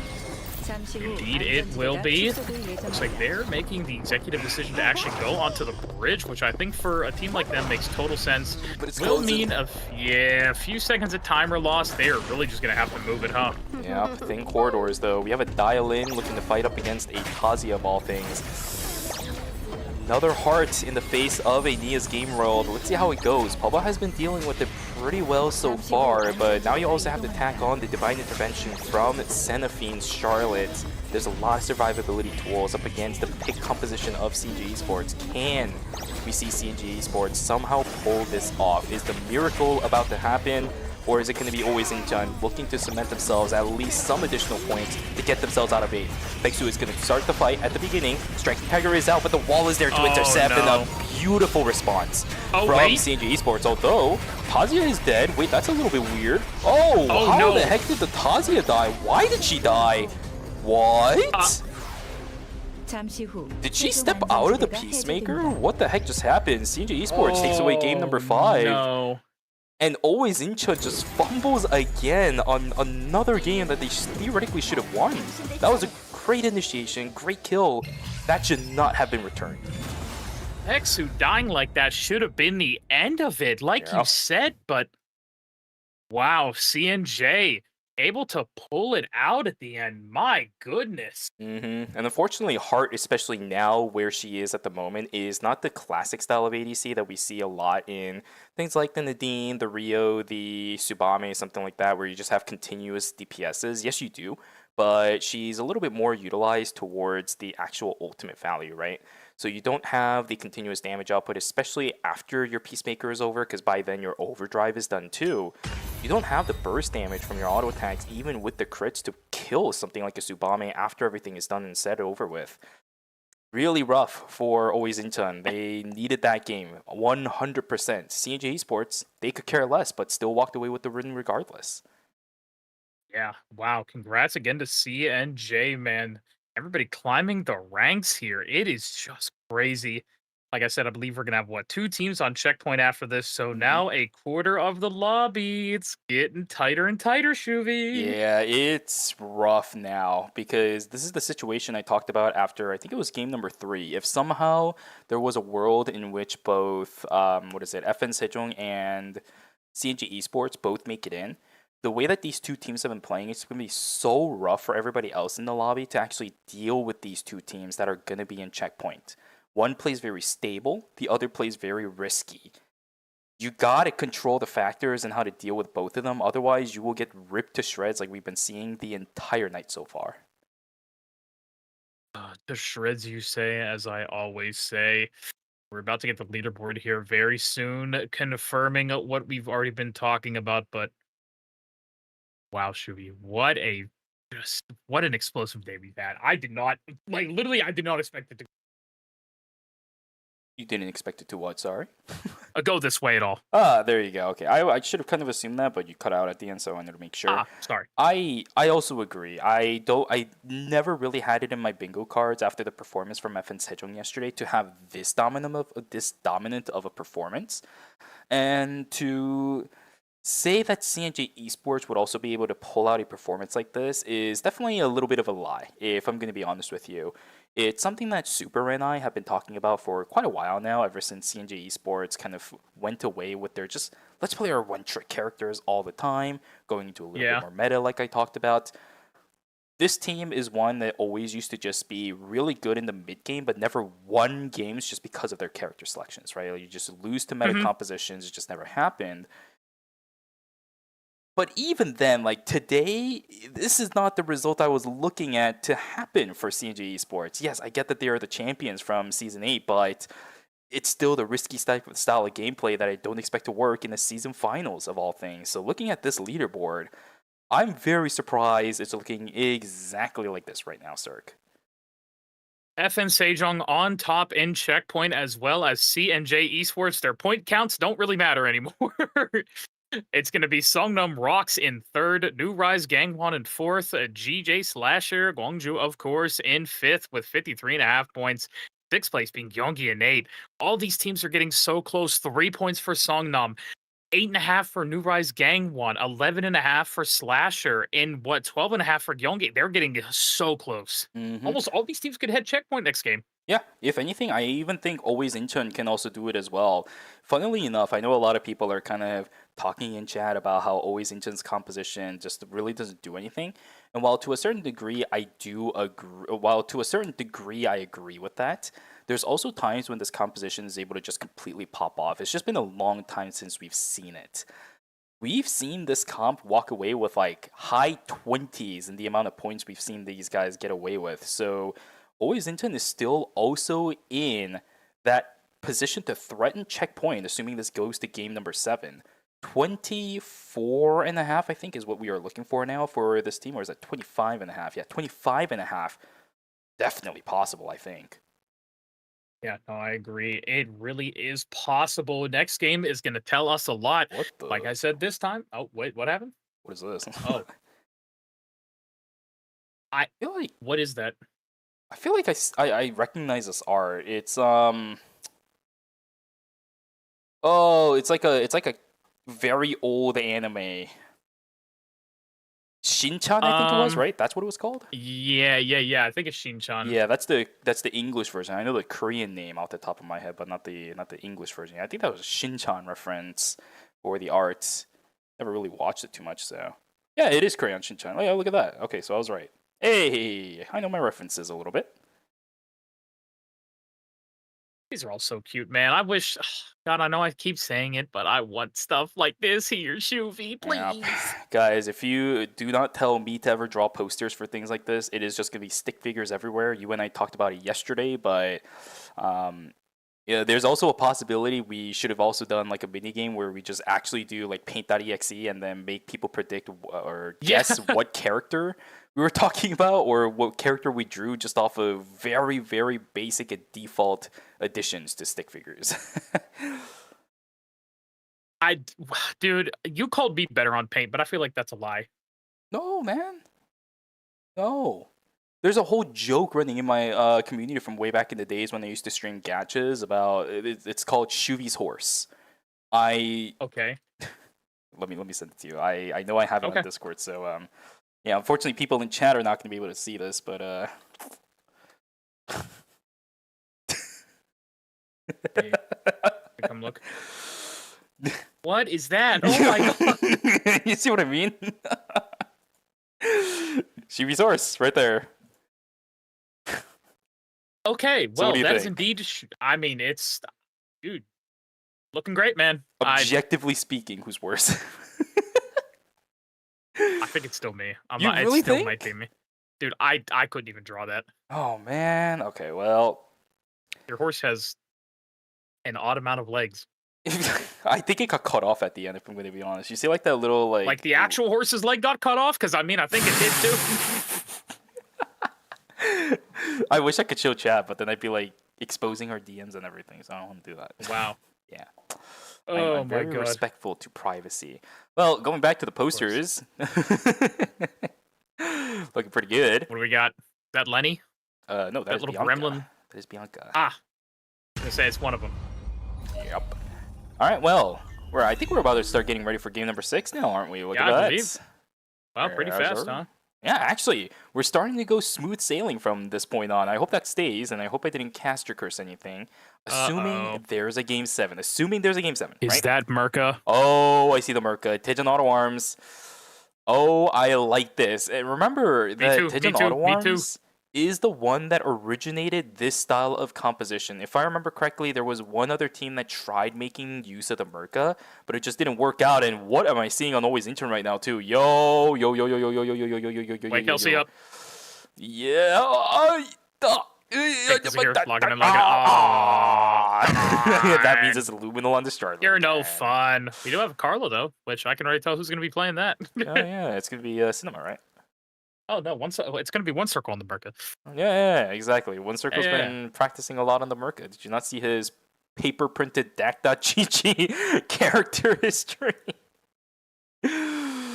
All right, well, I think with this game, we actually have our first unique ban coming through in this series. Tsubame will be gone as we have CNG Esports, Kyunggi Innate, and Tejan Auto Arms running that character.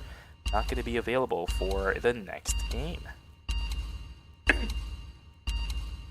Sorry, I'm looking through all of this right now, trying to figure out what I like. Well, we can't see anymore. Not for another moment. I did see the art, which I'm a big fan. He is relaxing. Oh my god, I wish I was like that right now. No, this is like his pre-game ritual, where after this, he's just turbo locked in. All senses on the outside just forgotten. It's all about the game. I know that feeling though. When you're in that flow state, flow state feels so good. Yep. Oh, I don't know about you guys in chat. Once you hit flow state for something, it's an unbeatable feeling. You want to have it all the time. Yep, just lock in. You don't even hear anything else other than your teammates' communications and the sounds in game. Even the little footsteps that you hear from Fog of Vision for Eternal Return, you even hear those loud, crystal clear. Can happen to you in Eternal Return. Hopefully you guys are able 4K. to experience that at least once. Well, here we go. I believe the players are all in. I can see them trying to loot, I believe. And yep, here we go. The stinger is there, and we are getting right on into game number 6 with our two teams, CNJ Esports and FN Sejong, in checkpoint. Indeed, the amount of points that they get starting from now on will not matter. And I really don't think that, despite all the shenanigans that has happened throughout the course of this weekend, that not FN Sejong, but CNJ Esports is under any threat of falling below checkpoint. Although, I don't really know what the ruling on that is. I've never seen it before, nor do I know if there's a rule for it. I think it's something that the admin should Oh, wait, that can draw. I saw the auto attack flying. Oh. I don't think it's going to happen. Let's see if the Kadia's health bar just randomly drop. I'm going to look at the bottom side of our screen. You take a look at that. While you do that, Bum is going to die, and unfortunately over here, Enforce looks like G-Plus getting away with murder. Peksu in up-down. Just going to be crafting his build. He did get the Dakov's helmet build, but not before he died, sadly. Oh, and now I don't think there's a world in which Peksu can this. Yeah, unless maybe try. At least to get away, but maybe it was just fine time. Yeah, for his teammate. EMP Barrage is a little bit on the slow end. Oh, can he get out? Oh, no! He's doing the classic! He did the classic! He did the thing! He did the thing, Cirque. Standing on top of the White Lily. You know I've been doing that in Norms. I feel bad, but it's funny. That's a little bit sad there. Cinema now going to be doing a little bit on the Merca. Great pushback. Of course, gonna have to tank that wall. Fable coming in for the fight now. Oh! Merca is actually living so much up there. There's the big dunk. These shields are crazy. 2 Cenophine Gids just pulled back in. Luminal now going to be the main target of all the members of Bejon Auto Arms. That's them down and dead, broken on the ground. This Merca. Holy. Yeah, wait a second. This Merca pick actually might be the right call, because let's think about it here. What has been the biggest threat so far in this entire lobby, right? It's things like the Nadine, it's things like the Tsubame, it's things like the Nia. Merca lives through those and actually, in exchange, actually reverse pressures all of those kind of characters. We might actually have a cook here from Ninja Auto Arms. 2.5 points for this team, 5 kills already in this game. Let's see if this is the right call for Ninja Auto Arms. If this is the one to turn their fates around and actually allows them to go from 7th all the way to top 4, maybe get into checkpoint and then even win the series. This is a Eureka moment, isn't it? Yes, indeedy. Oh, wow. Actually, we're going to see E8 go down there. Bum, maybe. Okay, well, no knock-up, no nothing. Peksu's just going to run away. Oh, God. Sad over there. Or he does get one, but yeah, Cinema. Oh, there's the healing drone proc from the EMP. That's something I haven't seen. Oh, belts are now going to be here. Cinema dashes over the wall just to kill the dogs with one circle, and now a big fight up the temple, Shuby. Divine Interventions has already been used. Lumino pretty low on the back end. He's still alive. He's still alive. The shields are there. Oh my god, just barely living by a hair. Signature Fireball on the back end, but Gun, I think he's biting off a little bit more than he can chew. Lumino is playing this perfectly, just baiting in the William. Plus 1 point going in favor of Team Always Intern as 2 members from Counter Slasher will take the fall. A little bit rough there for Slasher, but Doldabi able to get out like it was nobody's business. Loken, meanwhile, just going to be clearing everything down there very well, of course, trying to give Nadine all the stacks that she can get. Zero Jin waiting right around the wall, moves into the bush. Nadine, I believe, going to hit it with the bullseye. Doesn't affect no Zero Jin. Another fight up in Temple. Blaster gets the shield. Yeah, this is a little rough. Oh god, big anchor there from the Carla. So much damage. It is going to be Tazi that goes down first. Unfortunately, Luminal, I believe, is going to be joining. Unfortunate there for Always Incheon. Now a fight in Hotel over the tree. Let's see, Songnam Rocks and Youngie Innate duking it out, but one of the members already fallen for Songnam Rocks, which means Tree of Life will go in favor of Youngie Innate. Really weird fight happening inside of Uptown at the moment. How many members are dead here? 1 for 1 so far between these two teams. X-Boy is by himself, as I have no idea where his Hanzar is. This should most likely be the Fiora falling down and the Meteorite secure, I think, for CNJ Esports. X-Boy, is he just going to use the jump pad over? Yeah, it's a 1 for 1 plus Meteorite handed over to Team CNJ Esports. Overall, a victory for that team. And another tree. Oh my goodness, that could have been a 4 score, but nope.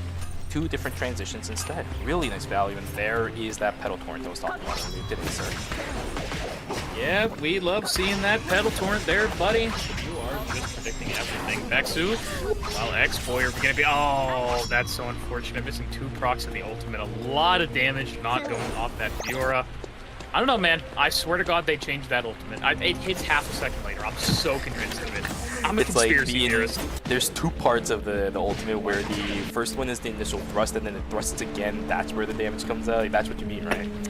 Yeah, no, yeah. I just don't get it, man. Like, what's going on with that, Shuby? 100%. I get exactly what you're talking about. I don't chat. I'm good. Alright, here we go. Potential fight between Always Incheon and the Songnam Rocks. Let's see the mark going over towards a double agent. Good thing Senefine didn't go on. So that would have been a bit of a bait and maybe unnecessary damage somehow. There is a potential third party coming up from the top side. Senefine will mark it out. It's going to be the jump pad taken over by Team Always Incheon. Not going to be stopped by Songnam Rocks either. Really good escape for Always Incheon.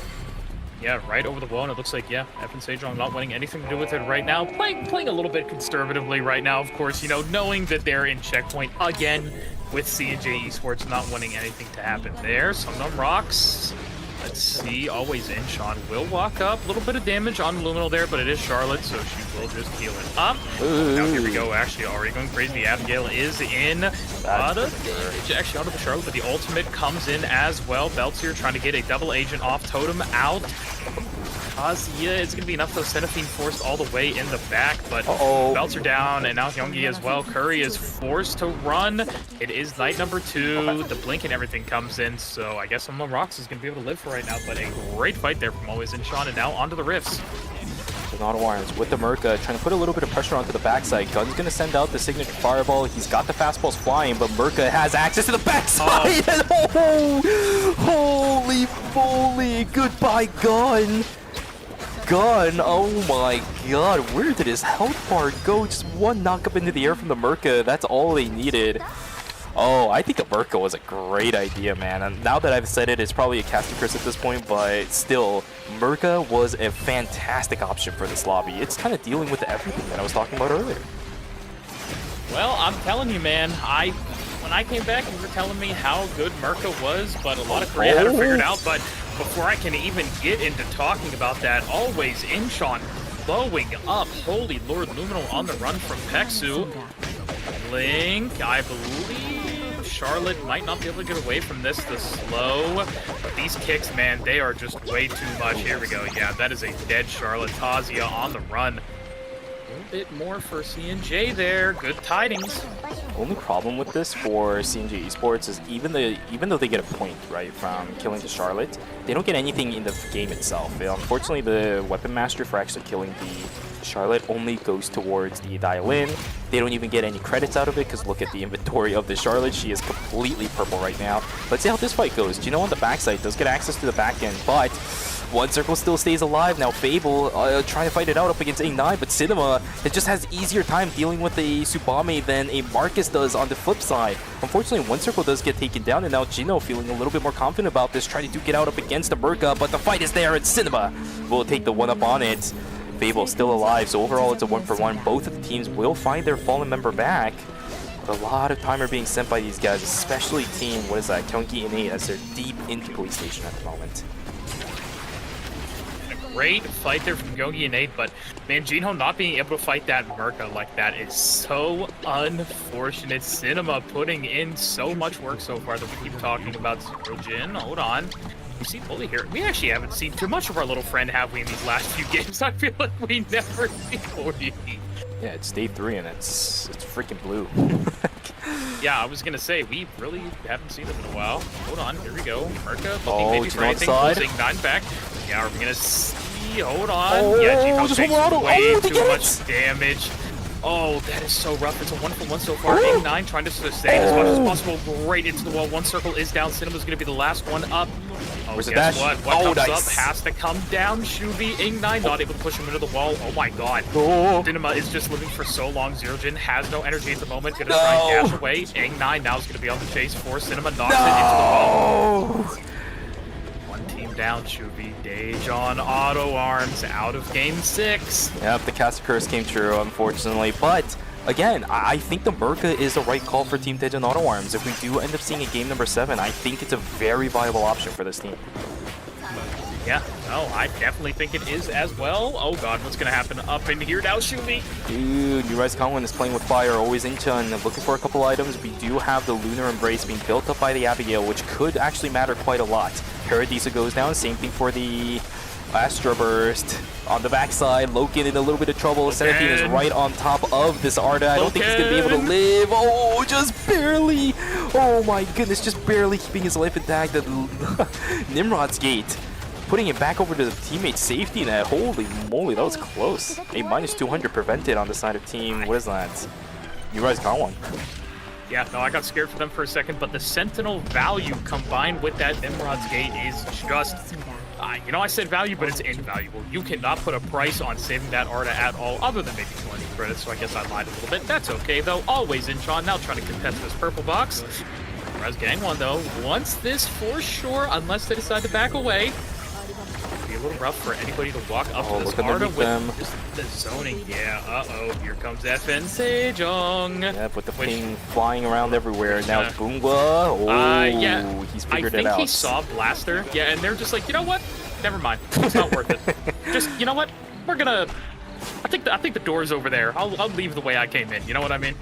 Especially with the red box player being called in for that team too. No need to risk anything right now. No, of course, they don't need it. I mean, they could always use it. But, you know. Bait him all in. Yeah, Gun gonna be taking this Mutant Bear down. Looks like a little bit of peaceful right now. Should be surprising. Yeah, no red swords flying everywhere. Just one team taken down as well in this lobby. The biggest problem is that FN Sejong and CNG Esports are both alive, and they're on pace to get a lot of blood samples coming in. What is this one? For Team FN Sejong, a chess piece. Not the most optimal for this team, but still a blood transition regardless. Queen of Hearts over onto E8, and we've seen, actually over onto the Abigail. Okay. Direct transition from the Elegant Gown, at least for what it is in Season 9. Right, in Season 10, a little bit different for what that item does, but for right now, direct transition over onto the Queen of Hearts. Massive item for the Abigail. Great job there by them. Looking down at the bottom side of Forest. Always Intron going to be VLSing out. 10 seconds left here in night number 3. Yeah, I wonder where they're going to be going from here. If they're going to go north or south. It will be south indeed towards Chapel, where I do see Slasher. Oh wait, they're going to be going into the open area of Uptown, which actually Songnam Rocks did, of course, get that notification that a team is VLSing in here, so we might have a fight here momentarily. Still feeling a little confident. Songnam Rocks too. transitions for this team is a little bit on the slower end. Very hard focus over onto Hyungi, the Bernice. Not a bad person to focus items on. You definitely know the joys of that, but up against something like an Abigail, Pardon me, that's going to be a little bit rough. The dog board going to be taken, of course, that dog pack. Oh god, it looks weird to see Uptown like that right now. I've been watching a little bit of Season 10 gameplay. Of course, that little bit of Uptown just got opened up where that car is. There's a whole little platform there now, so yeah. Feels strange to see already for me. So can I say, what is happening to always Inchan's items? What? I don't know. Where are any of their transitions? Have they had to res a lot of people or something? That seems really behind. I do not know. Speaking of always in Sean, they might have a fight here. Curry, making that bullseye on the blaster. Just a little bit of poke. Xenophine off at a great angle in the house, but that bear trap, we know how that goes. You're not going to be able to go that way. It's hard in a case like that to be able to try to get an angle. And look, forcing an Abigail front to back is exactly what you want in a case like this. But it's going to be rough. They're just going to walk right on through it and keep healing. There's that Bernice sniper skill. A little bit of damage, but it will just be healed right back up by Luminal. Great bullseye there. Again, these bullseyes, it's going to be hard to whittle them down, but I like the little field Bernice is setting up right now. Blaster, a lot more damage again. Eventually, I wonder if they're going to pull the trigger with the EMP. Red box is down. Let's see how they're going to play this. Great trap again. This is going to force them into a very uncomfortable position. Blaster's going to keep taking damage. Xenophine taking down to half health. EMP is popped. Hyungi already below half. There's a Charlotte light as well. Hurry, of course, he can go all the way back. Oh, wait, hold on. More poke coming out, but it's not going to be enough. The healing, it's just too much. This is only beneficial for Team Always Inchan. It's one of the reasons why a lot of these long-range poke compositions kind of disappeared when support-focus-orientated teams started coming back up and online. Healing is just way too good dealing with these big skill shots, something like the haze rockets, like the bullseyes. Those need to land.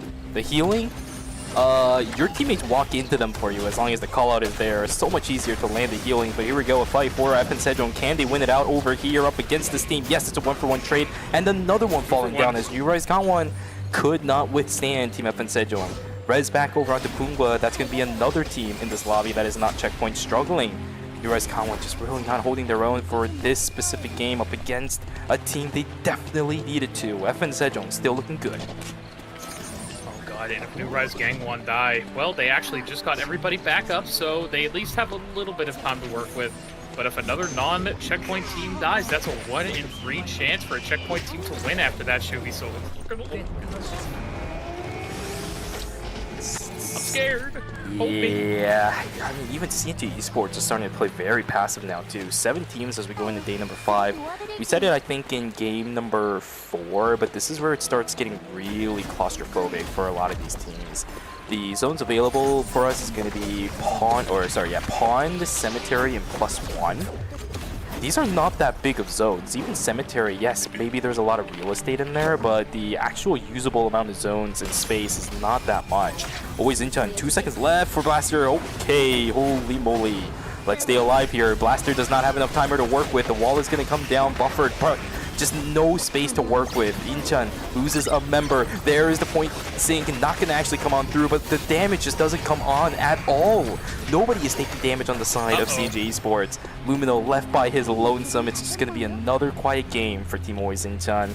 Lumino coins starting to drop when it comes to value, whereas CNG Esports and FN Sejong, it's looking good for these guys. Yeah, it's not looking good with that Charlotte. I see a little bit of swords as well, but is this Charlotte going to be able to hide at all is the question. All the vision spotting them out. Slasher should see. Oh, everybody's going to be going for this Charlotte. There's the ultimate just a little bit more. I wonder who's going to pick this up. Is it Slasher? Oh, what the flip side though? Oh, no. Oh, no. Oh, there goes Always Inchan, but also 2 members of Songnam Rocks. Uh-oh, this is weird because now it reduces the number of teams that is available to actually fight our checkpoint teams. Let's see, Gwangju Slasher still full, Gyeonggi Innate, New Rise Kangwon. how do you split your focus? Because the items on CNJ Esports and FN Sejong aren't even that bad either. If you knock out this Alex, it's going to get even harder for this point, and it's FN Sejong looking for the hunt. Going to a corner, he's going to try to blink over the wall. He does end up getting it. 18 seconds on his timer and just no items to work with. Bobby's just working in favor of CNJ Esports and FN Sejong, sir. I don't know what's going on. This just doesn't feel like KR. No, it definitely feels a lot different than what I am used to. Yeah, God, man. Two of these teams, they're going to be fighting tooth and nail here. I'm seeing all the red items, all the gold items. This is what I live for, though. This is the eternal return that I know and love. Peksu, even without a golden headpiece, is still going to be able to do so much here. Gonna force Belzer into Factory, but I believe the rest of the team is going to be coming on around here. Boba, they're going to probably destroy the White Lotus. Grabs the point sink. I don't know why they did not destroy the White Lotus, but whatever. Anyways, but, you know, that's okay. Oh, hold on. Slasher's here. Yeah, they're in a weird corner, but this is really good for Nia as well. They decide to fight right here. Soldavi's going to be in great game world to be able to stop a lot of that damage. Are they going to be able to kill the loot? Soldavi does go down. This is not what you want to see if you're Slasher. X-Boy is able to get one down in return, though. They finish Soldavi's body off. Ho-Young, what are they going to do here? Oh, God, this is going to be so tough. Only a few seconds left till they get the res up. Okay. Pexo is up, but Ho-Young That might have not been the right call. No, they needed to do something else. CNJ is coping. I don't see Lumi anywhere around. 5 seconds until night number 5 is over. Bubba is still alive, but Gun is the one that's remaining on the other side. It's so much easier for William to keep himself alive against a Dia if there's nothing else locking him down. Pixu has to land the Striking Tiger of the century if he wants a chance. Because look at this temporary zone. Whichever team wins this will get their entire team back. It's just the Alex here. Dude, what if it becomes FN Sejong versus CNJ? Oh, God. Yeah, that's what I'm worried about right now, because the other zone is controlled by FN Sejong and Uri's Kawan, right? Those guys aren't here right now. It's Gyeonggi Innate, Gwangju Slasher here, CNJ Esports here. Is it Gyeonggi Innate, Uri's Kawan, FN Sejong on the top side? Songnam Rocks is also chilling here too. Okay, it's all going to be depending on who from these two teams actually win. Yeah, these zones. All right, here we go. This William's going to be able to get a lot of poke in. That shield is great as well. Great bring up there from the dial-in, yeah. Question is, I think Alex is going to be the biggest thing here. What are they going to do? Oh, yeah, that is going to be unfortunate. He's going to try and sit in the game roll, but it looks like Pexu's about to go down. Oh, God. There's the one up, but Belzer's trying to get in anywhere here, unless Pexu makes some kind of disgusting hero play here. What is happening in Pond? You see all those flowers on the ground? Yeah, I don't know. All right, here we go. FN Sejong is going to look for an initiation, but that's a nice cube combo. Back over on towards the members. Marcus is dead. I think we're going to have a game number 7 at this point. Down goes Kungwa as well. We're going to have the entirety of Gwangju Slasher coming back alive inside of Chapel. Fight between these two teams. 8 seconds left on E8. They're going to try to look for a kill over onto the Hyejin, which will happen. We have ourselves a game number 7, ladies and gentlemen. Gyeonggi Innate and Uri's Gangwon making it happen up in the northern side of the map. Are any of these teams looking for something, though? Uri's Gangwon is already in. They have 9 points, sitting at 65.5, actually. Gyeonggi Innate, they need this game, though. Let's see if they can win out on the fight. Very low timer for these players. 4, 3, and that exposure shot doesn't help at all. A9 is dead. Pop, pop, pop, pop, pop.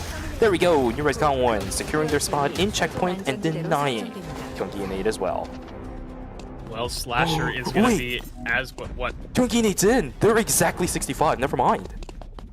Oh, wow. Oh, my God. Wait. We're about to have like 4 or 5 teams in checkpoint after this. No, we're about to have 5. We're about to have 5 because Slasher's in, Gangwon's in, and so now, yeah, Gyeonggi Innate's in as well. We're going to have 5 out of our 8 teams in checkpoint next game, so yeah, that's most likely going to be our next game, but for right now, who will be able to take this game number 6? Oh, goodness, Slasher Soldavi's actually going to go in deep right there. Great bat skill. Everybody's coming on in now. X-Boy. Ooh, the parry. Oh, no. Wait, that Ghost Light. Oh, God, the Ghost Light. Oh, no. Oh, my God. Not going to kill them. Holy Lord. Also, by the way, for people who were doubting the two-handed sword, that right there, if that was Rapier, X-Boy's dead to rights. Yeah, no, literally, if it was anything else. Now, Gun's going to be trying to get some of these baseballs back. Curious to see how the mound is going to be used as well. Exploit going to be at an off angle here, maybe looking for the Kacha. Insane goes right onto it. Goes backwards though. Are we going to be able to get on Insane at all? Real Ori getting off the low as well, and there goes the Kacha. Exploit, beautiful teamwork between the three members of Slasher. Oh my god. It's the William again, man. The clutch picks just always come out. Although, I mean, Exploit has just been styling on every one of these guys. It's just a William pick over and over again. Gwangju Slashers will take away game number 6 to bring them into checkpoint to push, actually, by the way, sir, not 5, but 6 teams into checkpoint, if I did my math correctly as well. We are about to have more than half the lobby, or actually half the lobby, join checkpoint off of one single game. Sir, so FN Sejong and CNJ Esports, they've run out of time. Game number 7 has to be it, or otherwise the chances of them being able to continue on in the series is going to be significantly lower than it was in the past couple minutes. We're about to go into a break too, so these people will have just a few minutes before what definitely almost could be the last game. Holy Lord, Shuvi. Yeah. They're going to have to come up with something fast. Always in, Sean. You guys got to pick it up too. Yep. Oh my god. Well, I hope I did my math right? Somebody said caster math in the chat. Yeah, no, I agree.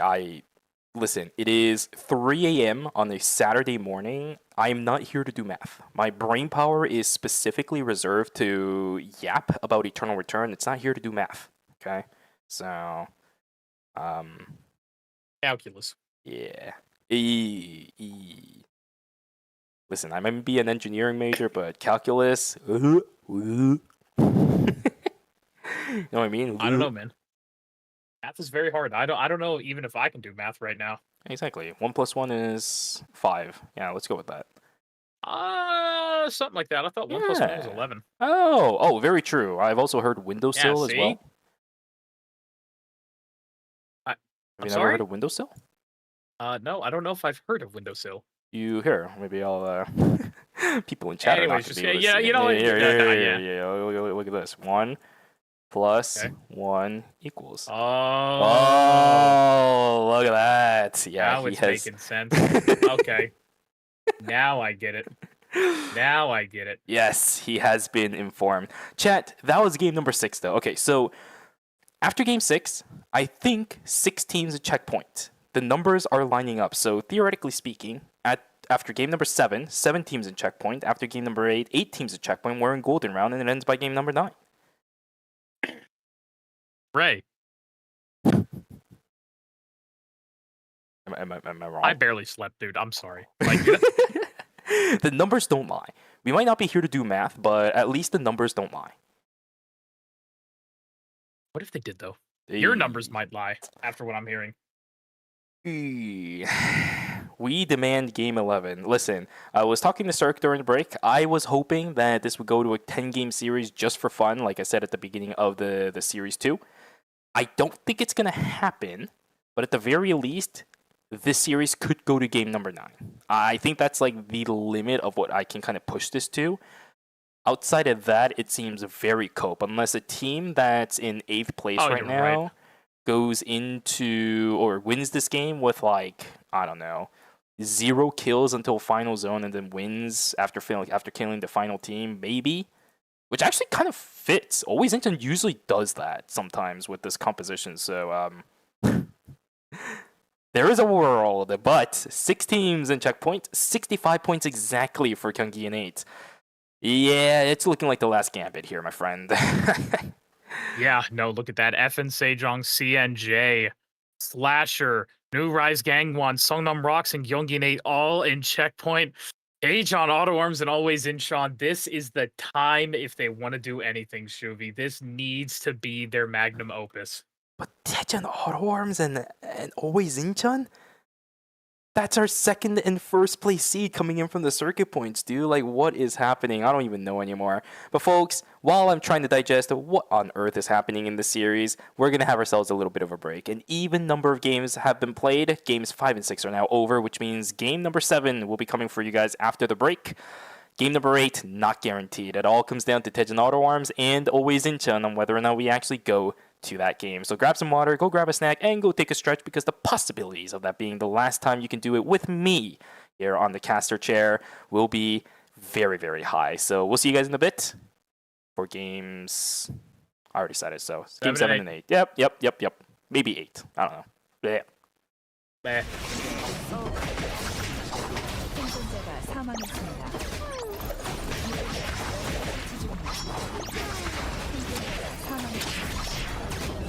전장을 지배하고 있습니다. 곧 크로노스.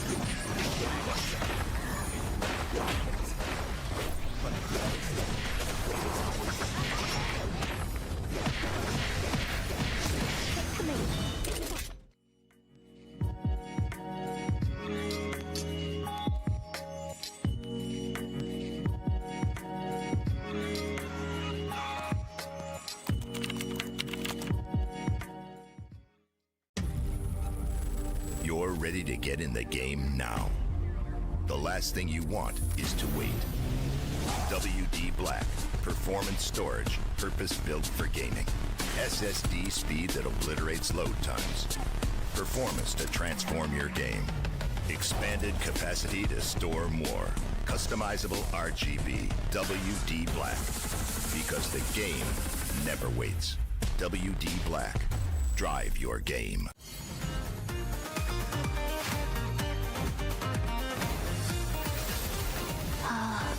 메모해둬야겠다. 키아라입니다. 잘 부탁드려요. 어쨌든 계약은 계약이니 디자인해드리죠. 그 바니걸 의상. 반돈 올려. 진짜 프로가 왔으니까 손에 착 감기는군. 운 좋은 토끼는 늘 한 마리지. 그게 바로 나야. 바니걸이 세상을 구할 시간이야. 말했잖아. 히어로는 언제나 승리한다고.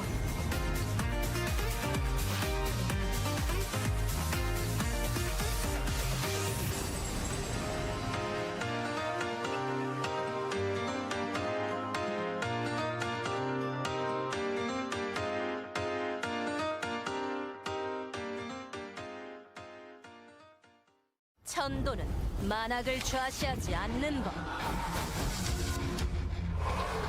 백기야행은 수도 없이 겪어봤다고. 배워야 할 악이 있다면 마땅히 될 뿐. 악귀, 멸사,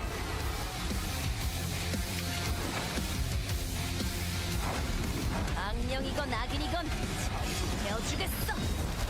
악은 벨뿐. 어디 한가롭게 떠도는 악기 없나? 지옥에서 잠을 해라! 기아부하, 불나방은 불에 뛰어드는 법. 길 잃은 망자들을 바른 길로 인도할 뿐. 길 잃은 영혼이 방황한 성불하시길. 후회도 늦었어. 피켓, 제반의 갈시.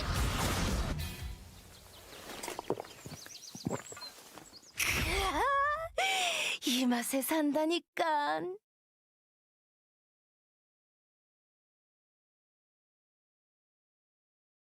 여기 대빵이 누구야?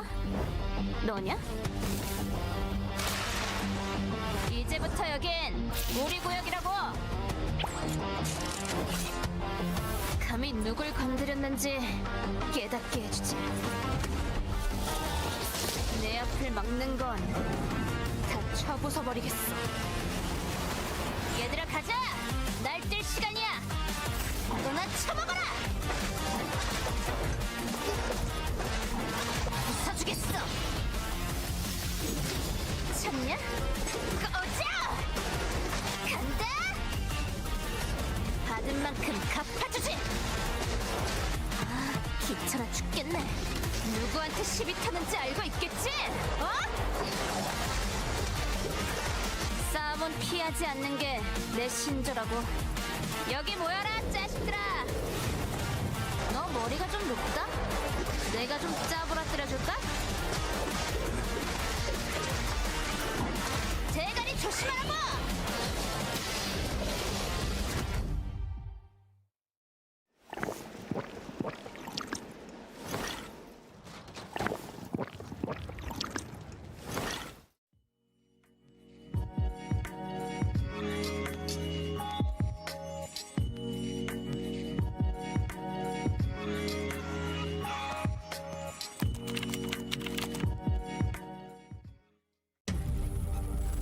You're ready to get in the game now.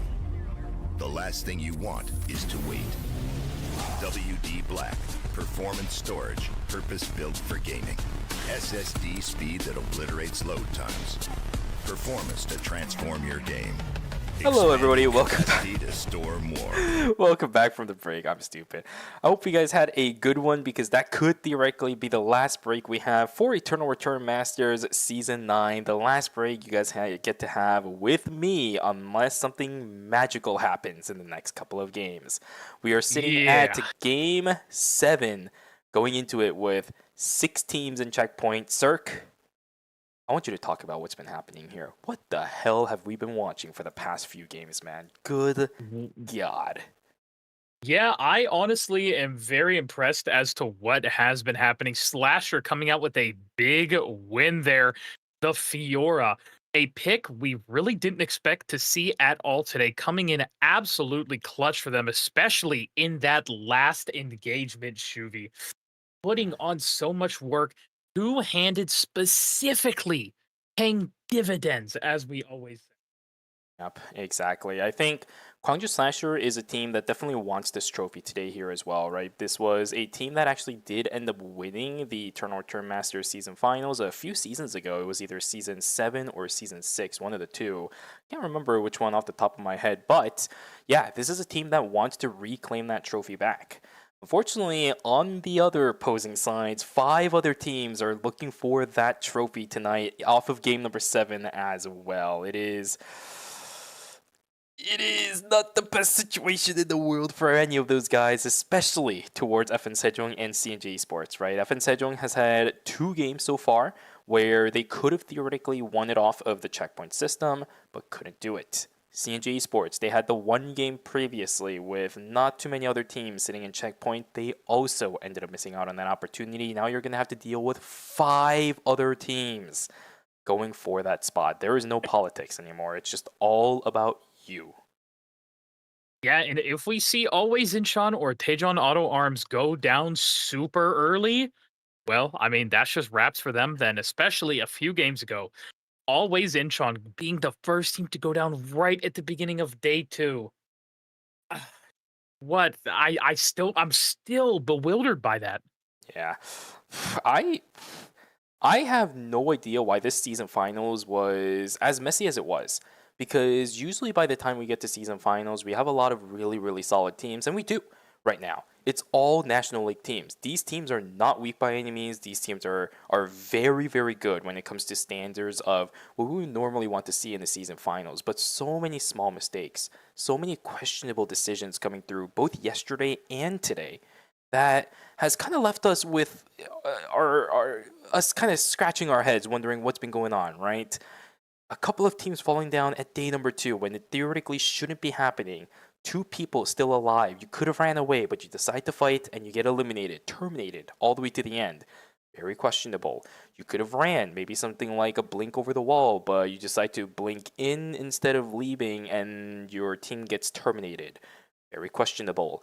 Timer gameplay has also been very strange for the past couple of days, but here we are, 6 teams in checkpoint. Mistakes are now no longer possible for you. If you want a chance to win and walk away as the champion of Eternal Return Masters Season 9, Season Finals, you cannot afford to make any more of those. You have to lock in, Shuvi. You have to super lock in. There's no more time for mistakes. We are getting down to the wire of our final cast here for North America. Well, our North American casting. You know what I mean? Not English casting, I should say. Sounds like we're casting ERCS, but we're casting here. Yeah. This is I think one of the funniest ways for me to kind of call it the end of my entire career, because a lot of times when I watch Eternal Return Season Finals, I just kind of lock in and just enjoy some good games of Eternal Return, in the sense that they're all played perfectly, and it just comes down to the execution of these teams. But this Season Finals, I feel like is a really nice April Fool's joke, kind of gift wrapped to me a little bit early, because all these small mistakes that are happening from these teams are kind of funny, right? I grew up with all these teams from the beginning to the end here. Just to see them making some minor mistakes that I would normally make in norms, for example. I like to see it. It humanizes all these teams. Yeah, no, I mean, look at that. What does it say? I can't. Oh my god, that one on the left. Whoa, what is that? Yo, that is text message. one long text. I'm not reading that. Wait, hold on. 나는 우리를 존중해야 된다. 다 우리는 누구도. Okay, I can't read the whole thing. But I did see something along the lines of, you guys have to respect us. That's like the first part of Like whatever that was. Yeah, something like that. Oh, what do we have here with Miss Len? Oh, this is adorable too. Yep, Gwangju Slasher. I'm cheering for you right now. And at the bottom it says, it's Gwangju Slasher's time. At the left, I wonder what that says. I look like the Lenny down there right now. That's how I look, trying to read. I'm like, huh. I'm that Nia, bro. What does that say? Oh, hello. Just like, oh. A nice striped shirt. Hello. What do we got here? Let's see. New Rise Gangwon Whiting.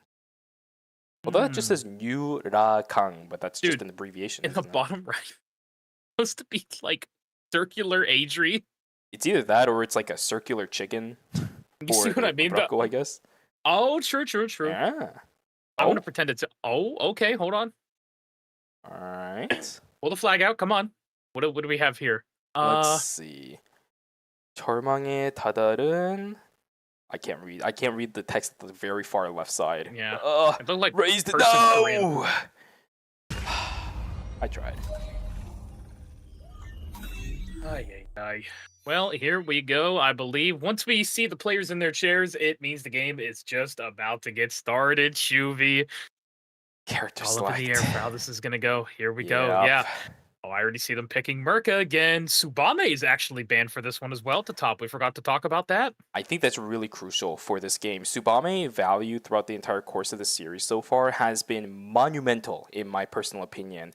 And with this game and the series kind of teetering on the edge right now, especially against Daejeon Auto Arms as well as Always Incheon, Tsubame being gone is really good, because it allows something like the Kadia to be picked from Daejeon Auto Arms without having it being threatened constantly with just a random dive out of nowhere from an invisible Tsubame. Same thing for Always Incheon as well. You don't have to deal with a Tsubame with something like a Tazia, something like a Heart. Usually the only way to stop Tsubame is with hard crowd control that is pretty easy to land just because she's so mobile. You don't have any of that on the side of Team Always Incheon. wall is really nice from the Tazia, but usually it's going to be hard to land that on a moving target like Tsubame. As for Team Tejan Auto Arms, yes, you do have ways to deal with the Tsubame, but a lot of times the Merca isn't really going to be there to support the Kadia, but she's mostly going to be there to try killing the Tsubame, as we saw earlier in Police Station. So the fact that Tsubame is gone, really good for two teams that are not in checkpoint. So I think this does increase the chances just a little bit of us potentially having a game number 8. Yeah, I mean, anything could happen here. You can see all the players getting locked in. I'm so nervous for them, honestly, Shuvi. It's so just, it's a nail biter. Oh my goodness. But at least they're comfortable in the arena. I mean, look at all the gear they have. We talked about it, Steel Series. They have their Secret Lab chairs as well. They are taken care of here for our last game. All the sponsors they have on their team jackets as well. You know they want to make them proud. Same thing for their fans. They want to make all those people proud as well. All the delays from yesterday and all the games from today, it has been a very, very grueling set of 2. If we ended out after game number 7, I would say it has been a very, very good weekend for both you and I and all of the players. But Zerk, as we pan out and take a look at the entire arena for the day, we are going to start going into game at number 7, potentially our last one of the night. 6 teams in checkpoint, 3, 4, 5, 6, and 7. All of our teams from day 1 are in checkpoints. It's just 2 from day 2 of all things that are not there. Our first and second seeded teams out of regulation. Zerk, like, can you imagine how weird that kind of statement even is in an era? It's insanely weird. From my experience all those years ago, the top seeded teams just always are doing incredible, but I guess today, I don't know what it is. Always in Tejan Auto Arms, they have something to prove. They need to show themselves as the true first and second place teams here. Letting all your peers just, run over you like this is not what you want to see, especially for names here like One Circle, like Fable we have over there. Look at it. And I think even for the organization for Tejan Auto Arms, right?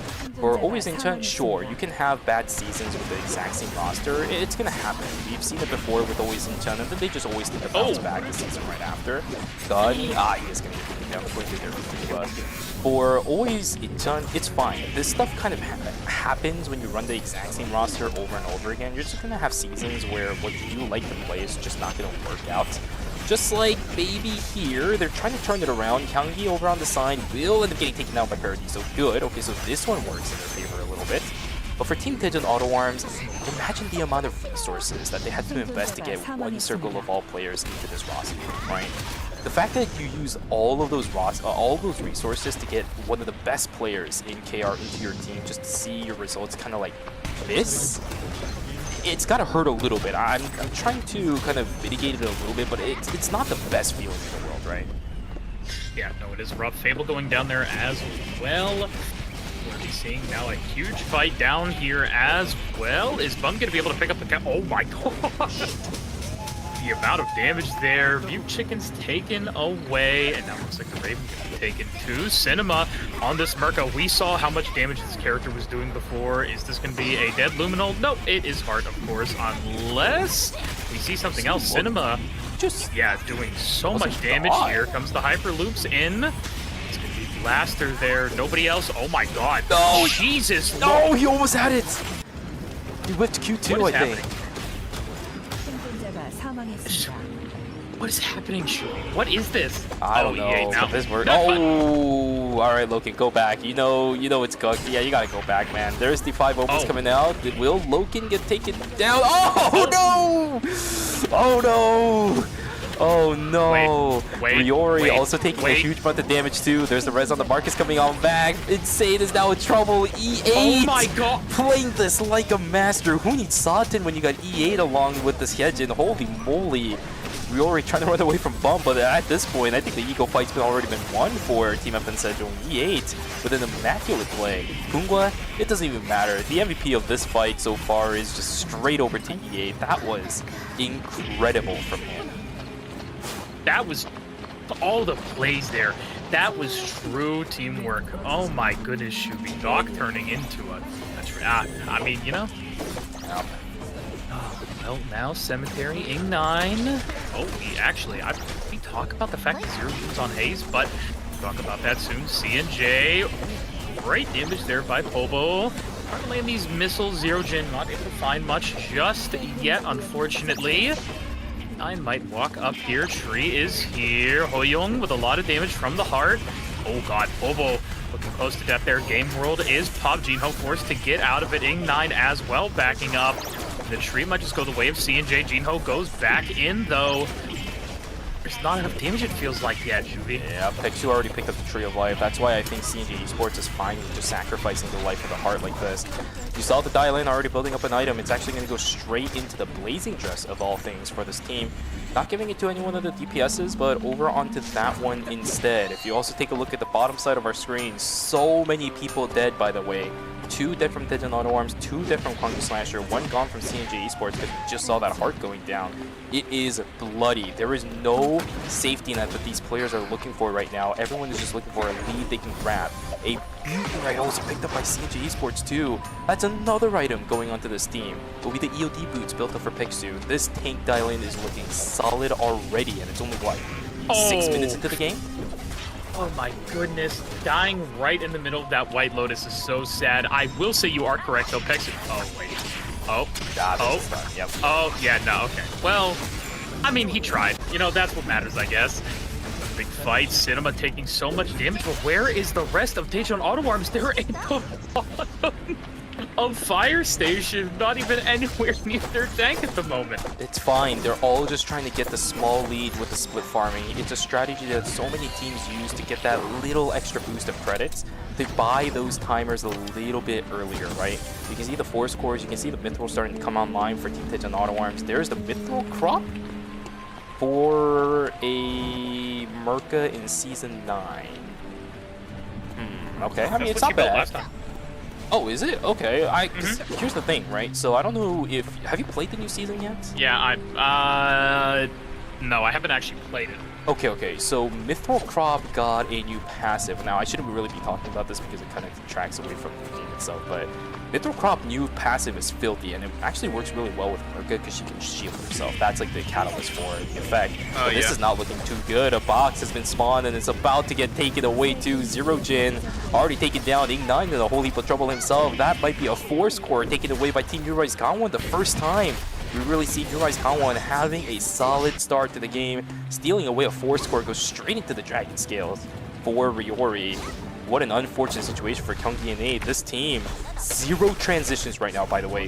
Where is the other force core? They've already called 2. Yeah, I couldn't tell you right now. Now, taking it always Incheon as well. They have, what, I believe that's 6 golden items on them. 4 over to the way of Tazia and 2 on Heart. Oh god, wait here. Insane has to back up. New Rise Gangwon, it looks like they're just trying to chill over in this side of Temple right now. A little over, minute 20 right now here in night number 2. Not wanting to fight. The second it's about to hit day 3, though, that's when it gets real for these teams. Well, Kyunggi and 8 seems to have mitigated the damage just a little bit because I do see an item over onto the enemy. I'm hoping that's going to be something like the Tolerian arm piece. Or, no, sorry, never mind. That's going to be the crossbow beam on the side of Kyunggi and 8. So that's actually going to be something like the radar or the Dice of Destiny. I really hope that's what they have right now in their inventory. Otherwise, 2 force cores being gone is just not the greatest of lucks. Jino will also get taken down. Again, Kyunggi and 8 just not being able to catch a breather in this game whatsoever. It looks like they were able to get something off of the Baron. Is a Tree of Life going over to Essence and then Sejong. Great for them. Merca up in the air right now. Loken not going to get stunned up by that ultimate Astra Burst out as well from one circle. But this Merca damage is just disgusting. Cinema looks incredible. Oh, they do end up catching out the body for one circle just with a sharpshooter of all things. One circle, okay, not one circle, sorry. Cinema not really interested in looking for the fight right now. No gauge remaining for the Merca. Back away, the shield is there, but of course, nobody actually dealing damage to the shield means there's no value coming out of it. Curry in a little bit of trouble. It's about to be day number 3. Hey, Nadine, if you're gonna die, you gotta do it right now. There we go. Died right before it turned into day number 3, but the Bernice died after, so that's a minus 200 going over towards Team Sun and Box. The Rise Town in a little bit of trouble. Hidden Auto Arms trying to find something, but no value gain from the ultimate on the Merca. Now they're on full retreat, but these cocktail parties are hurting quite a bit. And Auto Arms, they are alive. Everyone has disengaged, but the fight over Tree of Life will still continue. Never mind. Let's see. No, actually, yeah, I think Nura's Game 1 might just actually back off from Hitch on Auto Arms, which good tidings for them. E8 for something. Oh no, the third party for CNJ. Bum actually pushes the Nia into the wall. Povo, I think, yep, that is a dead Nia. The rest of CNJ forced to leave here. Oh, please don't tell me this is the end for them. That would be so unfortunate. Seems like they're alive for the time being. Always Inchin wanted to look for something, but nothing happened. So Always Inchin just kind of fumbling right now, trying to look for the bodies that are remaining for CJ Sports. If you find one, I don't think Pixu is going to be able to get away from this, especially with the punch into the wall. Nicely done for Always Inchin. The fight up on the northern side of the map, though. 89 taking dangerously low. He's still alive, but he's got the Ghost Light on him. It will have to be a fight reset for Kyungi Innate. This team just really can't catch a break right now. The Blitz tags 2. Oh, the laser right at the end of it, too. Will catch out Zero Jin. 200 credits gone. So overall, Team Kyungi Innate losing out on a total of 550 credits so far in this game. It's so rough. Oh my god. Oh, now it boy. looks like, oh, there goes Povo again as well. Hoyoung is in the middle of the, oh god, wait, they might actually see, no, the Raven is too far now. Oh my god. Oh, but no. who is it? Oh, no. Oh, right in the middle of Bum and EA. That is CNJ Esports out for Game 7. Alright, so then it means it comes down to Tejan Auto Arms and potentially Always Inchin to give CNJ Esports another chance. We have so many bodies falling down. Songnam Rock's also in a little bit of trouble themselves. 2 members gone. Doesn't even have the credits to get the res back, so now we have to look for a rift for this team. 19 seconds on their timer. We'll have to eat a little bit. Luckily, the one inside of stream is going to be open. That's going to be everybody from Songnam Rocks coming back alive. So we are still 7 and 21 strong.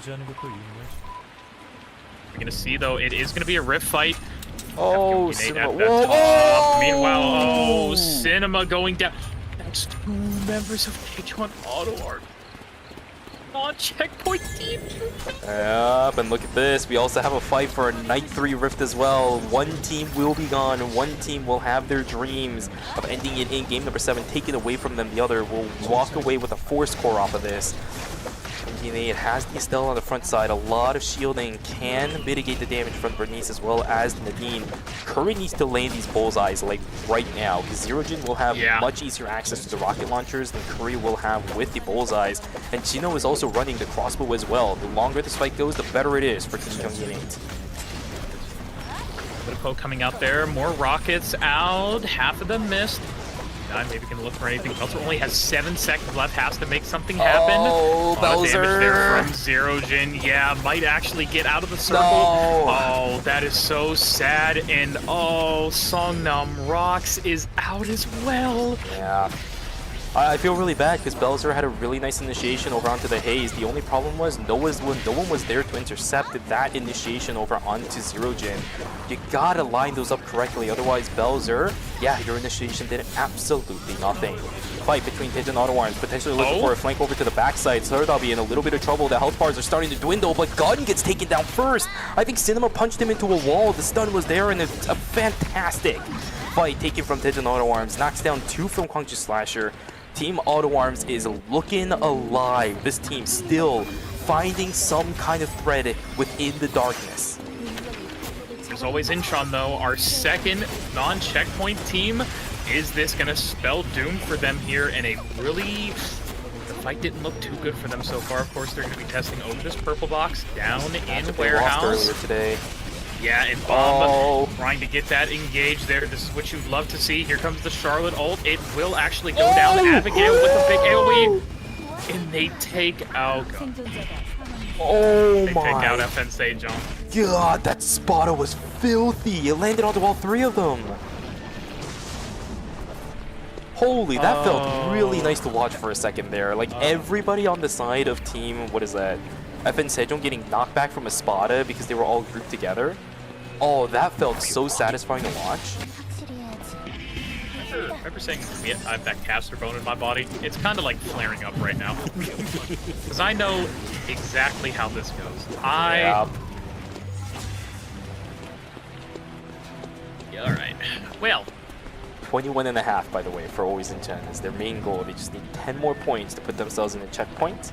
Tejan Auto Arms is looking for, let's see here, they're going to be looking for 12. So 7.5 for this team. They just need about 5 more points because it's impossible to get 5, the way that the game state is. So either way, I think Always in Chen or Tejan Auto Arms, either one of those two will make it in a checkpoint. Assuming one dies now and the other wins. Yeah. Otherwise, the series is almost good. Well, Alright, here we go. Hold on. Yeah, Tejan Auto Arms gun gonna be doing so much damage right now, trying to get back over it. Okay, yeah, no. Oh! Tejan Auto, the pull onto gun. It's not gonna be enough to kill though. Cinema actually might go down. One circle's dead. Gun for looking for anything back over the wall. Yeah, one circle is indeed dead. Oh my god, Soul Dobby, it's now a 1v1. No way, no way. No. There's no way you keep going with this. Hold on. But Gun's the one is being gonna brought get up back alive. up.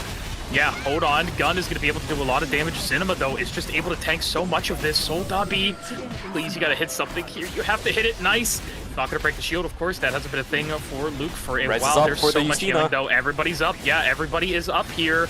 Soul Dobby is going to be chasing Cinema, and that's a death. But 2v2 versus the DPS down here. We have a third team coming into Rise Gang 1. Might actually end up contesting them. Not yet, though. Wick is up in right outside of the gym. And here we go. That's going to be one circle with the Astra Burst, but it's not going to be enough. That is a dead Justina. Felling almost Doom. Fable might get seen, actually. Loken, they want it. Yep, nope, this is Stage on Auto Arms. Yep. I know exactly how this goes, too. Yeah, you can only go to the left. You're going to be going to this exit. Maybe Fable turns around. There's the White Lotus as well. Oh, the VLS here. Where do you go? You don't have enough credits to get the res on everybody right now. No, you do. No, no, I don't think so. Yes, almost 300. You res. Okay, so hold on here. Let's see. So you res the Justina. What? You're gonna have 80. You said on anyone. And I was like, I mean, you can at least get one. Oh, I see. Oh, this is so finicky. Oh no! Look who's here! Slasher's here. Oh no! X-Boy. Oh no! Trying to follow through on Fable, and I think that might do it for Tejan Auto Arms. They're trying to stay alive, but X-Boy is still on the hunt. Down goes the Kadia. And I think the dreams of Tejan Auto Arms is slowly but surely being shattered right now. Zerk. Now day 5, yeah, which means only Lumi Revival. Yep, they have enough right now to res at least the Kadia again.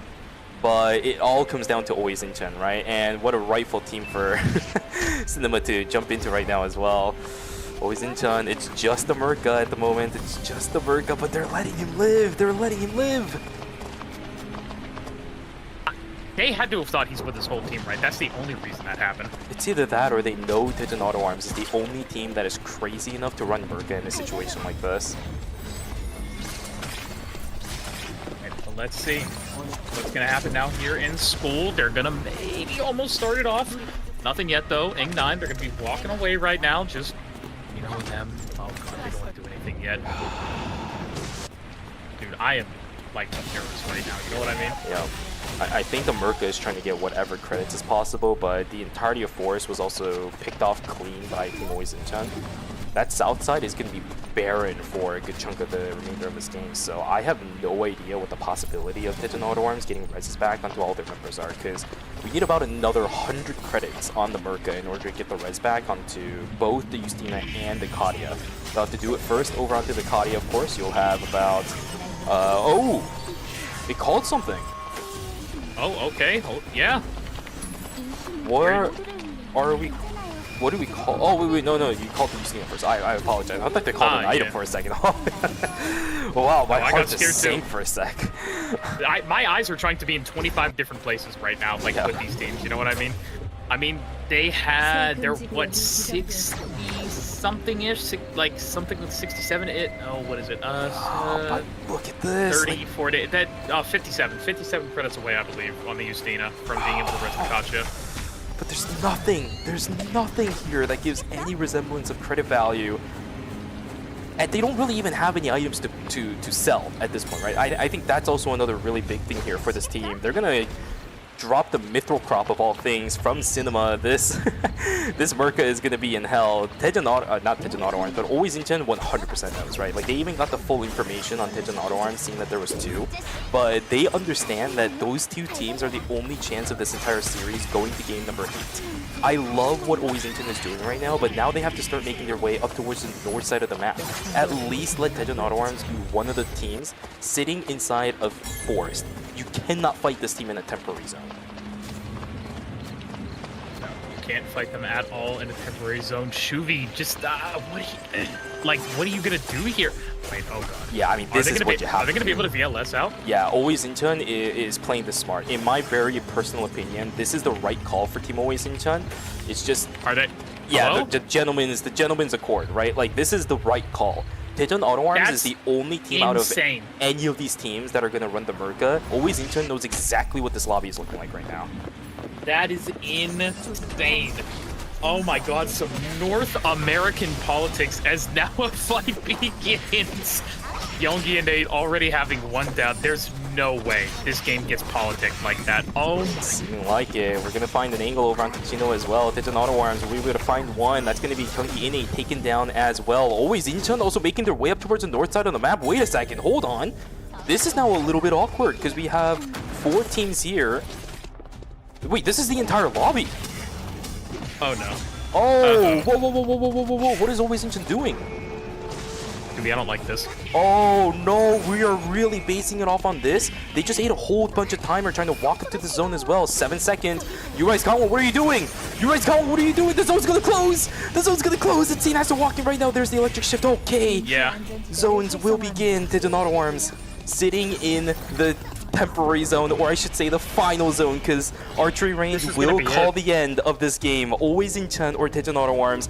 These 2 teams have to win in order for this game to go into a game number 8. Always Incheon has been the good old gentleman throughout this entire series. Tejan Auto Arms, can they reciprocate at this point? Gwangju Slashers starting to walk up. It's going to be a split fight between 2 different sides. On the bottom side, Tejan Auto Arms versus Gwangju Slashers. Timers are really equal on both sides. The problem is Merca looking pretty solid. There's the cancel over onto the Estelle ultimate from the side of the Merca. On the backside, Exploit gets an execution over onto Fable. I don't think One Circle has enough to stay alive. The timers are disappearing. The timers are disappearing. You see the... No, it's not going to happen. Always Incheon finds an angle on the bottom side, though. The third party is there. They give up the temporary zone. No, they won the temp zone. They won the zone. They won the fight up on the top side. The game's over. Always Incheon wins. We go to a game 8. Wow. Wow. And the gentlemen take away game number 7 to push us into game number 8, I apologize. Do we have a golden round for game number 8? Oh my god, North America. Pick up a pencil, pick up a notebook, take notes. This is how you politics, my guys. All the credit to Team Always Incheon, right? These guys played the match perfect. Macro, politics, exactly how they needed to split the fight, perfect. Tejan Auto Arms, literally a handshake moment. The entire series. I know for sure in the forums for KR, someone is going to talk about this, but I think Always Incheon just played this excellently. What a masterclass of politics, man. Good God. I just... That is some... I don't have enough synonyms in the English language to describe what they just did in Forest. Diabolical, devilish, insane, bewildering, silly. See, I feel like what ended up happening in Forest is something that really needs to be studied over here internationally, because for Always Incheon, that was the only avenue out to create as much chaos as possible to make it possible for you to be the one that stands in the end. Now, I was a little bit worried when Always Incheon went into school, But I think there was also a part of Always Incheon that was thinking, with the way that they were actually playing this entire series, right? Or this entire game, I should say specifically. If we send the only non-checkpoint team into a temporary zone with 2 other teams that are in checkpoint, they might completely ransack that one team, right? That's not in checkpoint. They want to just end it right there. The chances of them having to fight up against an actual checkpoint team would have been way higher, so they actually walked their way over into school. It seemed a little bit confusing when they actually made the decision on the spot, but now that I think about it, it was a great call. It was a great call. They could actually provide a little bit of a shield over onto Team Taejon Auto Arms. They perfectly split that fight in 2. You know, I'm seeing discussion about what happened between them, and realistically, Yeah. there's nothing. Both teams know who they were. Yep. And it was essentially just as it's a gentleman's agreement. They both knew not to fight each other because they wanted to keep playing. Yeah. And there's- the thing is, for people who are unfamiliar with the tournament scene as well, we say these 2 teams knew that they were the ones playing, but it's still up in the air, technically, for these teams. If you don't know what the other composition or what the other team plays, you don't know, because it only says test subject and then a number. This is more trying to understand what the other team runs, and knowing what they run as well. Merca is not a composition ran by too many teams in KR right now. Taejon Auto Arms was one of the very few unique teams to be able to pick up this character and actually make it work throughout the course of the season, so this was more of an educated guess, I think, from Always Incheon to allow that to happen. It worked out in the end. I don't know. I don't know what else to really say about it. It just becomes a question of, like, why would you fight that? You know what I mean? Both teams don't have a reason to fight there. Yeah, absolutely like, not. as crazy it is to say, if it was New Rise Gangwon on that VLS, it still might have even looked like the same thing. New Rise Gangwon would have been the ones to turn, though. But the fact that Always Incheon and Taejon Auto Arms both, they're smart enough players. They knew what was going on. So when you saw that, both teams are like, well, we don't want to fight. You know what I mean? So it's like everybody just kind of silently nodded. You know what I mean? Funnily enough, it's usually Taejon Auto Arms that makes plays like this. For those of you guys who remember, Taegyung and the rest of Taegyung and Co, let's just call it that for Taejon Auto Arms for this specific play, they made a call way back in the days when I think it was Gyeongnam Sparkles with the old Fauna roster. They were in checkpoint. Everybody was in pawn, and they specifically went over to pawn to deny Gyeongnam Sparkles from winning. Usually it's Taejon Auto Arms that makes plays like this, but this time it's reciprocated by Team Always Incheon, and we have ourselves whatever this is. The golden round. I'm so happy, man. Golden round for me, a final farewell from Eternal Return Masters. This brings a tear to my eye right now, man. Holy moly. Yeah. Give me 30 seconds. Still for me. I will be 2 seconds, my sir. We're going to lock in for this last game. Give me 1 moment. Yeah, absolutely. Guys. Oh, we have 1 game remaining. Regardless of what ends up happening in this game, the series will end. We will have crowned a champion. And can you imagine the storyline if by some miracle, Always Incheon manages to win this game, or even Taejon Auto Arms manages to win this game? Good lord, I can already feel the possibilities of KR forums going crazy and ballistic, but I think the storyline that it would create will be one of the best that I have seen in the history of Eternal Return Masters. So, wow. This is beautiful. I honestly couldn't have written it better myself. I know a lot of you guys always mess about or always joking about how, oh, Shui, these tournaments, they're all scripted. Oh, Meow if pre-recorded. Oh, wait, no, Meow if not pre-recorded. There we go. Whoops. No, I really couldn't have written this better myself. The way that final game ended, I think makes up for pretty much all the shenanigans we watched in the final game. It's more of like a mental reset for me to lock in onto our final game of the night. and figure out what the heck needs to happen for each individual team to win, because we're locked in on the rosters at the very least. Welcome back. Scooby, Yes. let's lock in our final game, dude. 8 teams. Round 8. Yep. Round 8. Our lucky number 8, brother.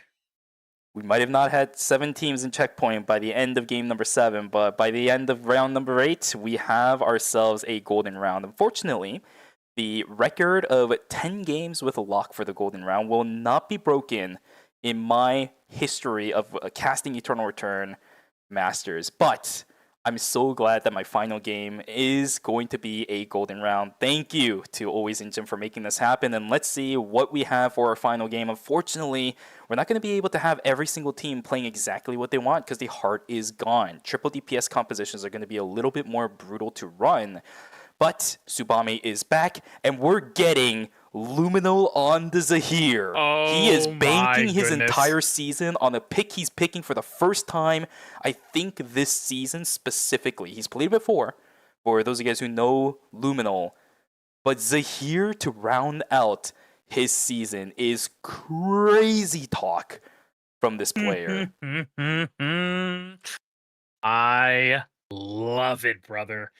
This is going to be our final game, chat. This feels...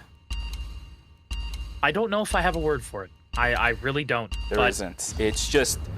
I think the best way for me to encapsulate how important this final game is, personally to me, and I think for a lot of people here as well, if you've been keeping up with Eternal Return, it's just an amalgamation of fables just being told all in one. Because let's organize here just a little bit while we're waiting for the game to start, right? Always in Chun, a team that has maintained pretty much their entire roster exactly the same in comparison to a lot of the other National League teams that has swapped rosters multiple times ever since the National League was created. Team Daejeon Autowans, a team that brought in One Circle to create the ultimate team of Eternal Return, struggling up until game number 7 to put themselves into checkpoint for the golden round for game number 8, trying to see if they can find themselves a spot on that trophy championship for the throne. Gwangju Slashers, a team that has won Eternal Return Masters in the past. It's been a few seasons since they've done it again, but a team that is definitely looking fired up for the last round. Seongnam Rock, same story for them as well. They've won Eternal Return Masters in the past. It's the same story for them too. All the other teams now, from day number 1, they've worked so hard to get to this point, and especially for CNJ Esports as well. Our team that won Season 8, they are trying to hold on to their championship title after all this, Zerg. An amalgamation of fables is the only way I can describe this final game, and it is the picture-perfect way to round out Eternal Return Masters, a final one that I'll be casting myself as well. Our final one, like I said, it's going to be good, brother. It is going to be good. I am channeled. I am locked. Fable and insane. What? Did you do something in your mic? You sound so much deeper. Oh, no. What the? I didn't do anything to my microphone. Oh, okay. All right, these 1v1. Oh, don't do this to me. No, not. No. Yo. No. Are we also having the fable of Windy eating the wires also coming into picture? The amalgamation just grows. Windy. What? No way. No way. Please, Windy, for the love of God. Sorry, restarting clean feed now. Are you kidding me? Are you kidding me? So like, how you feeling? I want to cry. We're trying to have like our emotional anime moment, man. You know, it's our last cast, and we're like, you know. I had that entire spiel and everything about the fables being in the amalgamation. Man. Killed the vibe for a second, you know. Really killed the vibe. And there goes the feed. Yeah, dude, I like hyped up everything. And it was so good. It was picture perfect, and then it just dies. Man. All right, well. Hi, guys. Nipple Neuron really doesn't want me to go away, I guess. I do see. What a way to Somebody Put away, huh? Yeah. Also, by the way, just a little bit of a funny thing. So, okay, so we're gonna wow, this is gonna be a little bit awkward. We're gonna watch using the Korean stream for the time being. I don't know how feasible it's gonna be, just because like audio with the casters and everything might be a little bit finicky. Just turn it off, so, man. no, I don't want to turn off the audio because I feel like watching esports without audio just completely kills it. You know what I mean? Yeah, we're literally talking. Okay. but I'll lower the volume at the very least. I still want people to hear the audio. Maybe we'll talk over the Korean casters. I have no idea. But as soon as we can swap it back over onto the clean feed, we'll do that. But for now, here we go. We are at night number 1. What are the scores looking like at the bottom? 1.5 for Tejan Auto Arms, 1.5 for Kwangju Slasher, 2 for Nuriska. Yeah, a few little kerfuffles here and there, it looks like. Nothing too major so far. I mean, of course, not until day 2, but it looks like X-Boy here. Uh-oh. Oh, my goodness. Great. 3 there, but is it going to be enough? Oh, my God. Sherman ult as well coming on out. Gun there. Great damage by Luminal. And will it be enough? No. One is already going to go down. Blaster. Okay. Yes. I'm just trying to organize everything to make sure that I can reset stuff once I need to. Alright, so people are saying they can hear the Korean casters. I'm going to lower this a little bit more. Alright, so hopefully this is going to be a little bit better. We'll try to talk over them as much as possible. If you guys need me to lower the actual like game audio and the caster audio as well, let me know. But here we go. You guys got one a little bit split apart. Digital Auto Arms looking for a fight. Cinema will end up being able to not lock down Insane. Well, he does end up locking down Insane, but Loken is the main one to get taken down here. Okay, Riori. Oh, that was such a risky play. Oh my god. He does end up getting the kill over onto Fable, so it's overall a 2 for 2. But Tejo Auto Arms ends up picking up the meteorite for themselves. Divine Intervention comes online. Curry will be able to get out of the Paradiso thanks to the work of the White Lily. Bowser, on the other hand, completely isolated. Mark of Austria is not enough just yet, and I think Bowser is out. I don't think you can chase this even as a Zahir. No, I think so. It's really hard. The double agent and everything, of course. Alex is just so fast, Shuvi. I don't even know what you can do about that. Like you said, Cinema now. Meanwhile, Peksu maybe going to look for something here, but I don't think the rest of his team is... I mean, they're coming in, but it's going to take CNJ a second to fully regroup. Bame here. Cinema not looking for anything. Team's playing a little bit conservatively, taking it over to school. Soul Dabi. A lot of damage there by Curry. And I believe, yep, that is going to be a dead Luke on the ground there. Number 2 as well. So this is the part where you have to really be careful. And I think the biggest decision for this team, for all of these teams, is going to be, do you risk the split farm? Pixu, oh, he gets exposure shot straight into the box of all things. Oh my god. They will be able to find the trade over onto Loken. This is actually really bad. Astro Burst, but the game world is still up. Down goes the Justina. Uh-oh. Insane needs to leave. Right now, he needs to get out. The wind gadget even being utilized to keep the Kadia alive. You can see how close of a series this is, but this is devastating for New Rise Kawan, because that box right there that they just picked up, CNJ Esports, that was from New Rise Kawan. Minus 350. That's a lot of money down for them. Broke boys. Aye. Well, now Hotel. If we're gonna have a fight over here. X-Boy trying to lean on in there. Dongi might actually end up dying on the Verdi's great blink over that bear trap. Gun in the back trying to take out Belzer. And there goes the Alex. God, it's not looking good for Songnam Rocks right now. Meanwhile, a fight. Oh god, a fight right near the bear pit as well. That is not what you want to see at all, huh? CNJ Esports manages to pick off a player from the side of New Rise Kangwon. Kadia is going to get taken down. We have our first set of rifts being contested over by a couple of these teams. A different team exists within the zone. We are going to have a fight for, at the very least, one of our rifts. It'll be between Team Kwangju Slasher and Tejan Auto Arms. Which team will be the one to get the slight lead? We're going to see the Merca going towards the backside. Gun is in a little bit of trouble, but unfortunately Cinema not going to get the correct angle, trying to pick away the William whatsoever. Dashing in all the way towards the front side. Unfortunately, the Shackling Anchor not going to be enough, and there's a lot of crowd control, a lot of AoE that lands both onto one circle as well as Cinema. But Fable is still alive. The auto attacks from the Kadia is still pumping out one after another. Fable is going to use his E on in, straight over and on towards X-Boy, and the auto attack is there from Gun! Oh, beautiful capitalization from X-Boy and Gun to lock down Fable and punish that aggressive E. great job by them taking out Taejon Auto Arms there in that rift, completely broken there for a while. Oh man, that is not looking good for Taejon Auto Arms at all, but I believe if anybody's kind of coping right now, it's probably Songnam Rocks with the amount of fights that they've been having. Oh goodness, here now another big fight. Always Incheon coming on in. Wow, jeez. God, Exploit didn't even really get to live there at all, Shuvi. Yeah, this is really rough too, but 40 seconds until day number 3 is going to begin, and it's still phase number 2 of the game. So we will see Exploit coming back alive in a few moments, but this does put a bit of a damper on what Kwangju Slasher wants to do after that successful rift. Cinema also in a little bit of trouble himself. Bum should be able to lock him down in cooldown in CC for a few seconds here, but pushing him away will not look for any further chases. Pretty good call, I would have to say, from the Marcus. Yeah, great job there by the Marcus. Little under, or well, actually 10 seconds now, just even until day number 3, Shuvi, where I feel like teams are going to start falling. People might get bloodthirsty and aggressive. Oh yeah.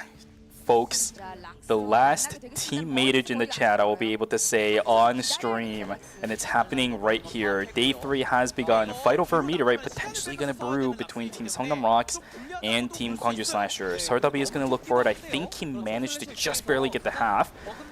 Clean sweep has landed, but nobody's deciding to take it, especially with the traps being strewn across all over the place. But for Songnam Rocks, they're starting to lose out on a lot of timer. I saw 16 seconds on the side of Gyeonggi, maybe 14 even lower. Meteorite has been picked up. That's a lot of damage with the bullseye. Cool amount of damage coming in with the EMP barrage and the snipe downs. Gun. With the ballistic advantage will kill Gun before he has a chance to retaliate. Beautifully done from the side of Team Songnam Rocks. Oh my god, Taejon Auto Arms now trying to duke it out up against Always Incheon. They were teammates in the last game, but no longer. Looking for position inside of Alley, but if this team starts moving backwards even further, we're going to see a third party coming in. Kwangju Slashers, they see one circle who used a shackling grappling maneuver, but misses the clean sweep and will just back away for Kwangju Slashers.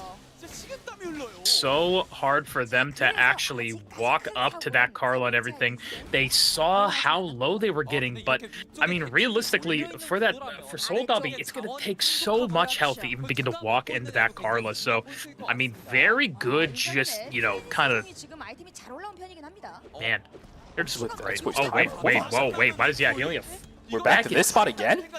Okay, this is a little interesting. What are we doing here, Shuvi? I have no idea. We're fighting over something that doesn't exist at this point for these two teams. Ballistic Advantage is going to be sent out by Sardabi. He lands the clean sweep over onto the Bernice. Remember, Songnam Rocks doesn't really have too much time to work with. Sardabi just goes straight in towards the back, still stays alive. But Gun trying to do what he can to deny any further initiations. Everybody stays alive, and I think Kwangju Slashers has learned their lesson, but it might be a little bit too late. Kwangju Slashers in a whole heap of trouble. Gun's going to get taken down first. Exploit trying his best to run away. Sardabi, can he somehow thread the needle? He needs to get out, but Exploit is the one to do so. Luckily, Luke will also manage to hobble away, but that's minus 200 over to Team Kwangju Slasher. They played with fire and got burned for it. Yeah, rough for them. Oh, wait, now fight down here in Factory. Looks like Bum could be taking a whole lot of damage. Will go down. Astroverse, Zero Jin going to be forced to blink away there. Pungwa trying to find anything. No. E8 as well, just getting bullied by Ing9. FN Sejong. Yeah, FN Sejong. Pungwa needs to run. Gino, I think one more execution. Oh, wait, there's the ultimate, but it's not enough. In one of our first checkpoint teams of the whole series Not even is one officially of, but out. the Yeah, first. the first. Apologies. Yeah, FN Sejong out of Season 9 Grand Finals. Yeah, Danana will unfortunately not be happy here tonight with the loss of the trophy, but man, oh man, what a series FN Sejong has played here tonight. I think they could definitely rest easy knowing that at the very least they're going to be pretty high up on the point leaderboard, right? Even if they might not win the series with the championship on the checkpoint format, you still get the prize pool for having very, very high amounts of points in comparison to all the other teams. So FN Sejong 07s in the chat like you guys are doing right now. Thank you so much for playing this entire season. We hope to see you next season. Well, I say we, but and I won't be here. Yeah. I wonder what more they have in their future. I really wonder if they're going to keep the exact same roster, because this roster was really fun to watch, especially with E8 on Hyejin. Like, that's not what I really anticipated in this season at all. Oh, there goes Buddy again, actually. Oh, wait, hold on. BJ is here. Are they going to try and fight? I feel like they know that Daejeon Auto Arms was positioning, but hold on. Speaking of the devil. no. Oh, just like that, Parkati is going to go down. And this looks... Oh, no, Cinema has so much movement there that it doesn't even matter. And I feel like we're about to see a res on Lumi as well. Yeah, but look at who's the one rezzing. It's Carla. She had 350 credits. That would have been enough for a 4 score. She's still looking for a Tellurian arm piece as well. Tellurian timepiece, I should say. But has to use it for the res just because Cinema was not in position to receive the res over from Lumi. Cinema playing with fire right now too. I don't know what is going on, but unfortunately Fable is the first one to fall actually. One Circle just barely managed to get out using the grappling maneuver, but X-Boy also hopping on over. This is the worst possible situation for Daejeon Auto Arms. Trying to use the Merca ultimate, they will be able to get out for the time being, but with X-Boy right there to receive, down goes Cinema. Minus 400 for this team. Do they have the credits? Yes, they do. But now what is the strategy? What's the options here for Daejeon Auto Arms that are left? Yeah, it's going to be really rough. Oh, wait, hold on. Let's see how they're going to play this fight right here. Rift's opening up in 60 seconds as well. Wick going to be down. Man, where are these teams all going to go? 7 full teams. God, I still feel so terrible for F and Sejong. But, I know we talked about it, but the game has to go on for the rest of these teams. Yeah. I will say, just looking at all the scores so far, at Killwise Slasher, it was the same thing last game. They have the most amount of kill score right now. But I feel like I didn't see a whole lot of them last game up until the end, but just like before, they have the highest KS. Yeah, this time though, Gun sitting on the William. This man has also had a lot of history trying to come into Gwangju Slasher, by the way. A lot of you guys might not know it, but I know exactly what happened, so this is even more meaningful, specifically to me, because a dear friend of mine was actually the manager for Gun's old team, Modern, back in the day. So the fact that he's able to be in this kind of position, it brings a tear to my eye. Unfortunately, inside of a fight, I see it in Fire Station. Always Incheon ends up losing a member as Lumino getting taken down by a point sync straight from the Nia of CNJ Esports. She's full build right now, high noon and everything. Ryori also falling down. Players are dropping one by one. Logan will be able to catch somebody using the bullseye, but he's the last one remaining on his team. Yes, it is. And the credit count for Yurai's Kawon is also in the dirt circ. Wow, they can't even get somebody up yet. Nadine needs another, what, 15 or so credits. There's only a minute 15 left over here. Oh no, poor new Gang 1 Shuvi. Even if they come back, look at their items. They're running triple DPS. We have a Nadine missing 2 items, a Justina missing 2 items, mainly that weapon, right? Even at the very least, you need that mithril crossbow. Otherwise, you don't have the what is it? The I'm forgetting the unique passive that Cataclysm. There we go. Cataclysm. You don't have that as a Justina, which is a crucial part of your damage output. Kadia also missing her boots as well. And Yurai's Kanwan is in a whole heap of trouble. But at least they're alive, right? At least with a very weird question mark. Well, hold on, Nura's Gangwa. Oh, this is not what you want to see. Oh, they're in a corner. There's the EMP. There's one. Wait, Astra Burst is able to get it, but is Real Ori going to be able to escape this? Gets out of the sniper skill range, but... Does he have him for a safety drone at least? Yes, he does. Okay, so it is going to turn over. He'll be safe. Yep. Yeah. But there is a team also waiting to enter Uptown from Warehouse at the moment, so that's a little bit finicky too. Somebody in chat also did mention this, Daejeon Auto Arms somehow managing to pick up the Wickle Line buff for themselves, and I also think the blood sample went in their favor too, because I see a prominence built up for Cinema, and I don't recall them ever calling or getting a red flare for themselves. Oh, Cinema playing with fire again. CC Immunity only there at the very beginning wind-up of the Merca's E. Cancelled out by the spotter, but still staying alive. His health bar still staying pretty solid. Always Incheon thinking of pulling the trigger. Remember, teammates no longer knocked up into the air, and there is the Merca ultimate being sent out. It's a disengage being called for Team Daejeon Auto Arms. With the Merca ultimate gone, I think it has to be a full disengage. Yeah, no, Cinema taking that much damage that fast means they don't want to do anything else.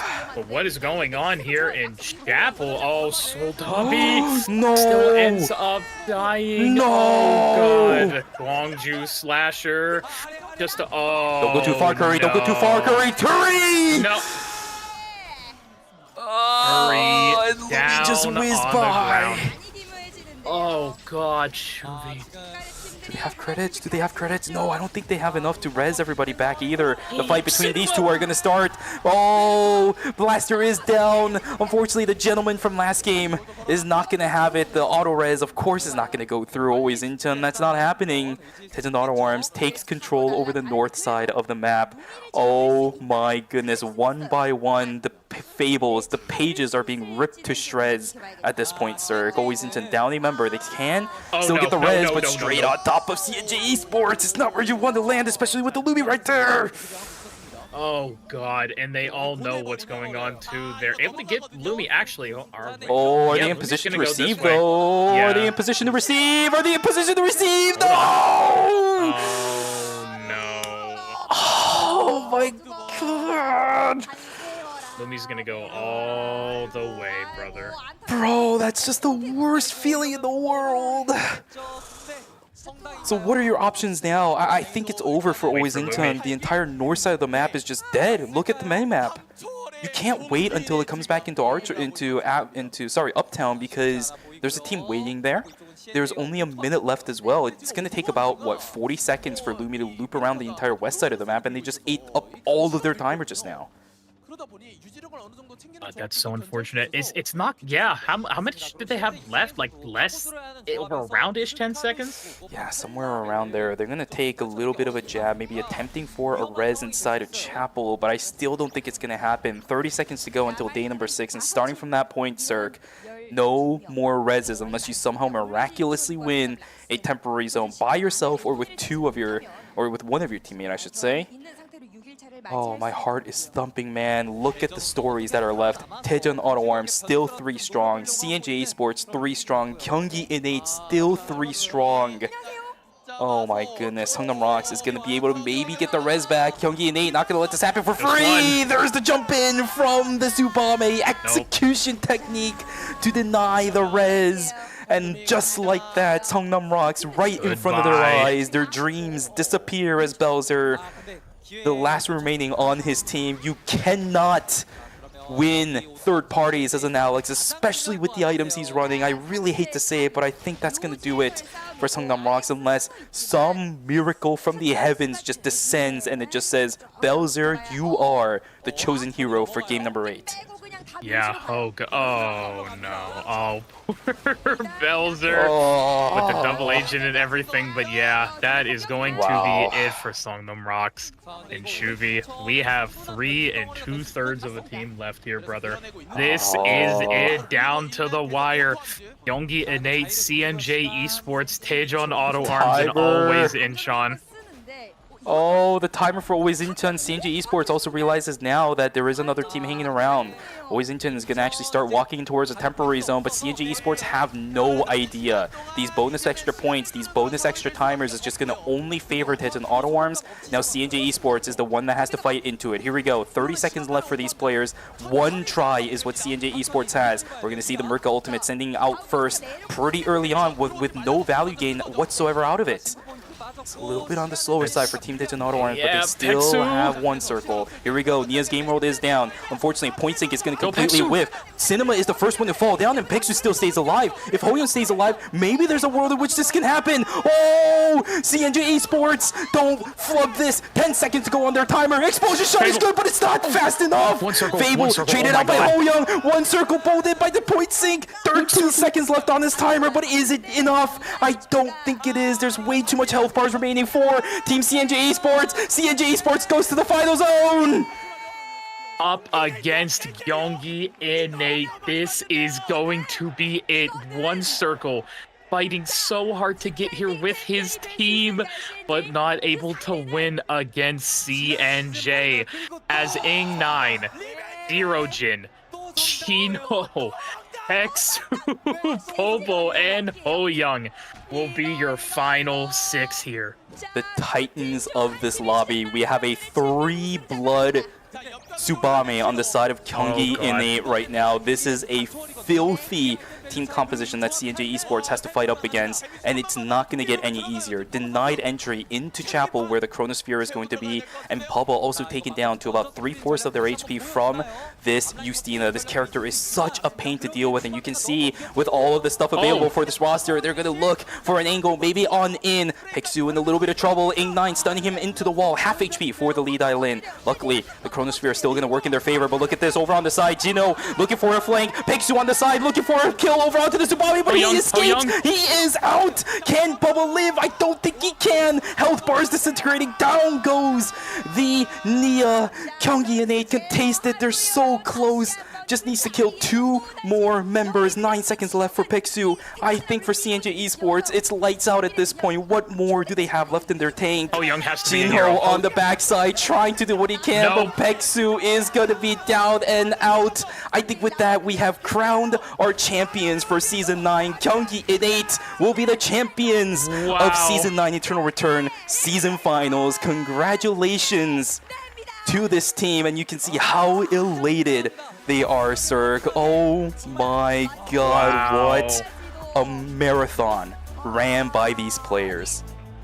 Youngie and Nate coming out on top with that masterful final zone Shuvi. They deserve it.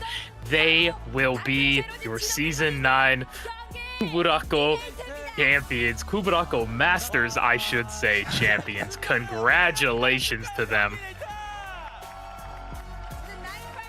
What an amazing storyline created again by Kyunggi and 8 as they return to the throne as the champions of Eternal Return Masters for Season 9. Overwhelmed with emotions as well. You can see it on their faces.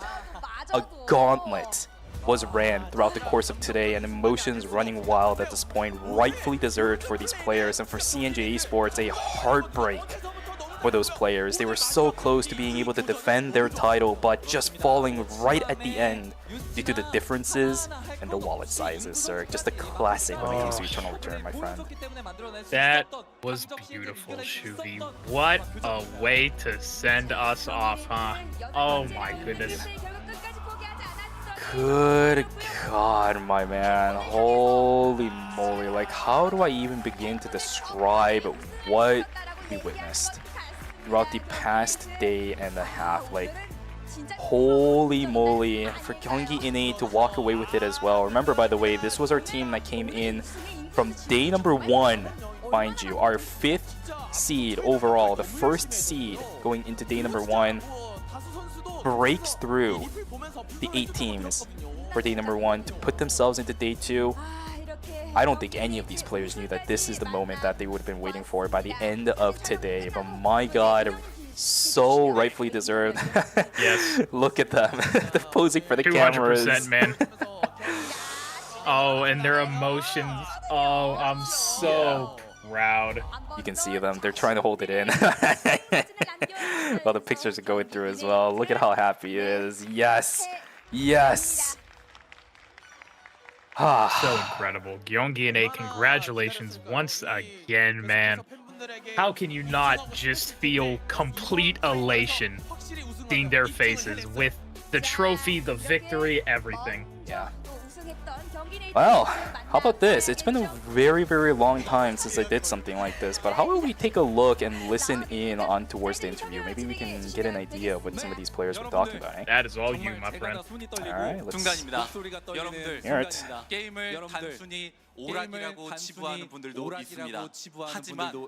There are a lot of people who say video games are only games.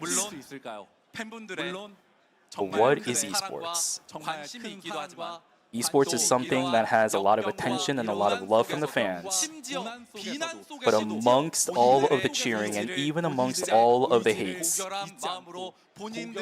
this team right here was able to succeed through calming their minds, and it's all because of the support from all of their fans. The team, Kyunggi and 8, all of the members, the Season 9 season champions, right here up on the stage. Incredible, man. Yep. Just like that, you ended up winning out on another tournament for yourself, another season finals. Zerogen, how do you feel? I think I feel really good. I try my best not to cry, but I guess I'm a little bit emotional when it comes down to it.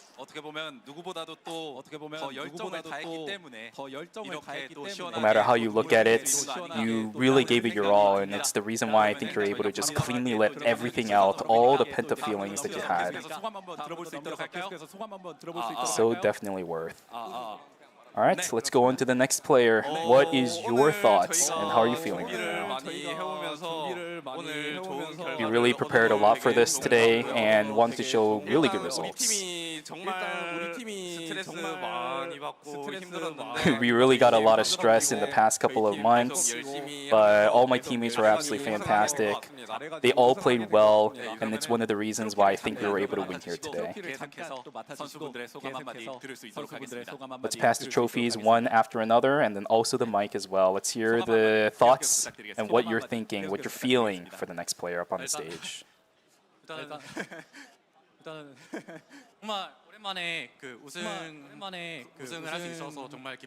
I'm super happy that I was able to win after such a long time before doing so.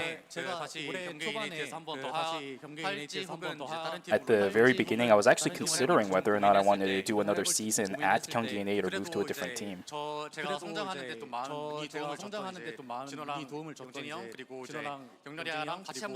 Some of my teammates were really influential in how I was able to grow as a player, so I decided to stick around. I'm really glad that I was able to stick around with the team. And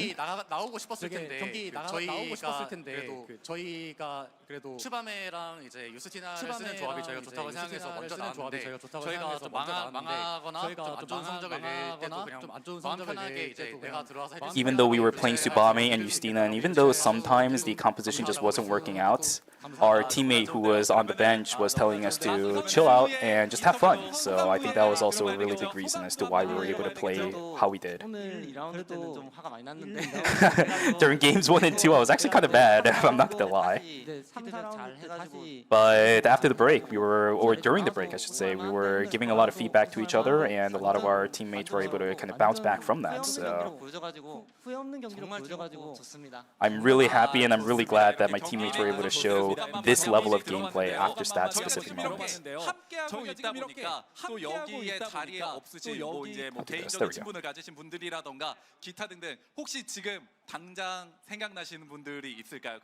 Is there anyone that is coming to your mind right now that maybe you want to shout out? I want to thank all of the managers that are constantly cheering for us in the background, and as well as all of our fans, of course. Oh, and I also want to give a shout out to my girlfriend as well. Whoa.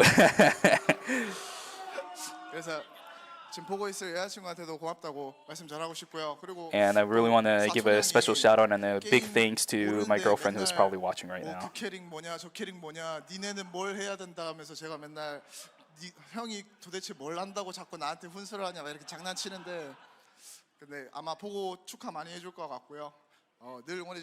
There's somebody that always yells at me on what kind of character is this, what kind of character is that, what kind of gameplay is this, but I really want to give a big thanks to that person as well because he constantly gives me coaching on what I was able to do. Just thank you overall to everybody and appreciate it one more time. And for you as well, anybody that's coming to your mind right now. Is there the one person that's coming up to my mind right now is actually my mother. My mom really likes watching me live on stream. She really likes to watch me play.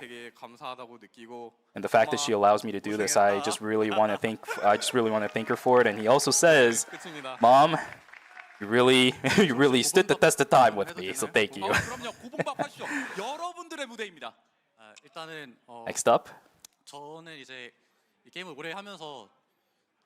I've been playing for the game for a while. I don't think I really played at the beginning to the top of my level.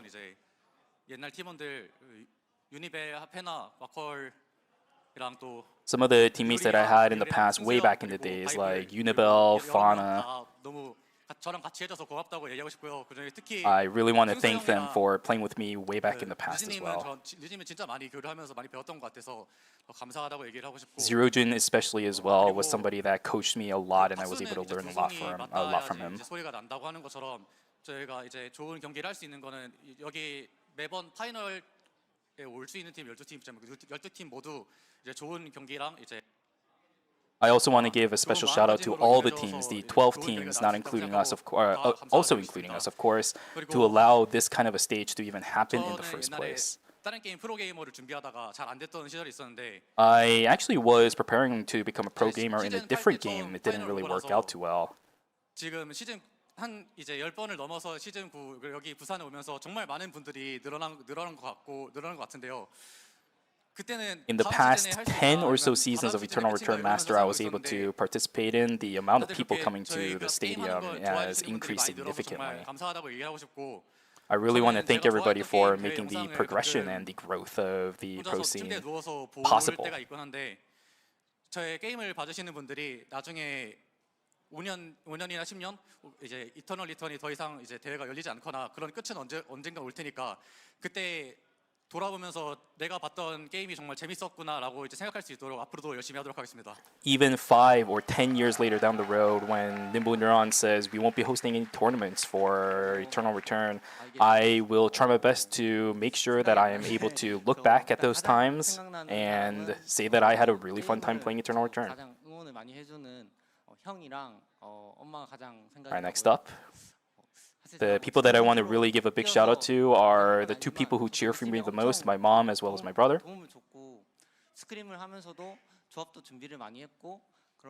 Also my teammates as well, because we practice a lot during scrims to come up with team compositions and everything.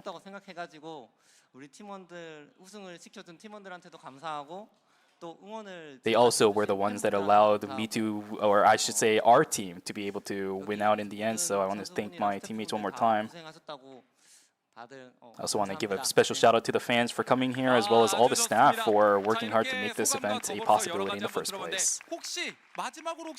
Oh my god, a side note, is that poster ripped at the corner? Yeah, that guy was holding on to it so hard. What the hell? 제가 이거 우승해서 아마 명예의 전당 가는 걸로 알고 있는데. Alright, is there anything? 기존 What did you say? 충족해서 기분 좋고요. 뭔가 제가 대단한 사람이 아닌데. Something about winning this tournament is gonna do something for him, but looking at the crowd's reaction, something maybe really good. 병식 씨 보고 많이 배웠는데. 샤웃 박병식 하겠습니다. 그리고 이터널 리턴 시작하게 된 Shout out to Park Byung-sik. I have no idea who that is specifically, but 유튜브가 있거든요.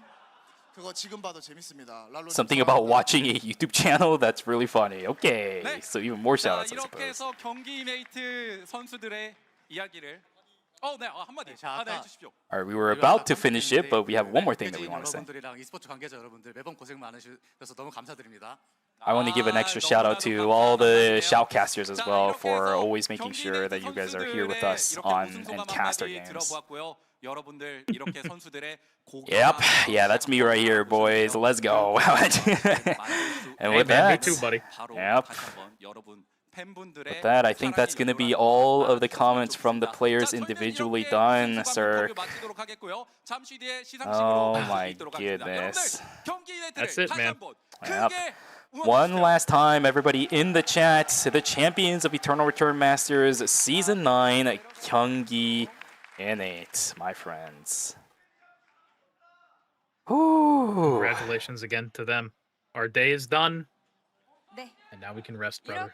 Our day is indeed done. They'll be having the closing ceremonies, but for you and I, we know exactly what is going to be happening. I'll still have it playing in the background just because I think they'll be crowning the MVP later down the road and everything, but man,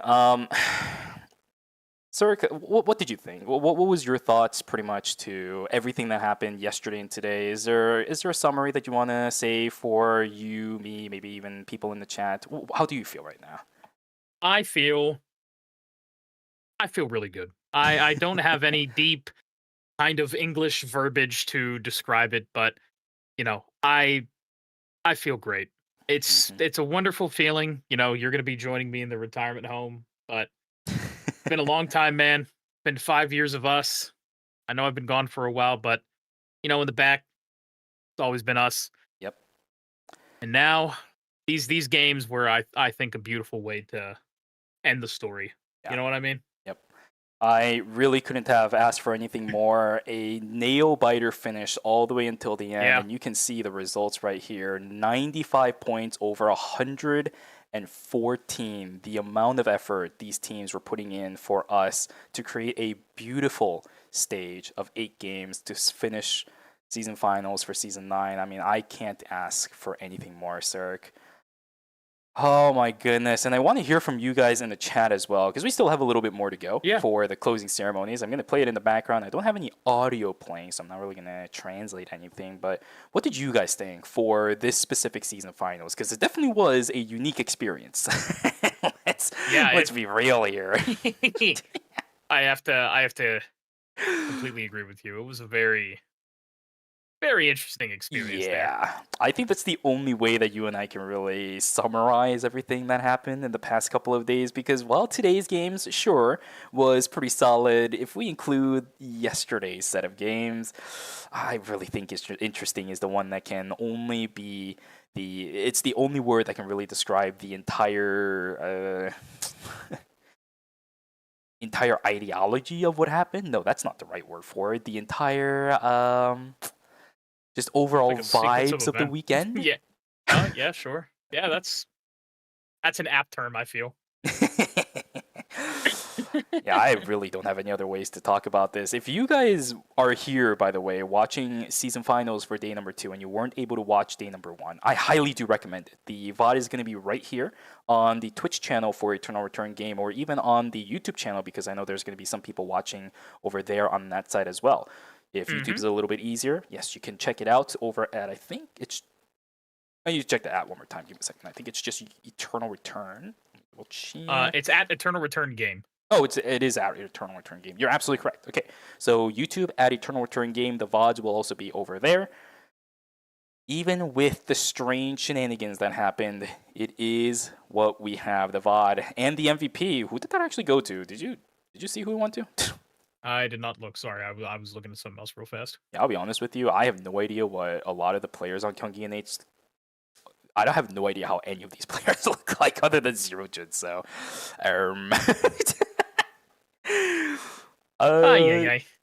there we go. Who? That's a great question. Maybe we'll see the back of his uniform later. Or maybe if I have the audio playing. Let's see. 네, 감사합니다. 두 분 다 무대 아래로 모실게요. 감사합니다. 이쪽으로 인구 선수도.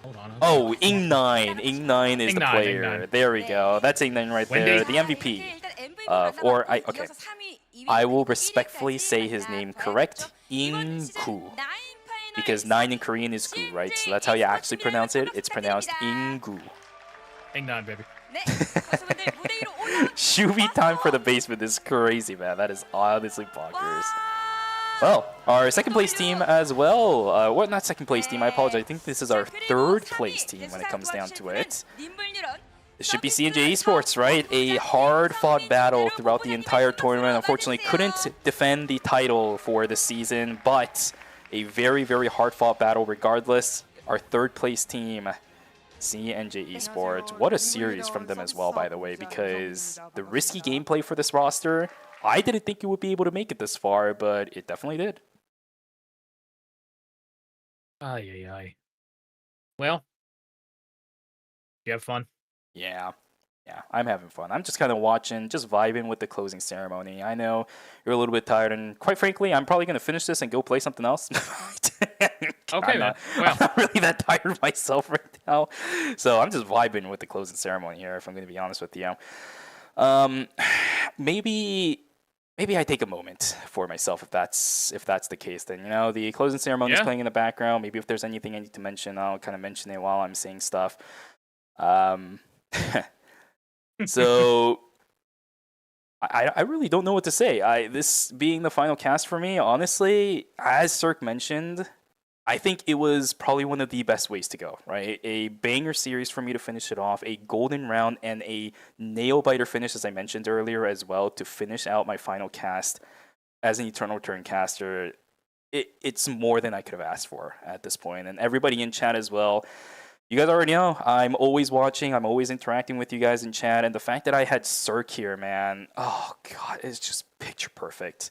I couldn't ask for a better situation. I couldn't ask for a better environment for me to be able to cast my final set of games like this. And again, for all of you guys in the chat, seriously, I know we always say it, and I know you guys might be like, oh, yeah, you know, it's okay. Yeah, we're here, and we're always cheering for you guys. Seriously, I want to thank you guys a lot for being here every single time I'm here. Every single time it's me and Super. Every single time it's me and Cirque. Every single time it's me and somebody else. It doesn't matter. You guys are always out here cheering for us. Seriously, thank you so much for that. And I want to appreciate all of you guys for making the past 5 years of my life an absolute dream. I think I was able to achieve a lot in the past 5 years. I was able to meet a whole lot of really cool people. And also even meet all of you guys in the chat as well. Even if we might not know each other personally or anything of the sort. I always just felt like a real cool connection to you guys in chat because I always type in there and I have so many people making jokes about, you know, Shuvi 10 games for never sleeping, stuck in the basement. If any of you guys watch ERCC for the finals that happened last weekend, Nimbonyaron also made a really funny graphic saying, Shuvi, congratulations on making it out of the basement. It's those kind of things that really make, I think, for me, a real spotlight. The spotlight of the community. The fact that you guys all exist, the fact that you guys are always cheering me on in very unique ways for each one of you guys.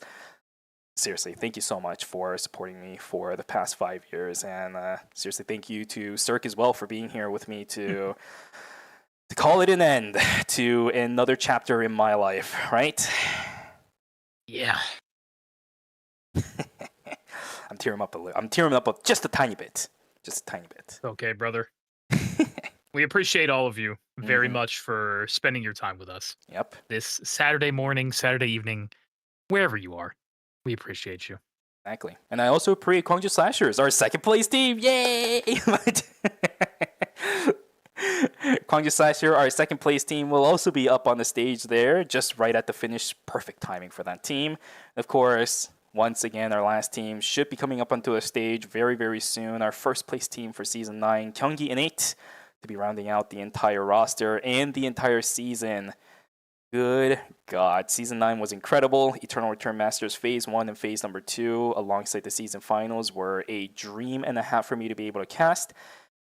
Guys, thank you. I'm saying thank you quite a lot, and you guys might be cringing at it, but it's the one thing that I really feel like I can say to really deliver the thoughts and my feelings towards all of you guys. So once again, one last time, I'm going to say it. Thank you very much for supporting not just me as well, by the way, Eternal Return, and also this channel right here for the past however many years you've been playing. Whether you're new, if you're new, well, welcome to the game. If you're new to the pro scene, welcome to the pro scene. If you've been playing for a long time, however long you have been playing, thank you so much for supporting Eternal Return, making it possible for someone like me and even Circadia as well to find a little bit of a home to cast esports like this, just a little bit on the side for fun. I didn't realize I'd come 5 years. Didn't realize it'd be 5 years of my life that I'd be doing this, but it was a glorious set of 5 years. Long time, huh, buddy? Yep. By the way, I'm not dying. I'll still be around in the community, but yeah, taking a step back from casting is definitely going to kind of open up a lot of my time. So if any one of you guys ever want to shoot me a DM, be like, hey, Shubi, you still exist? Do feel free to do so. My DMs are always open in Discord. Yeah, Orchid sells right now. Yeah. Just don't send me any DMs saying like, hey, Shuvi, can you download my game to test it out for me? Because that's an insta-block. And like, oh, those poor Daniel players getting hacked. Yo! X 아니. That's absolutely wild. Well, 저는 이제 어제부터 이틀 let's see. 연속으로 Is there anything 해설을 that 하게 these 됐는데 masters are talking about? 오늘의 그 서사가 또 쌓이고 Speaker. 쌓여서 마지막에 또 Yeah, 터졌었던 I'm just kind of listening into it in the background. The funny thing is, by the way, I don't know if anyone has really noticed it, but I have... Okay, here, actually, let me show my desktop right now. I have... Oops, that's the wrong one. So I have my setup just like this, where I have my clean feed over here. This is like the one that I keep slightly ahead so I know what's coming up, and then also this is what you guys see over here. So Look at his desktop. oh, look at his desktop. Look at this dude. Look at his desktop. Oh god. But yeah, audio's been decent. I don't know if anyone's caught it. Hey, Shuey, can you download my game free on Steam? For sure, Wendy. Just for you, man. I think they're gonna do one last photo shoot because they usually tend to do that. After that, I think it's just gonna be the replays for us going into the end of the stream. So, Cirque, you and I. Is there anything else you want to say before we call it a night and call it the end for an era? You and I. One door closes and another door opens, Shuvi. Yep, indeed. Indeed. I'll still be around. I'm gonna have a lot of fun. That door might close, but I'll leave a little bit of a a bit of a crack open. You know what I mean? I'm never gonna be gone completely. If Nibble Neuron ever asks me to come back and I'm available for it, or if I ever feel like it, maybe I'll come back as a guest every now and then. So don't miss me too much, okay? I'll probably be back every now and then if I feel like it. Special guest caster Shuvi just feels so weird after this long, but yeah. I think that's really it. I don't really have anything more I want to say. Once again, thank you to everybody who's made the... I'm saying it one more time. Thank you so much for all of you guys who made the journey possible. Thank you so much for watching Eternal Return Masters Season 9 as a whole as well. If you guys have been here since the beginning of the season, it has been a banger. I hope it has been a banger for you guys to watch it. And with that, we are going to call it a night, my friends. Thank you so much for watching Eternal Return Masters. We will see... We'll see you guys next season for whatever Eternal Return Masters happens. Superior will handle all of you guys perfectly well, probably. So, good stuff over there. What happened to the clean feed? Okay, there we go. It's back. All of you guys have a wonderful, wonderful rest of your Saturdays. Stay safe. For those of you guys who are in the snowstorm, please, please, please stay safe.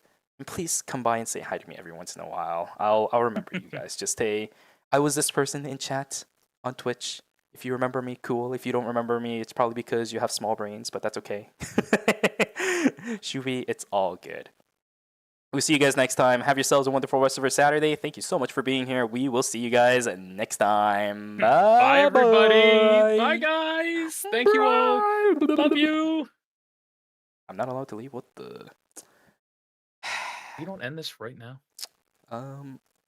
We have things to do. We have a retirement home to go to. Oh. We're getting in the car in literally 4 hours. Let's go, man. Remember a long time ago when the players we gotta be in Mexico by like 10 in the morning. Yeah? Okay. Oh, we're going all the way there for thing. Oh, okay, yeah. okay. Come on. All right. Let me swap it over there.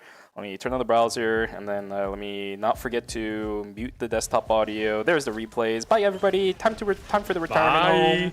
Time for the touching grass parts. Bye-bye. He's mine now. Oh.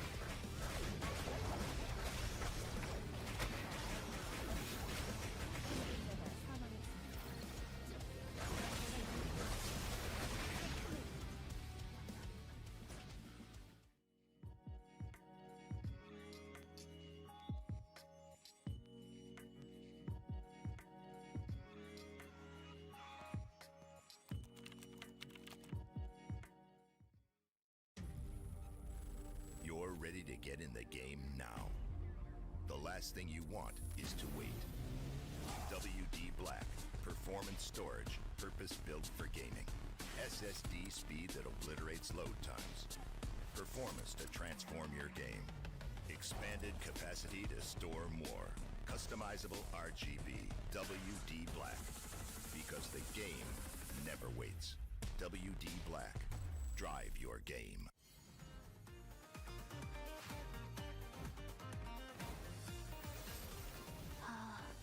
메모해둬야겠다. 키아라입니다. 잘 부탁드려요. 어쨌든 계약은 계약이니 디자인해드리죠. 그 바니걸 의상. 반돈 올려. 진짜 프로가 왔으니까. 손에 착 감기는군. 운 좋은 토끼는 늘 한 마리지. 그게 바로 나야. 바니걸이 세상을 구할 시간이야. 말했잖아. 히어로는 언제나 승리한다고.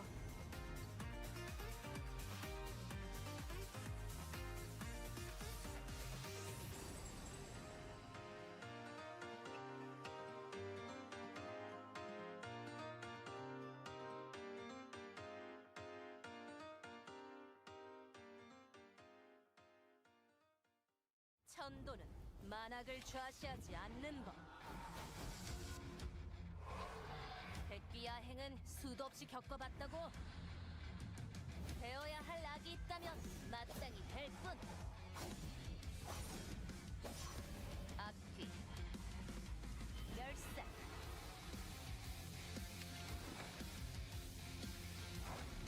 악령이건 악인이건 전부 베어주겠어. 악은 벨 뿐. 어디 한가롭게 떠도는 악기 없나? 지옥에서 잠을 해라! 비아부하, 불나방은 불에 뛰어드는 법. 길 잃은 망자들을 다른 길로 인도할 뿐. 길 잃은 영혼, 방황한 성불하시고. 후회도 늦었어. 피켓, 제번의 갈시.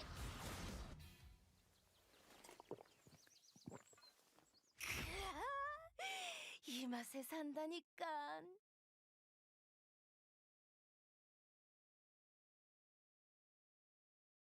여기 대빵이 누구야?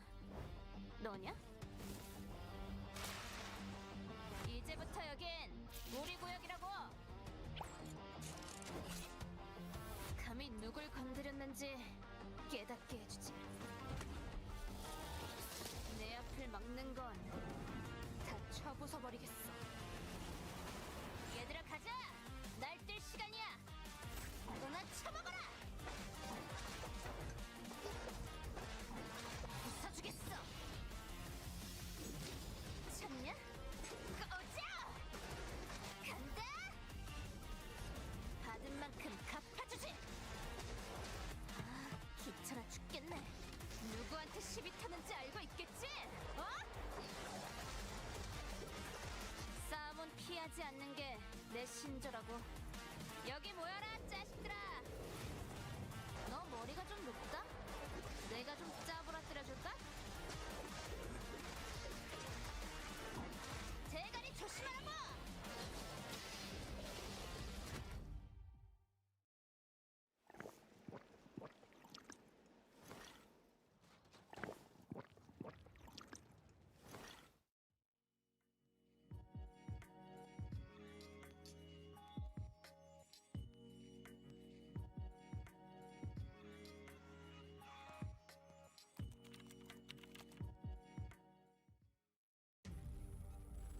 You're ready to get in the game now.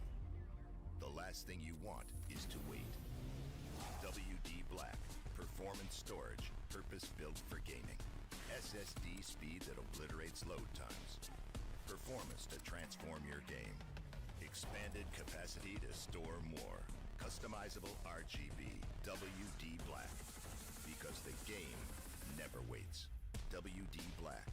Drive your game.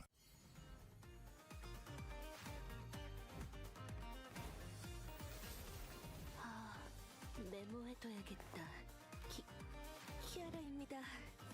잘 부탁드려요. 어쨌든 계약은 계약이니 디자인해드리죠.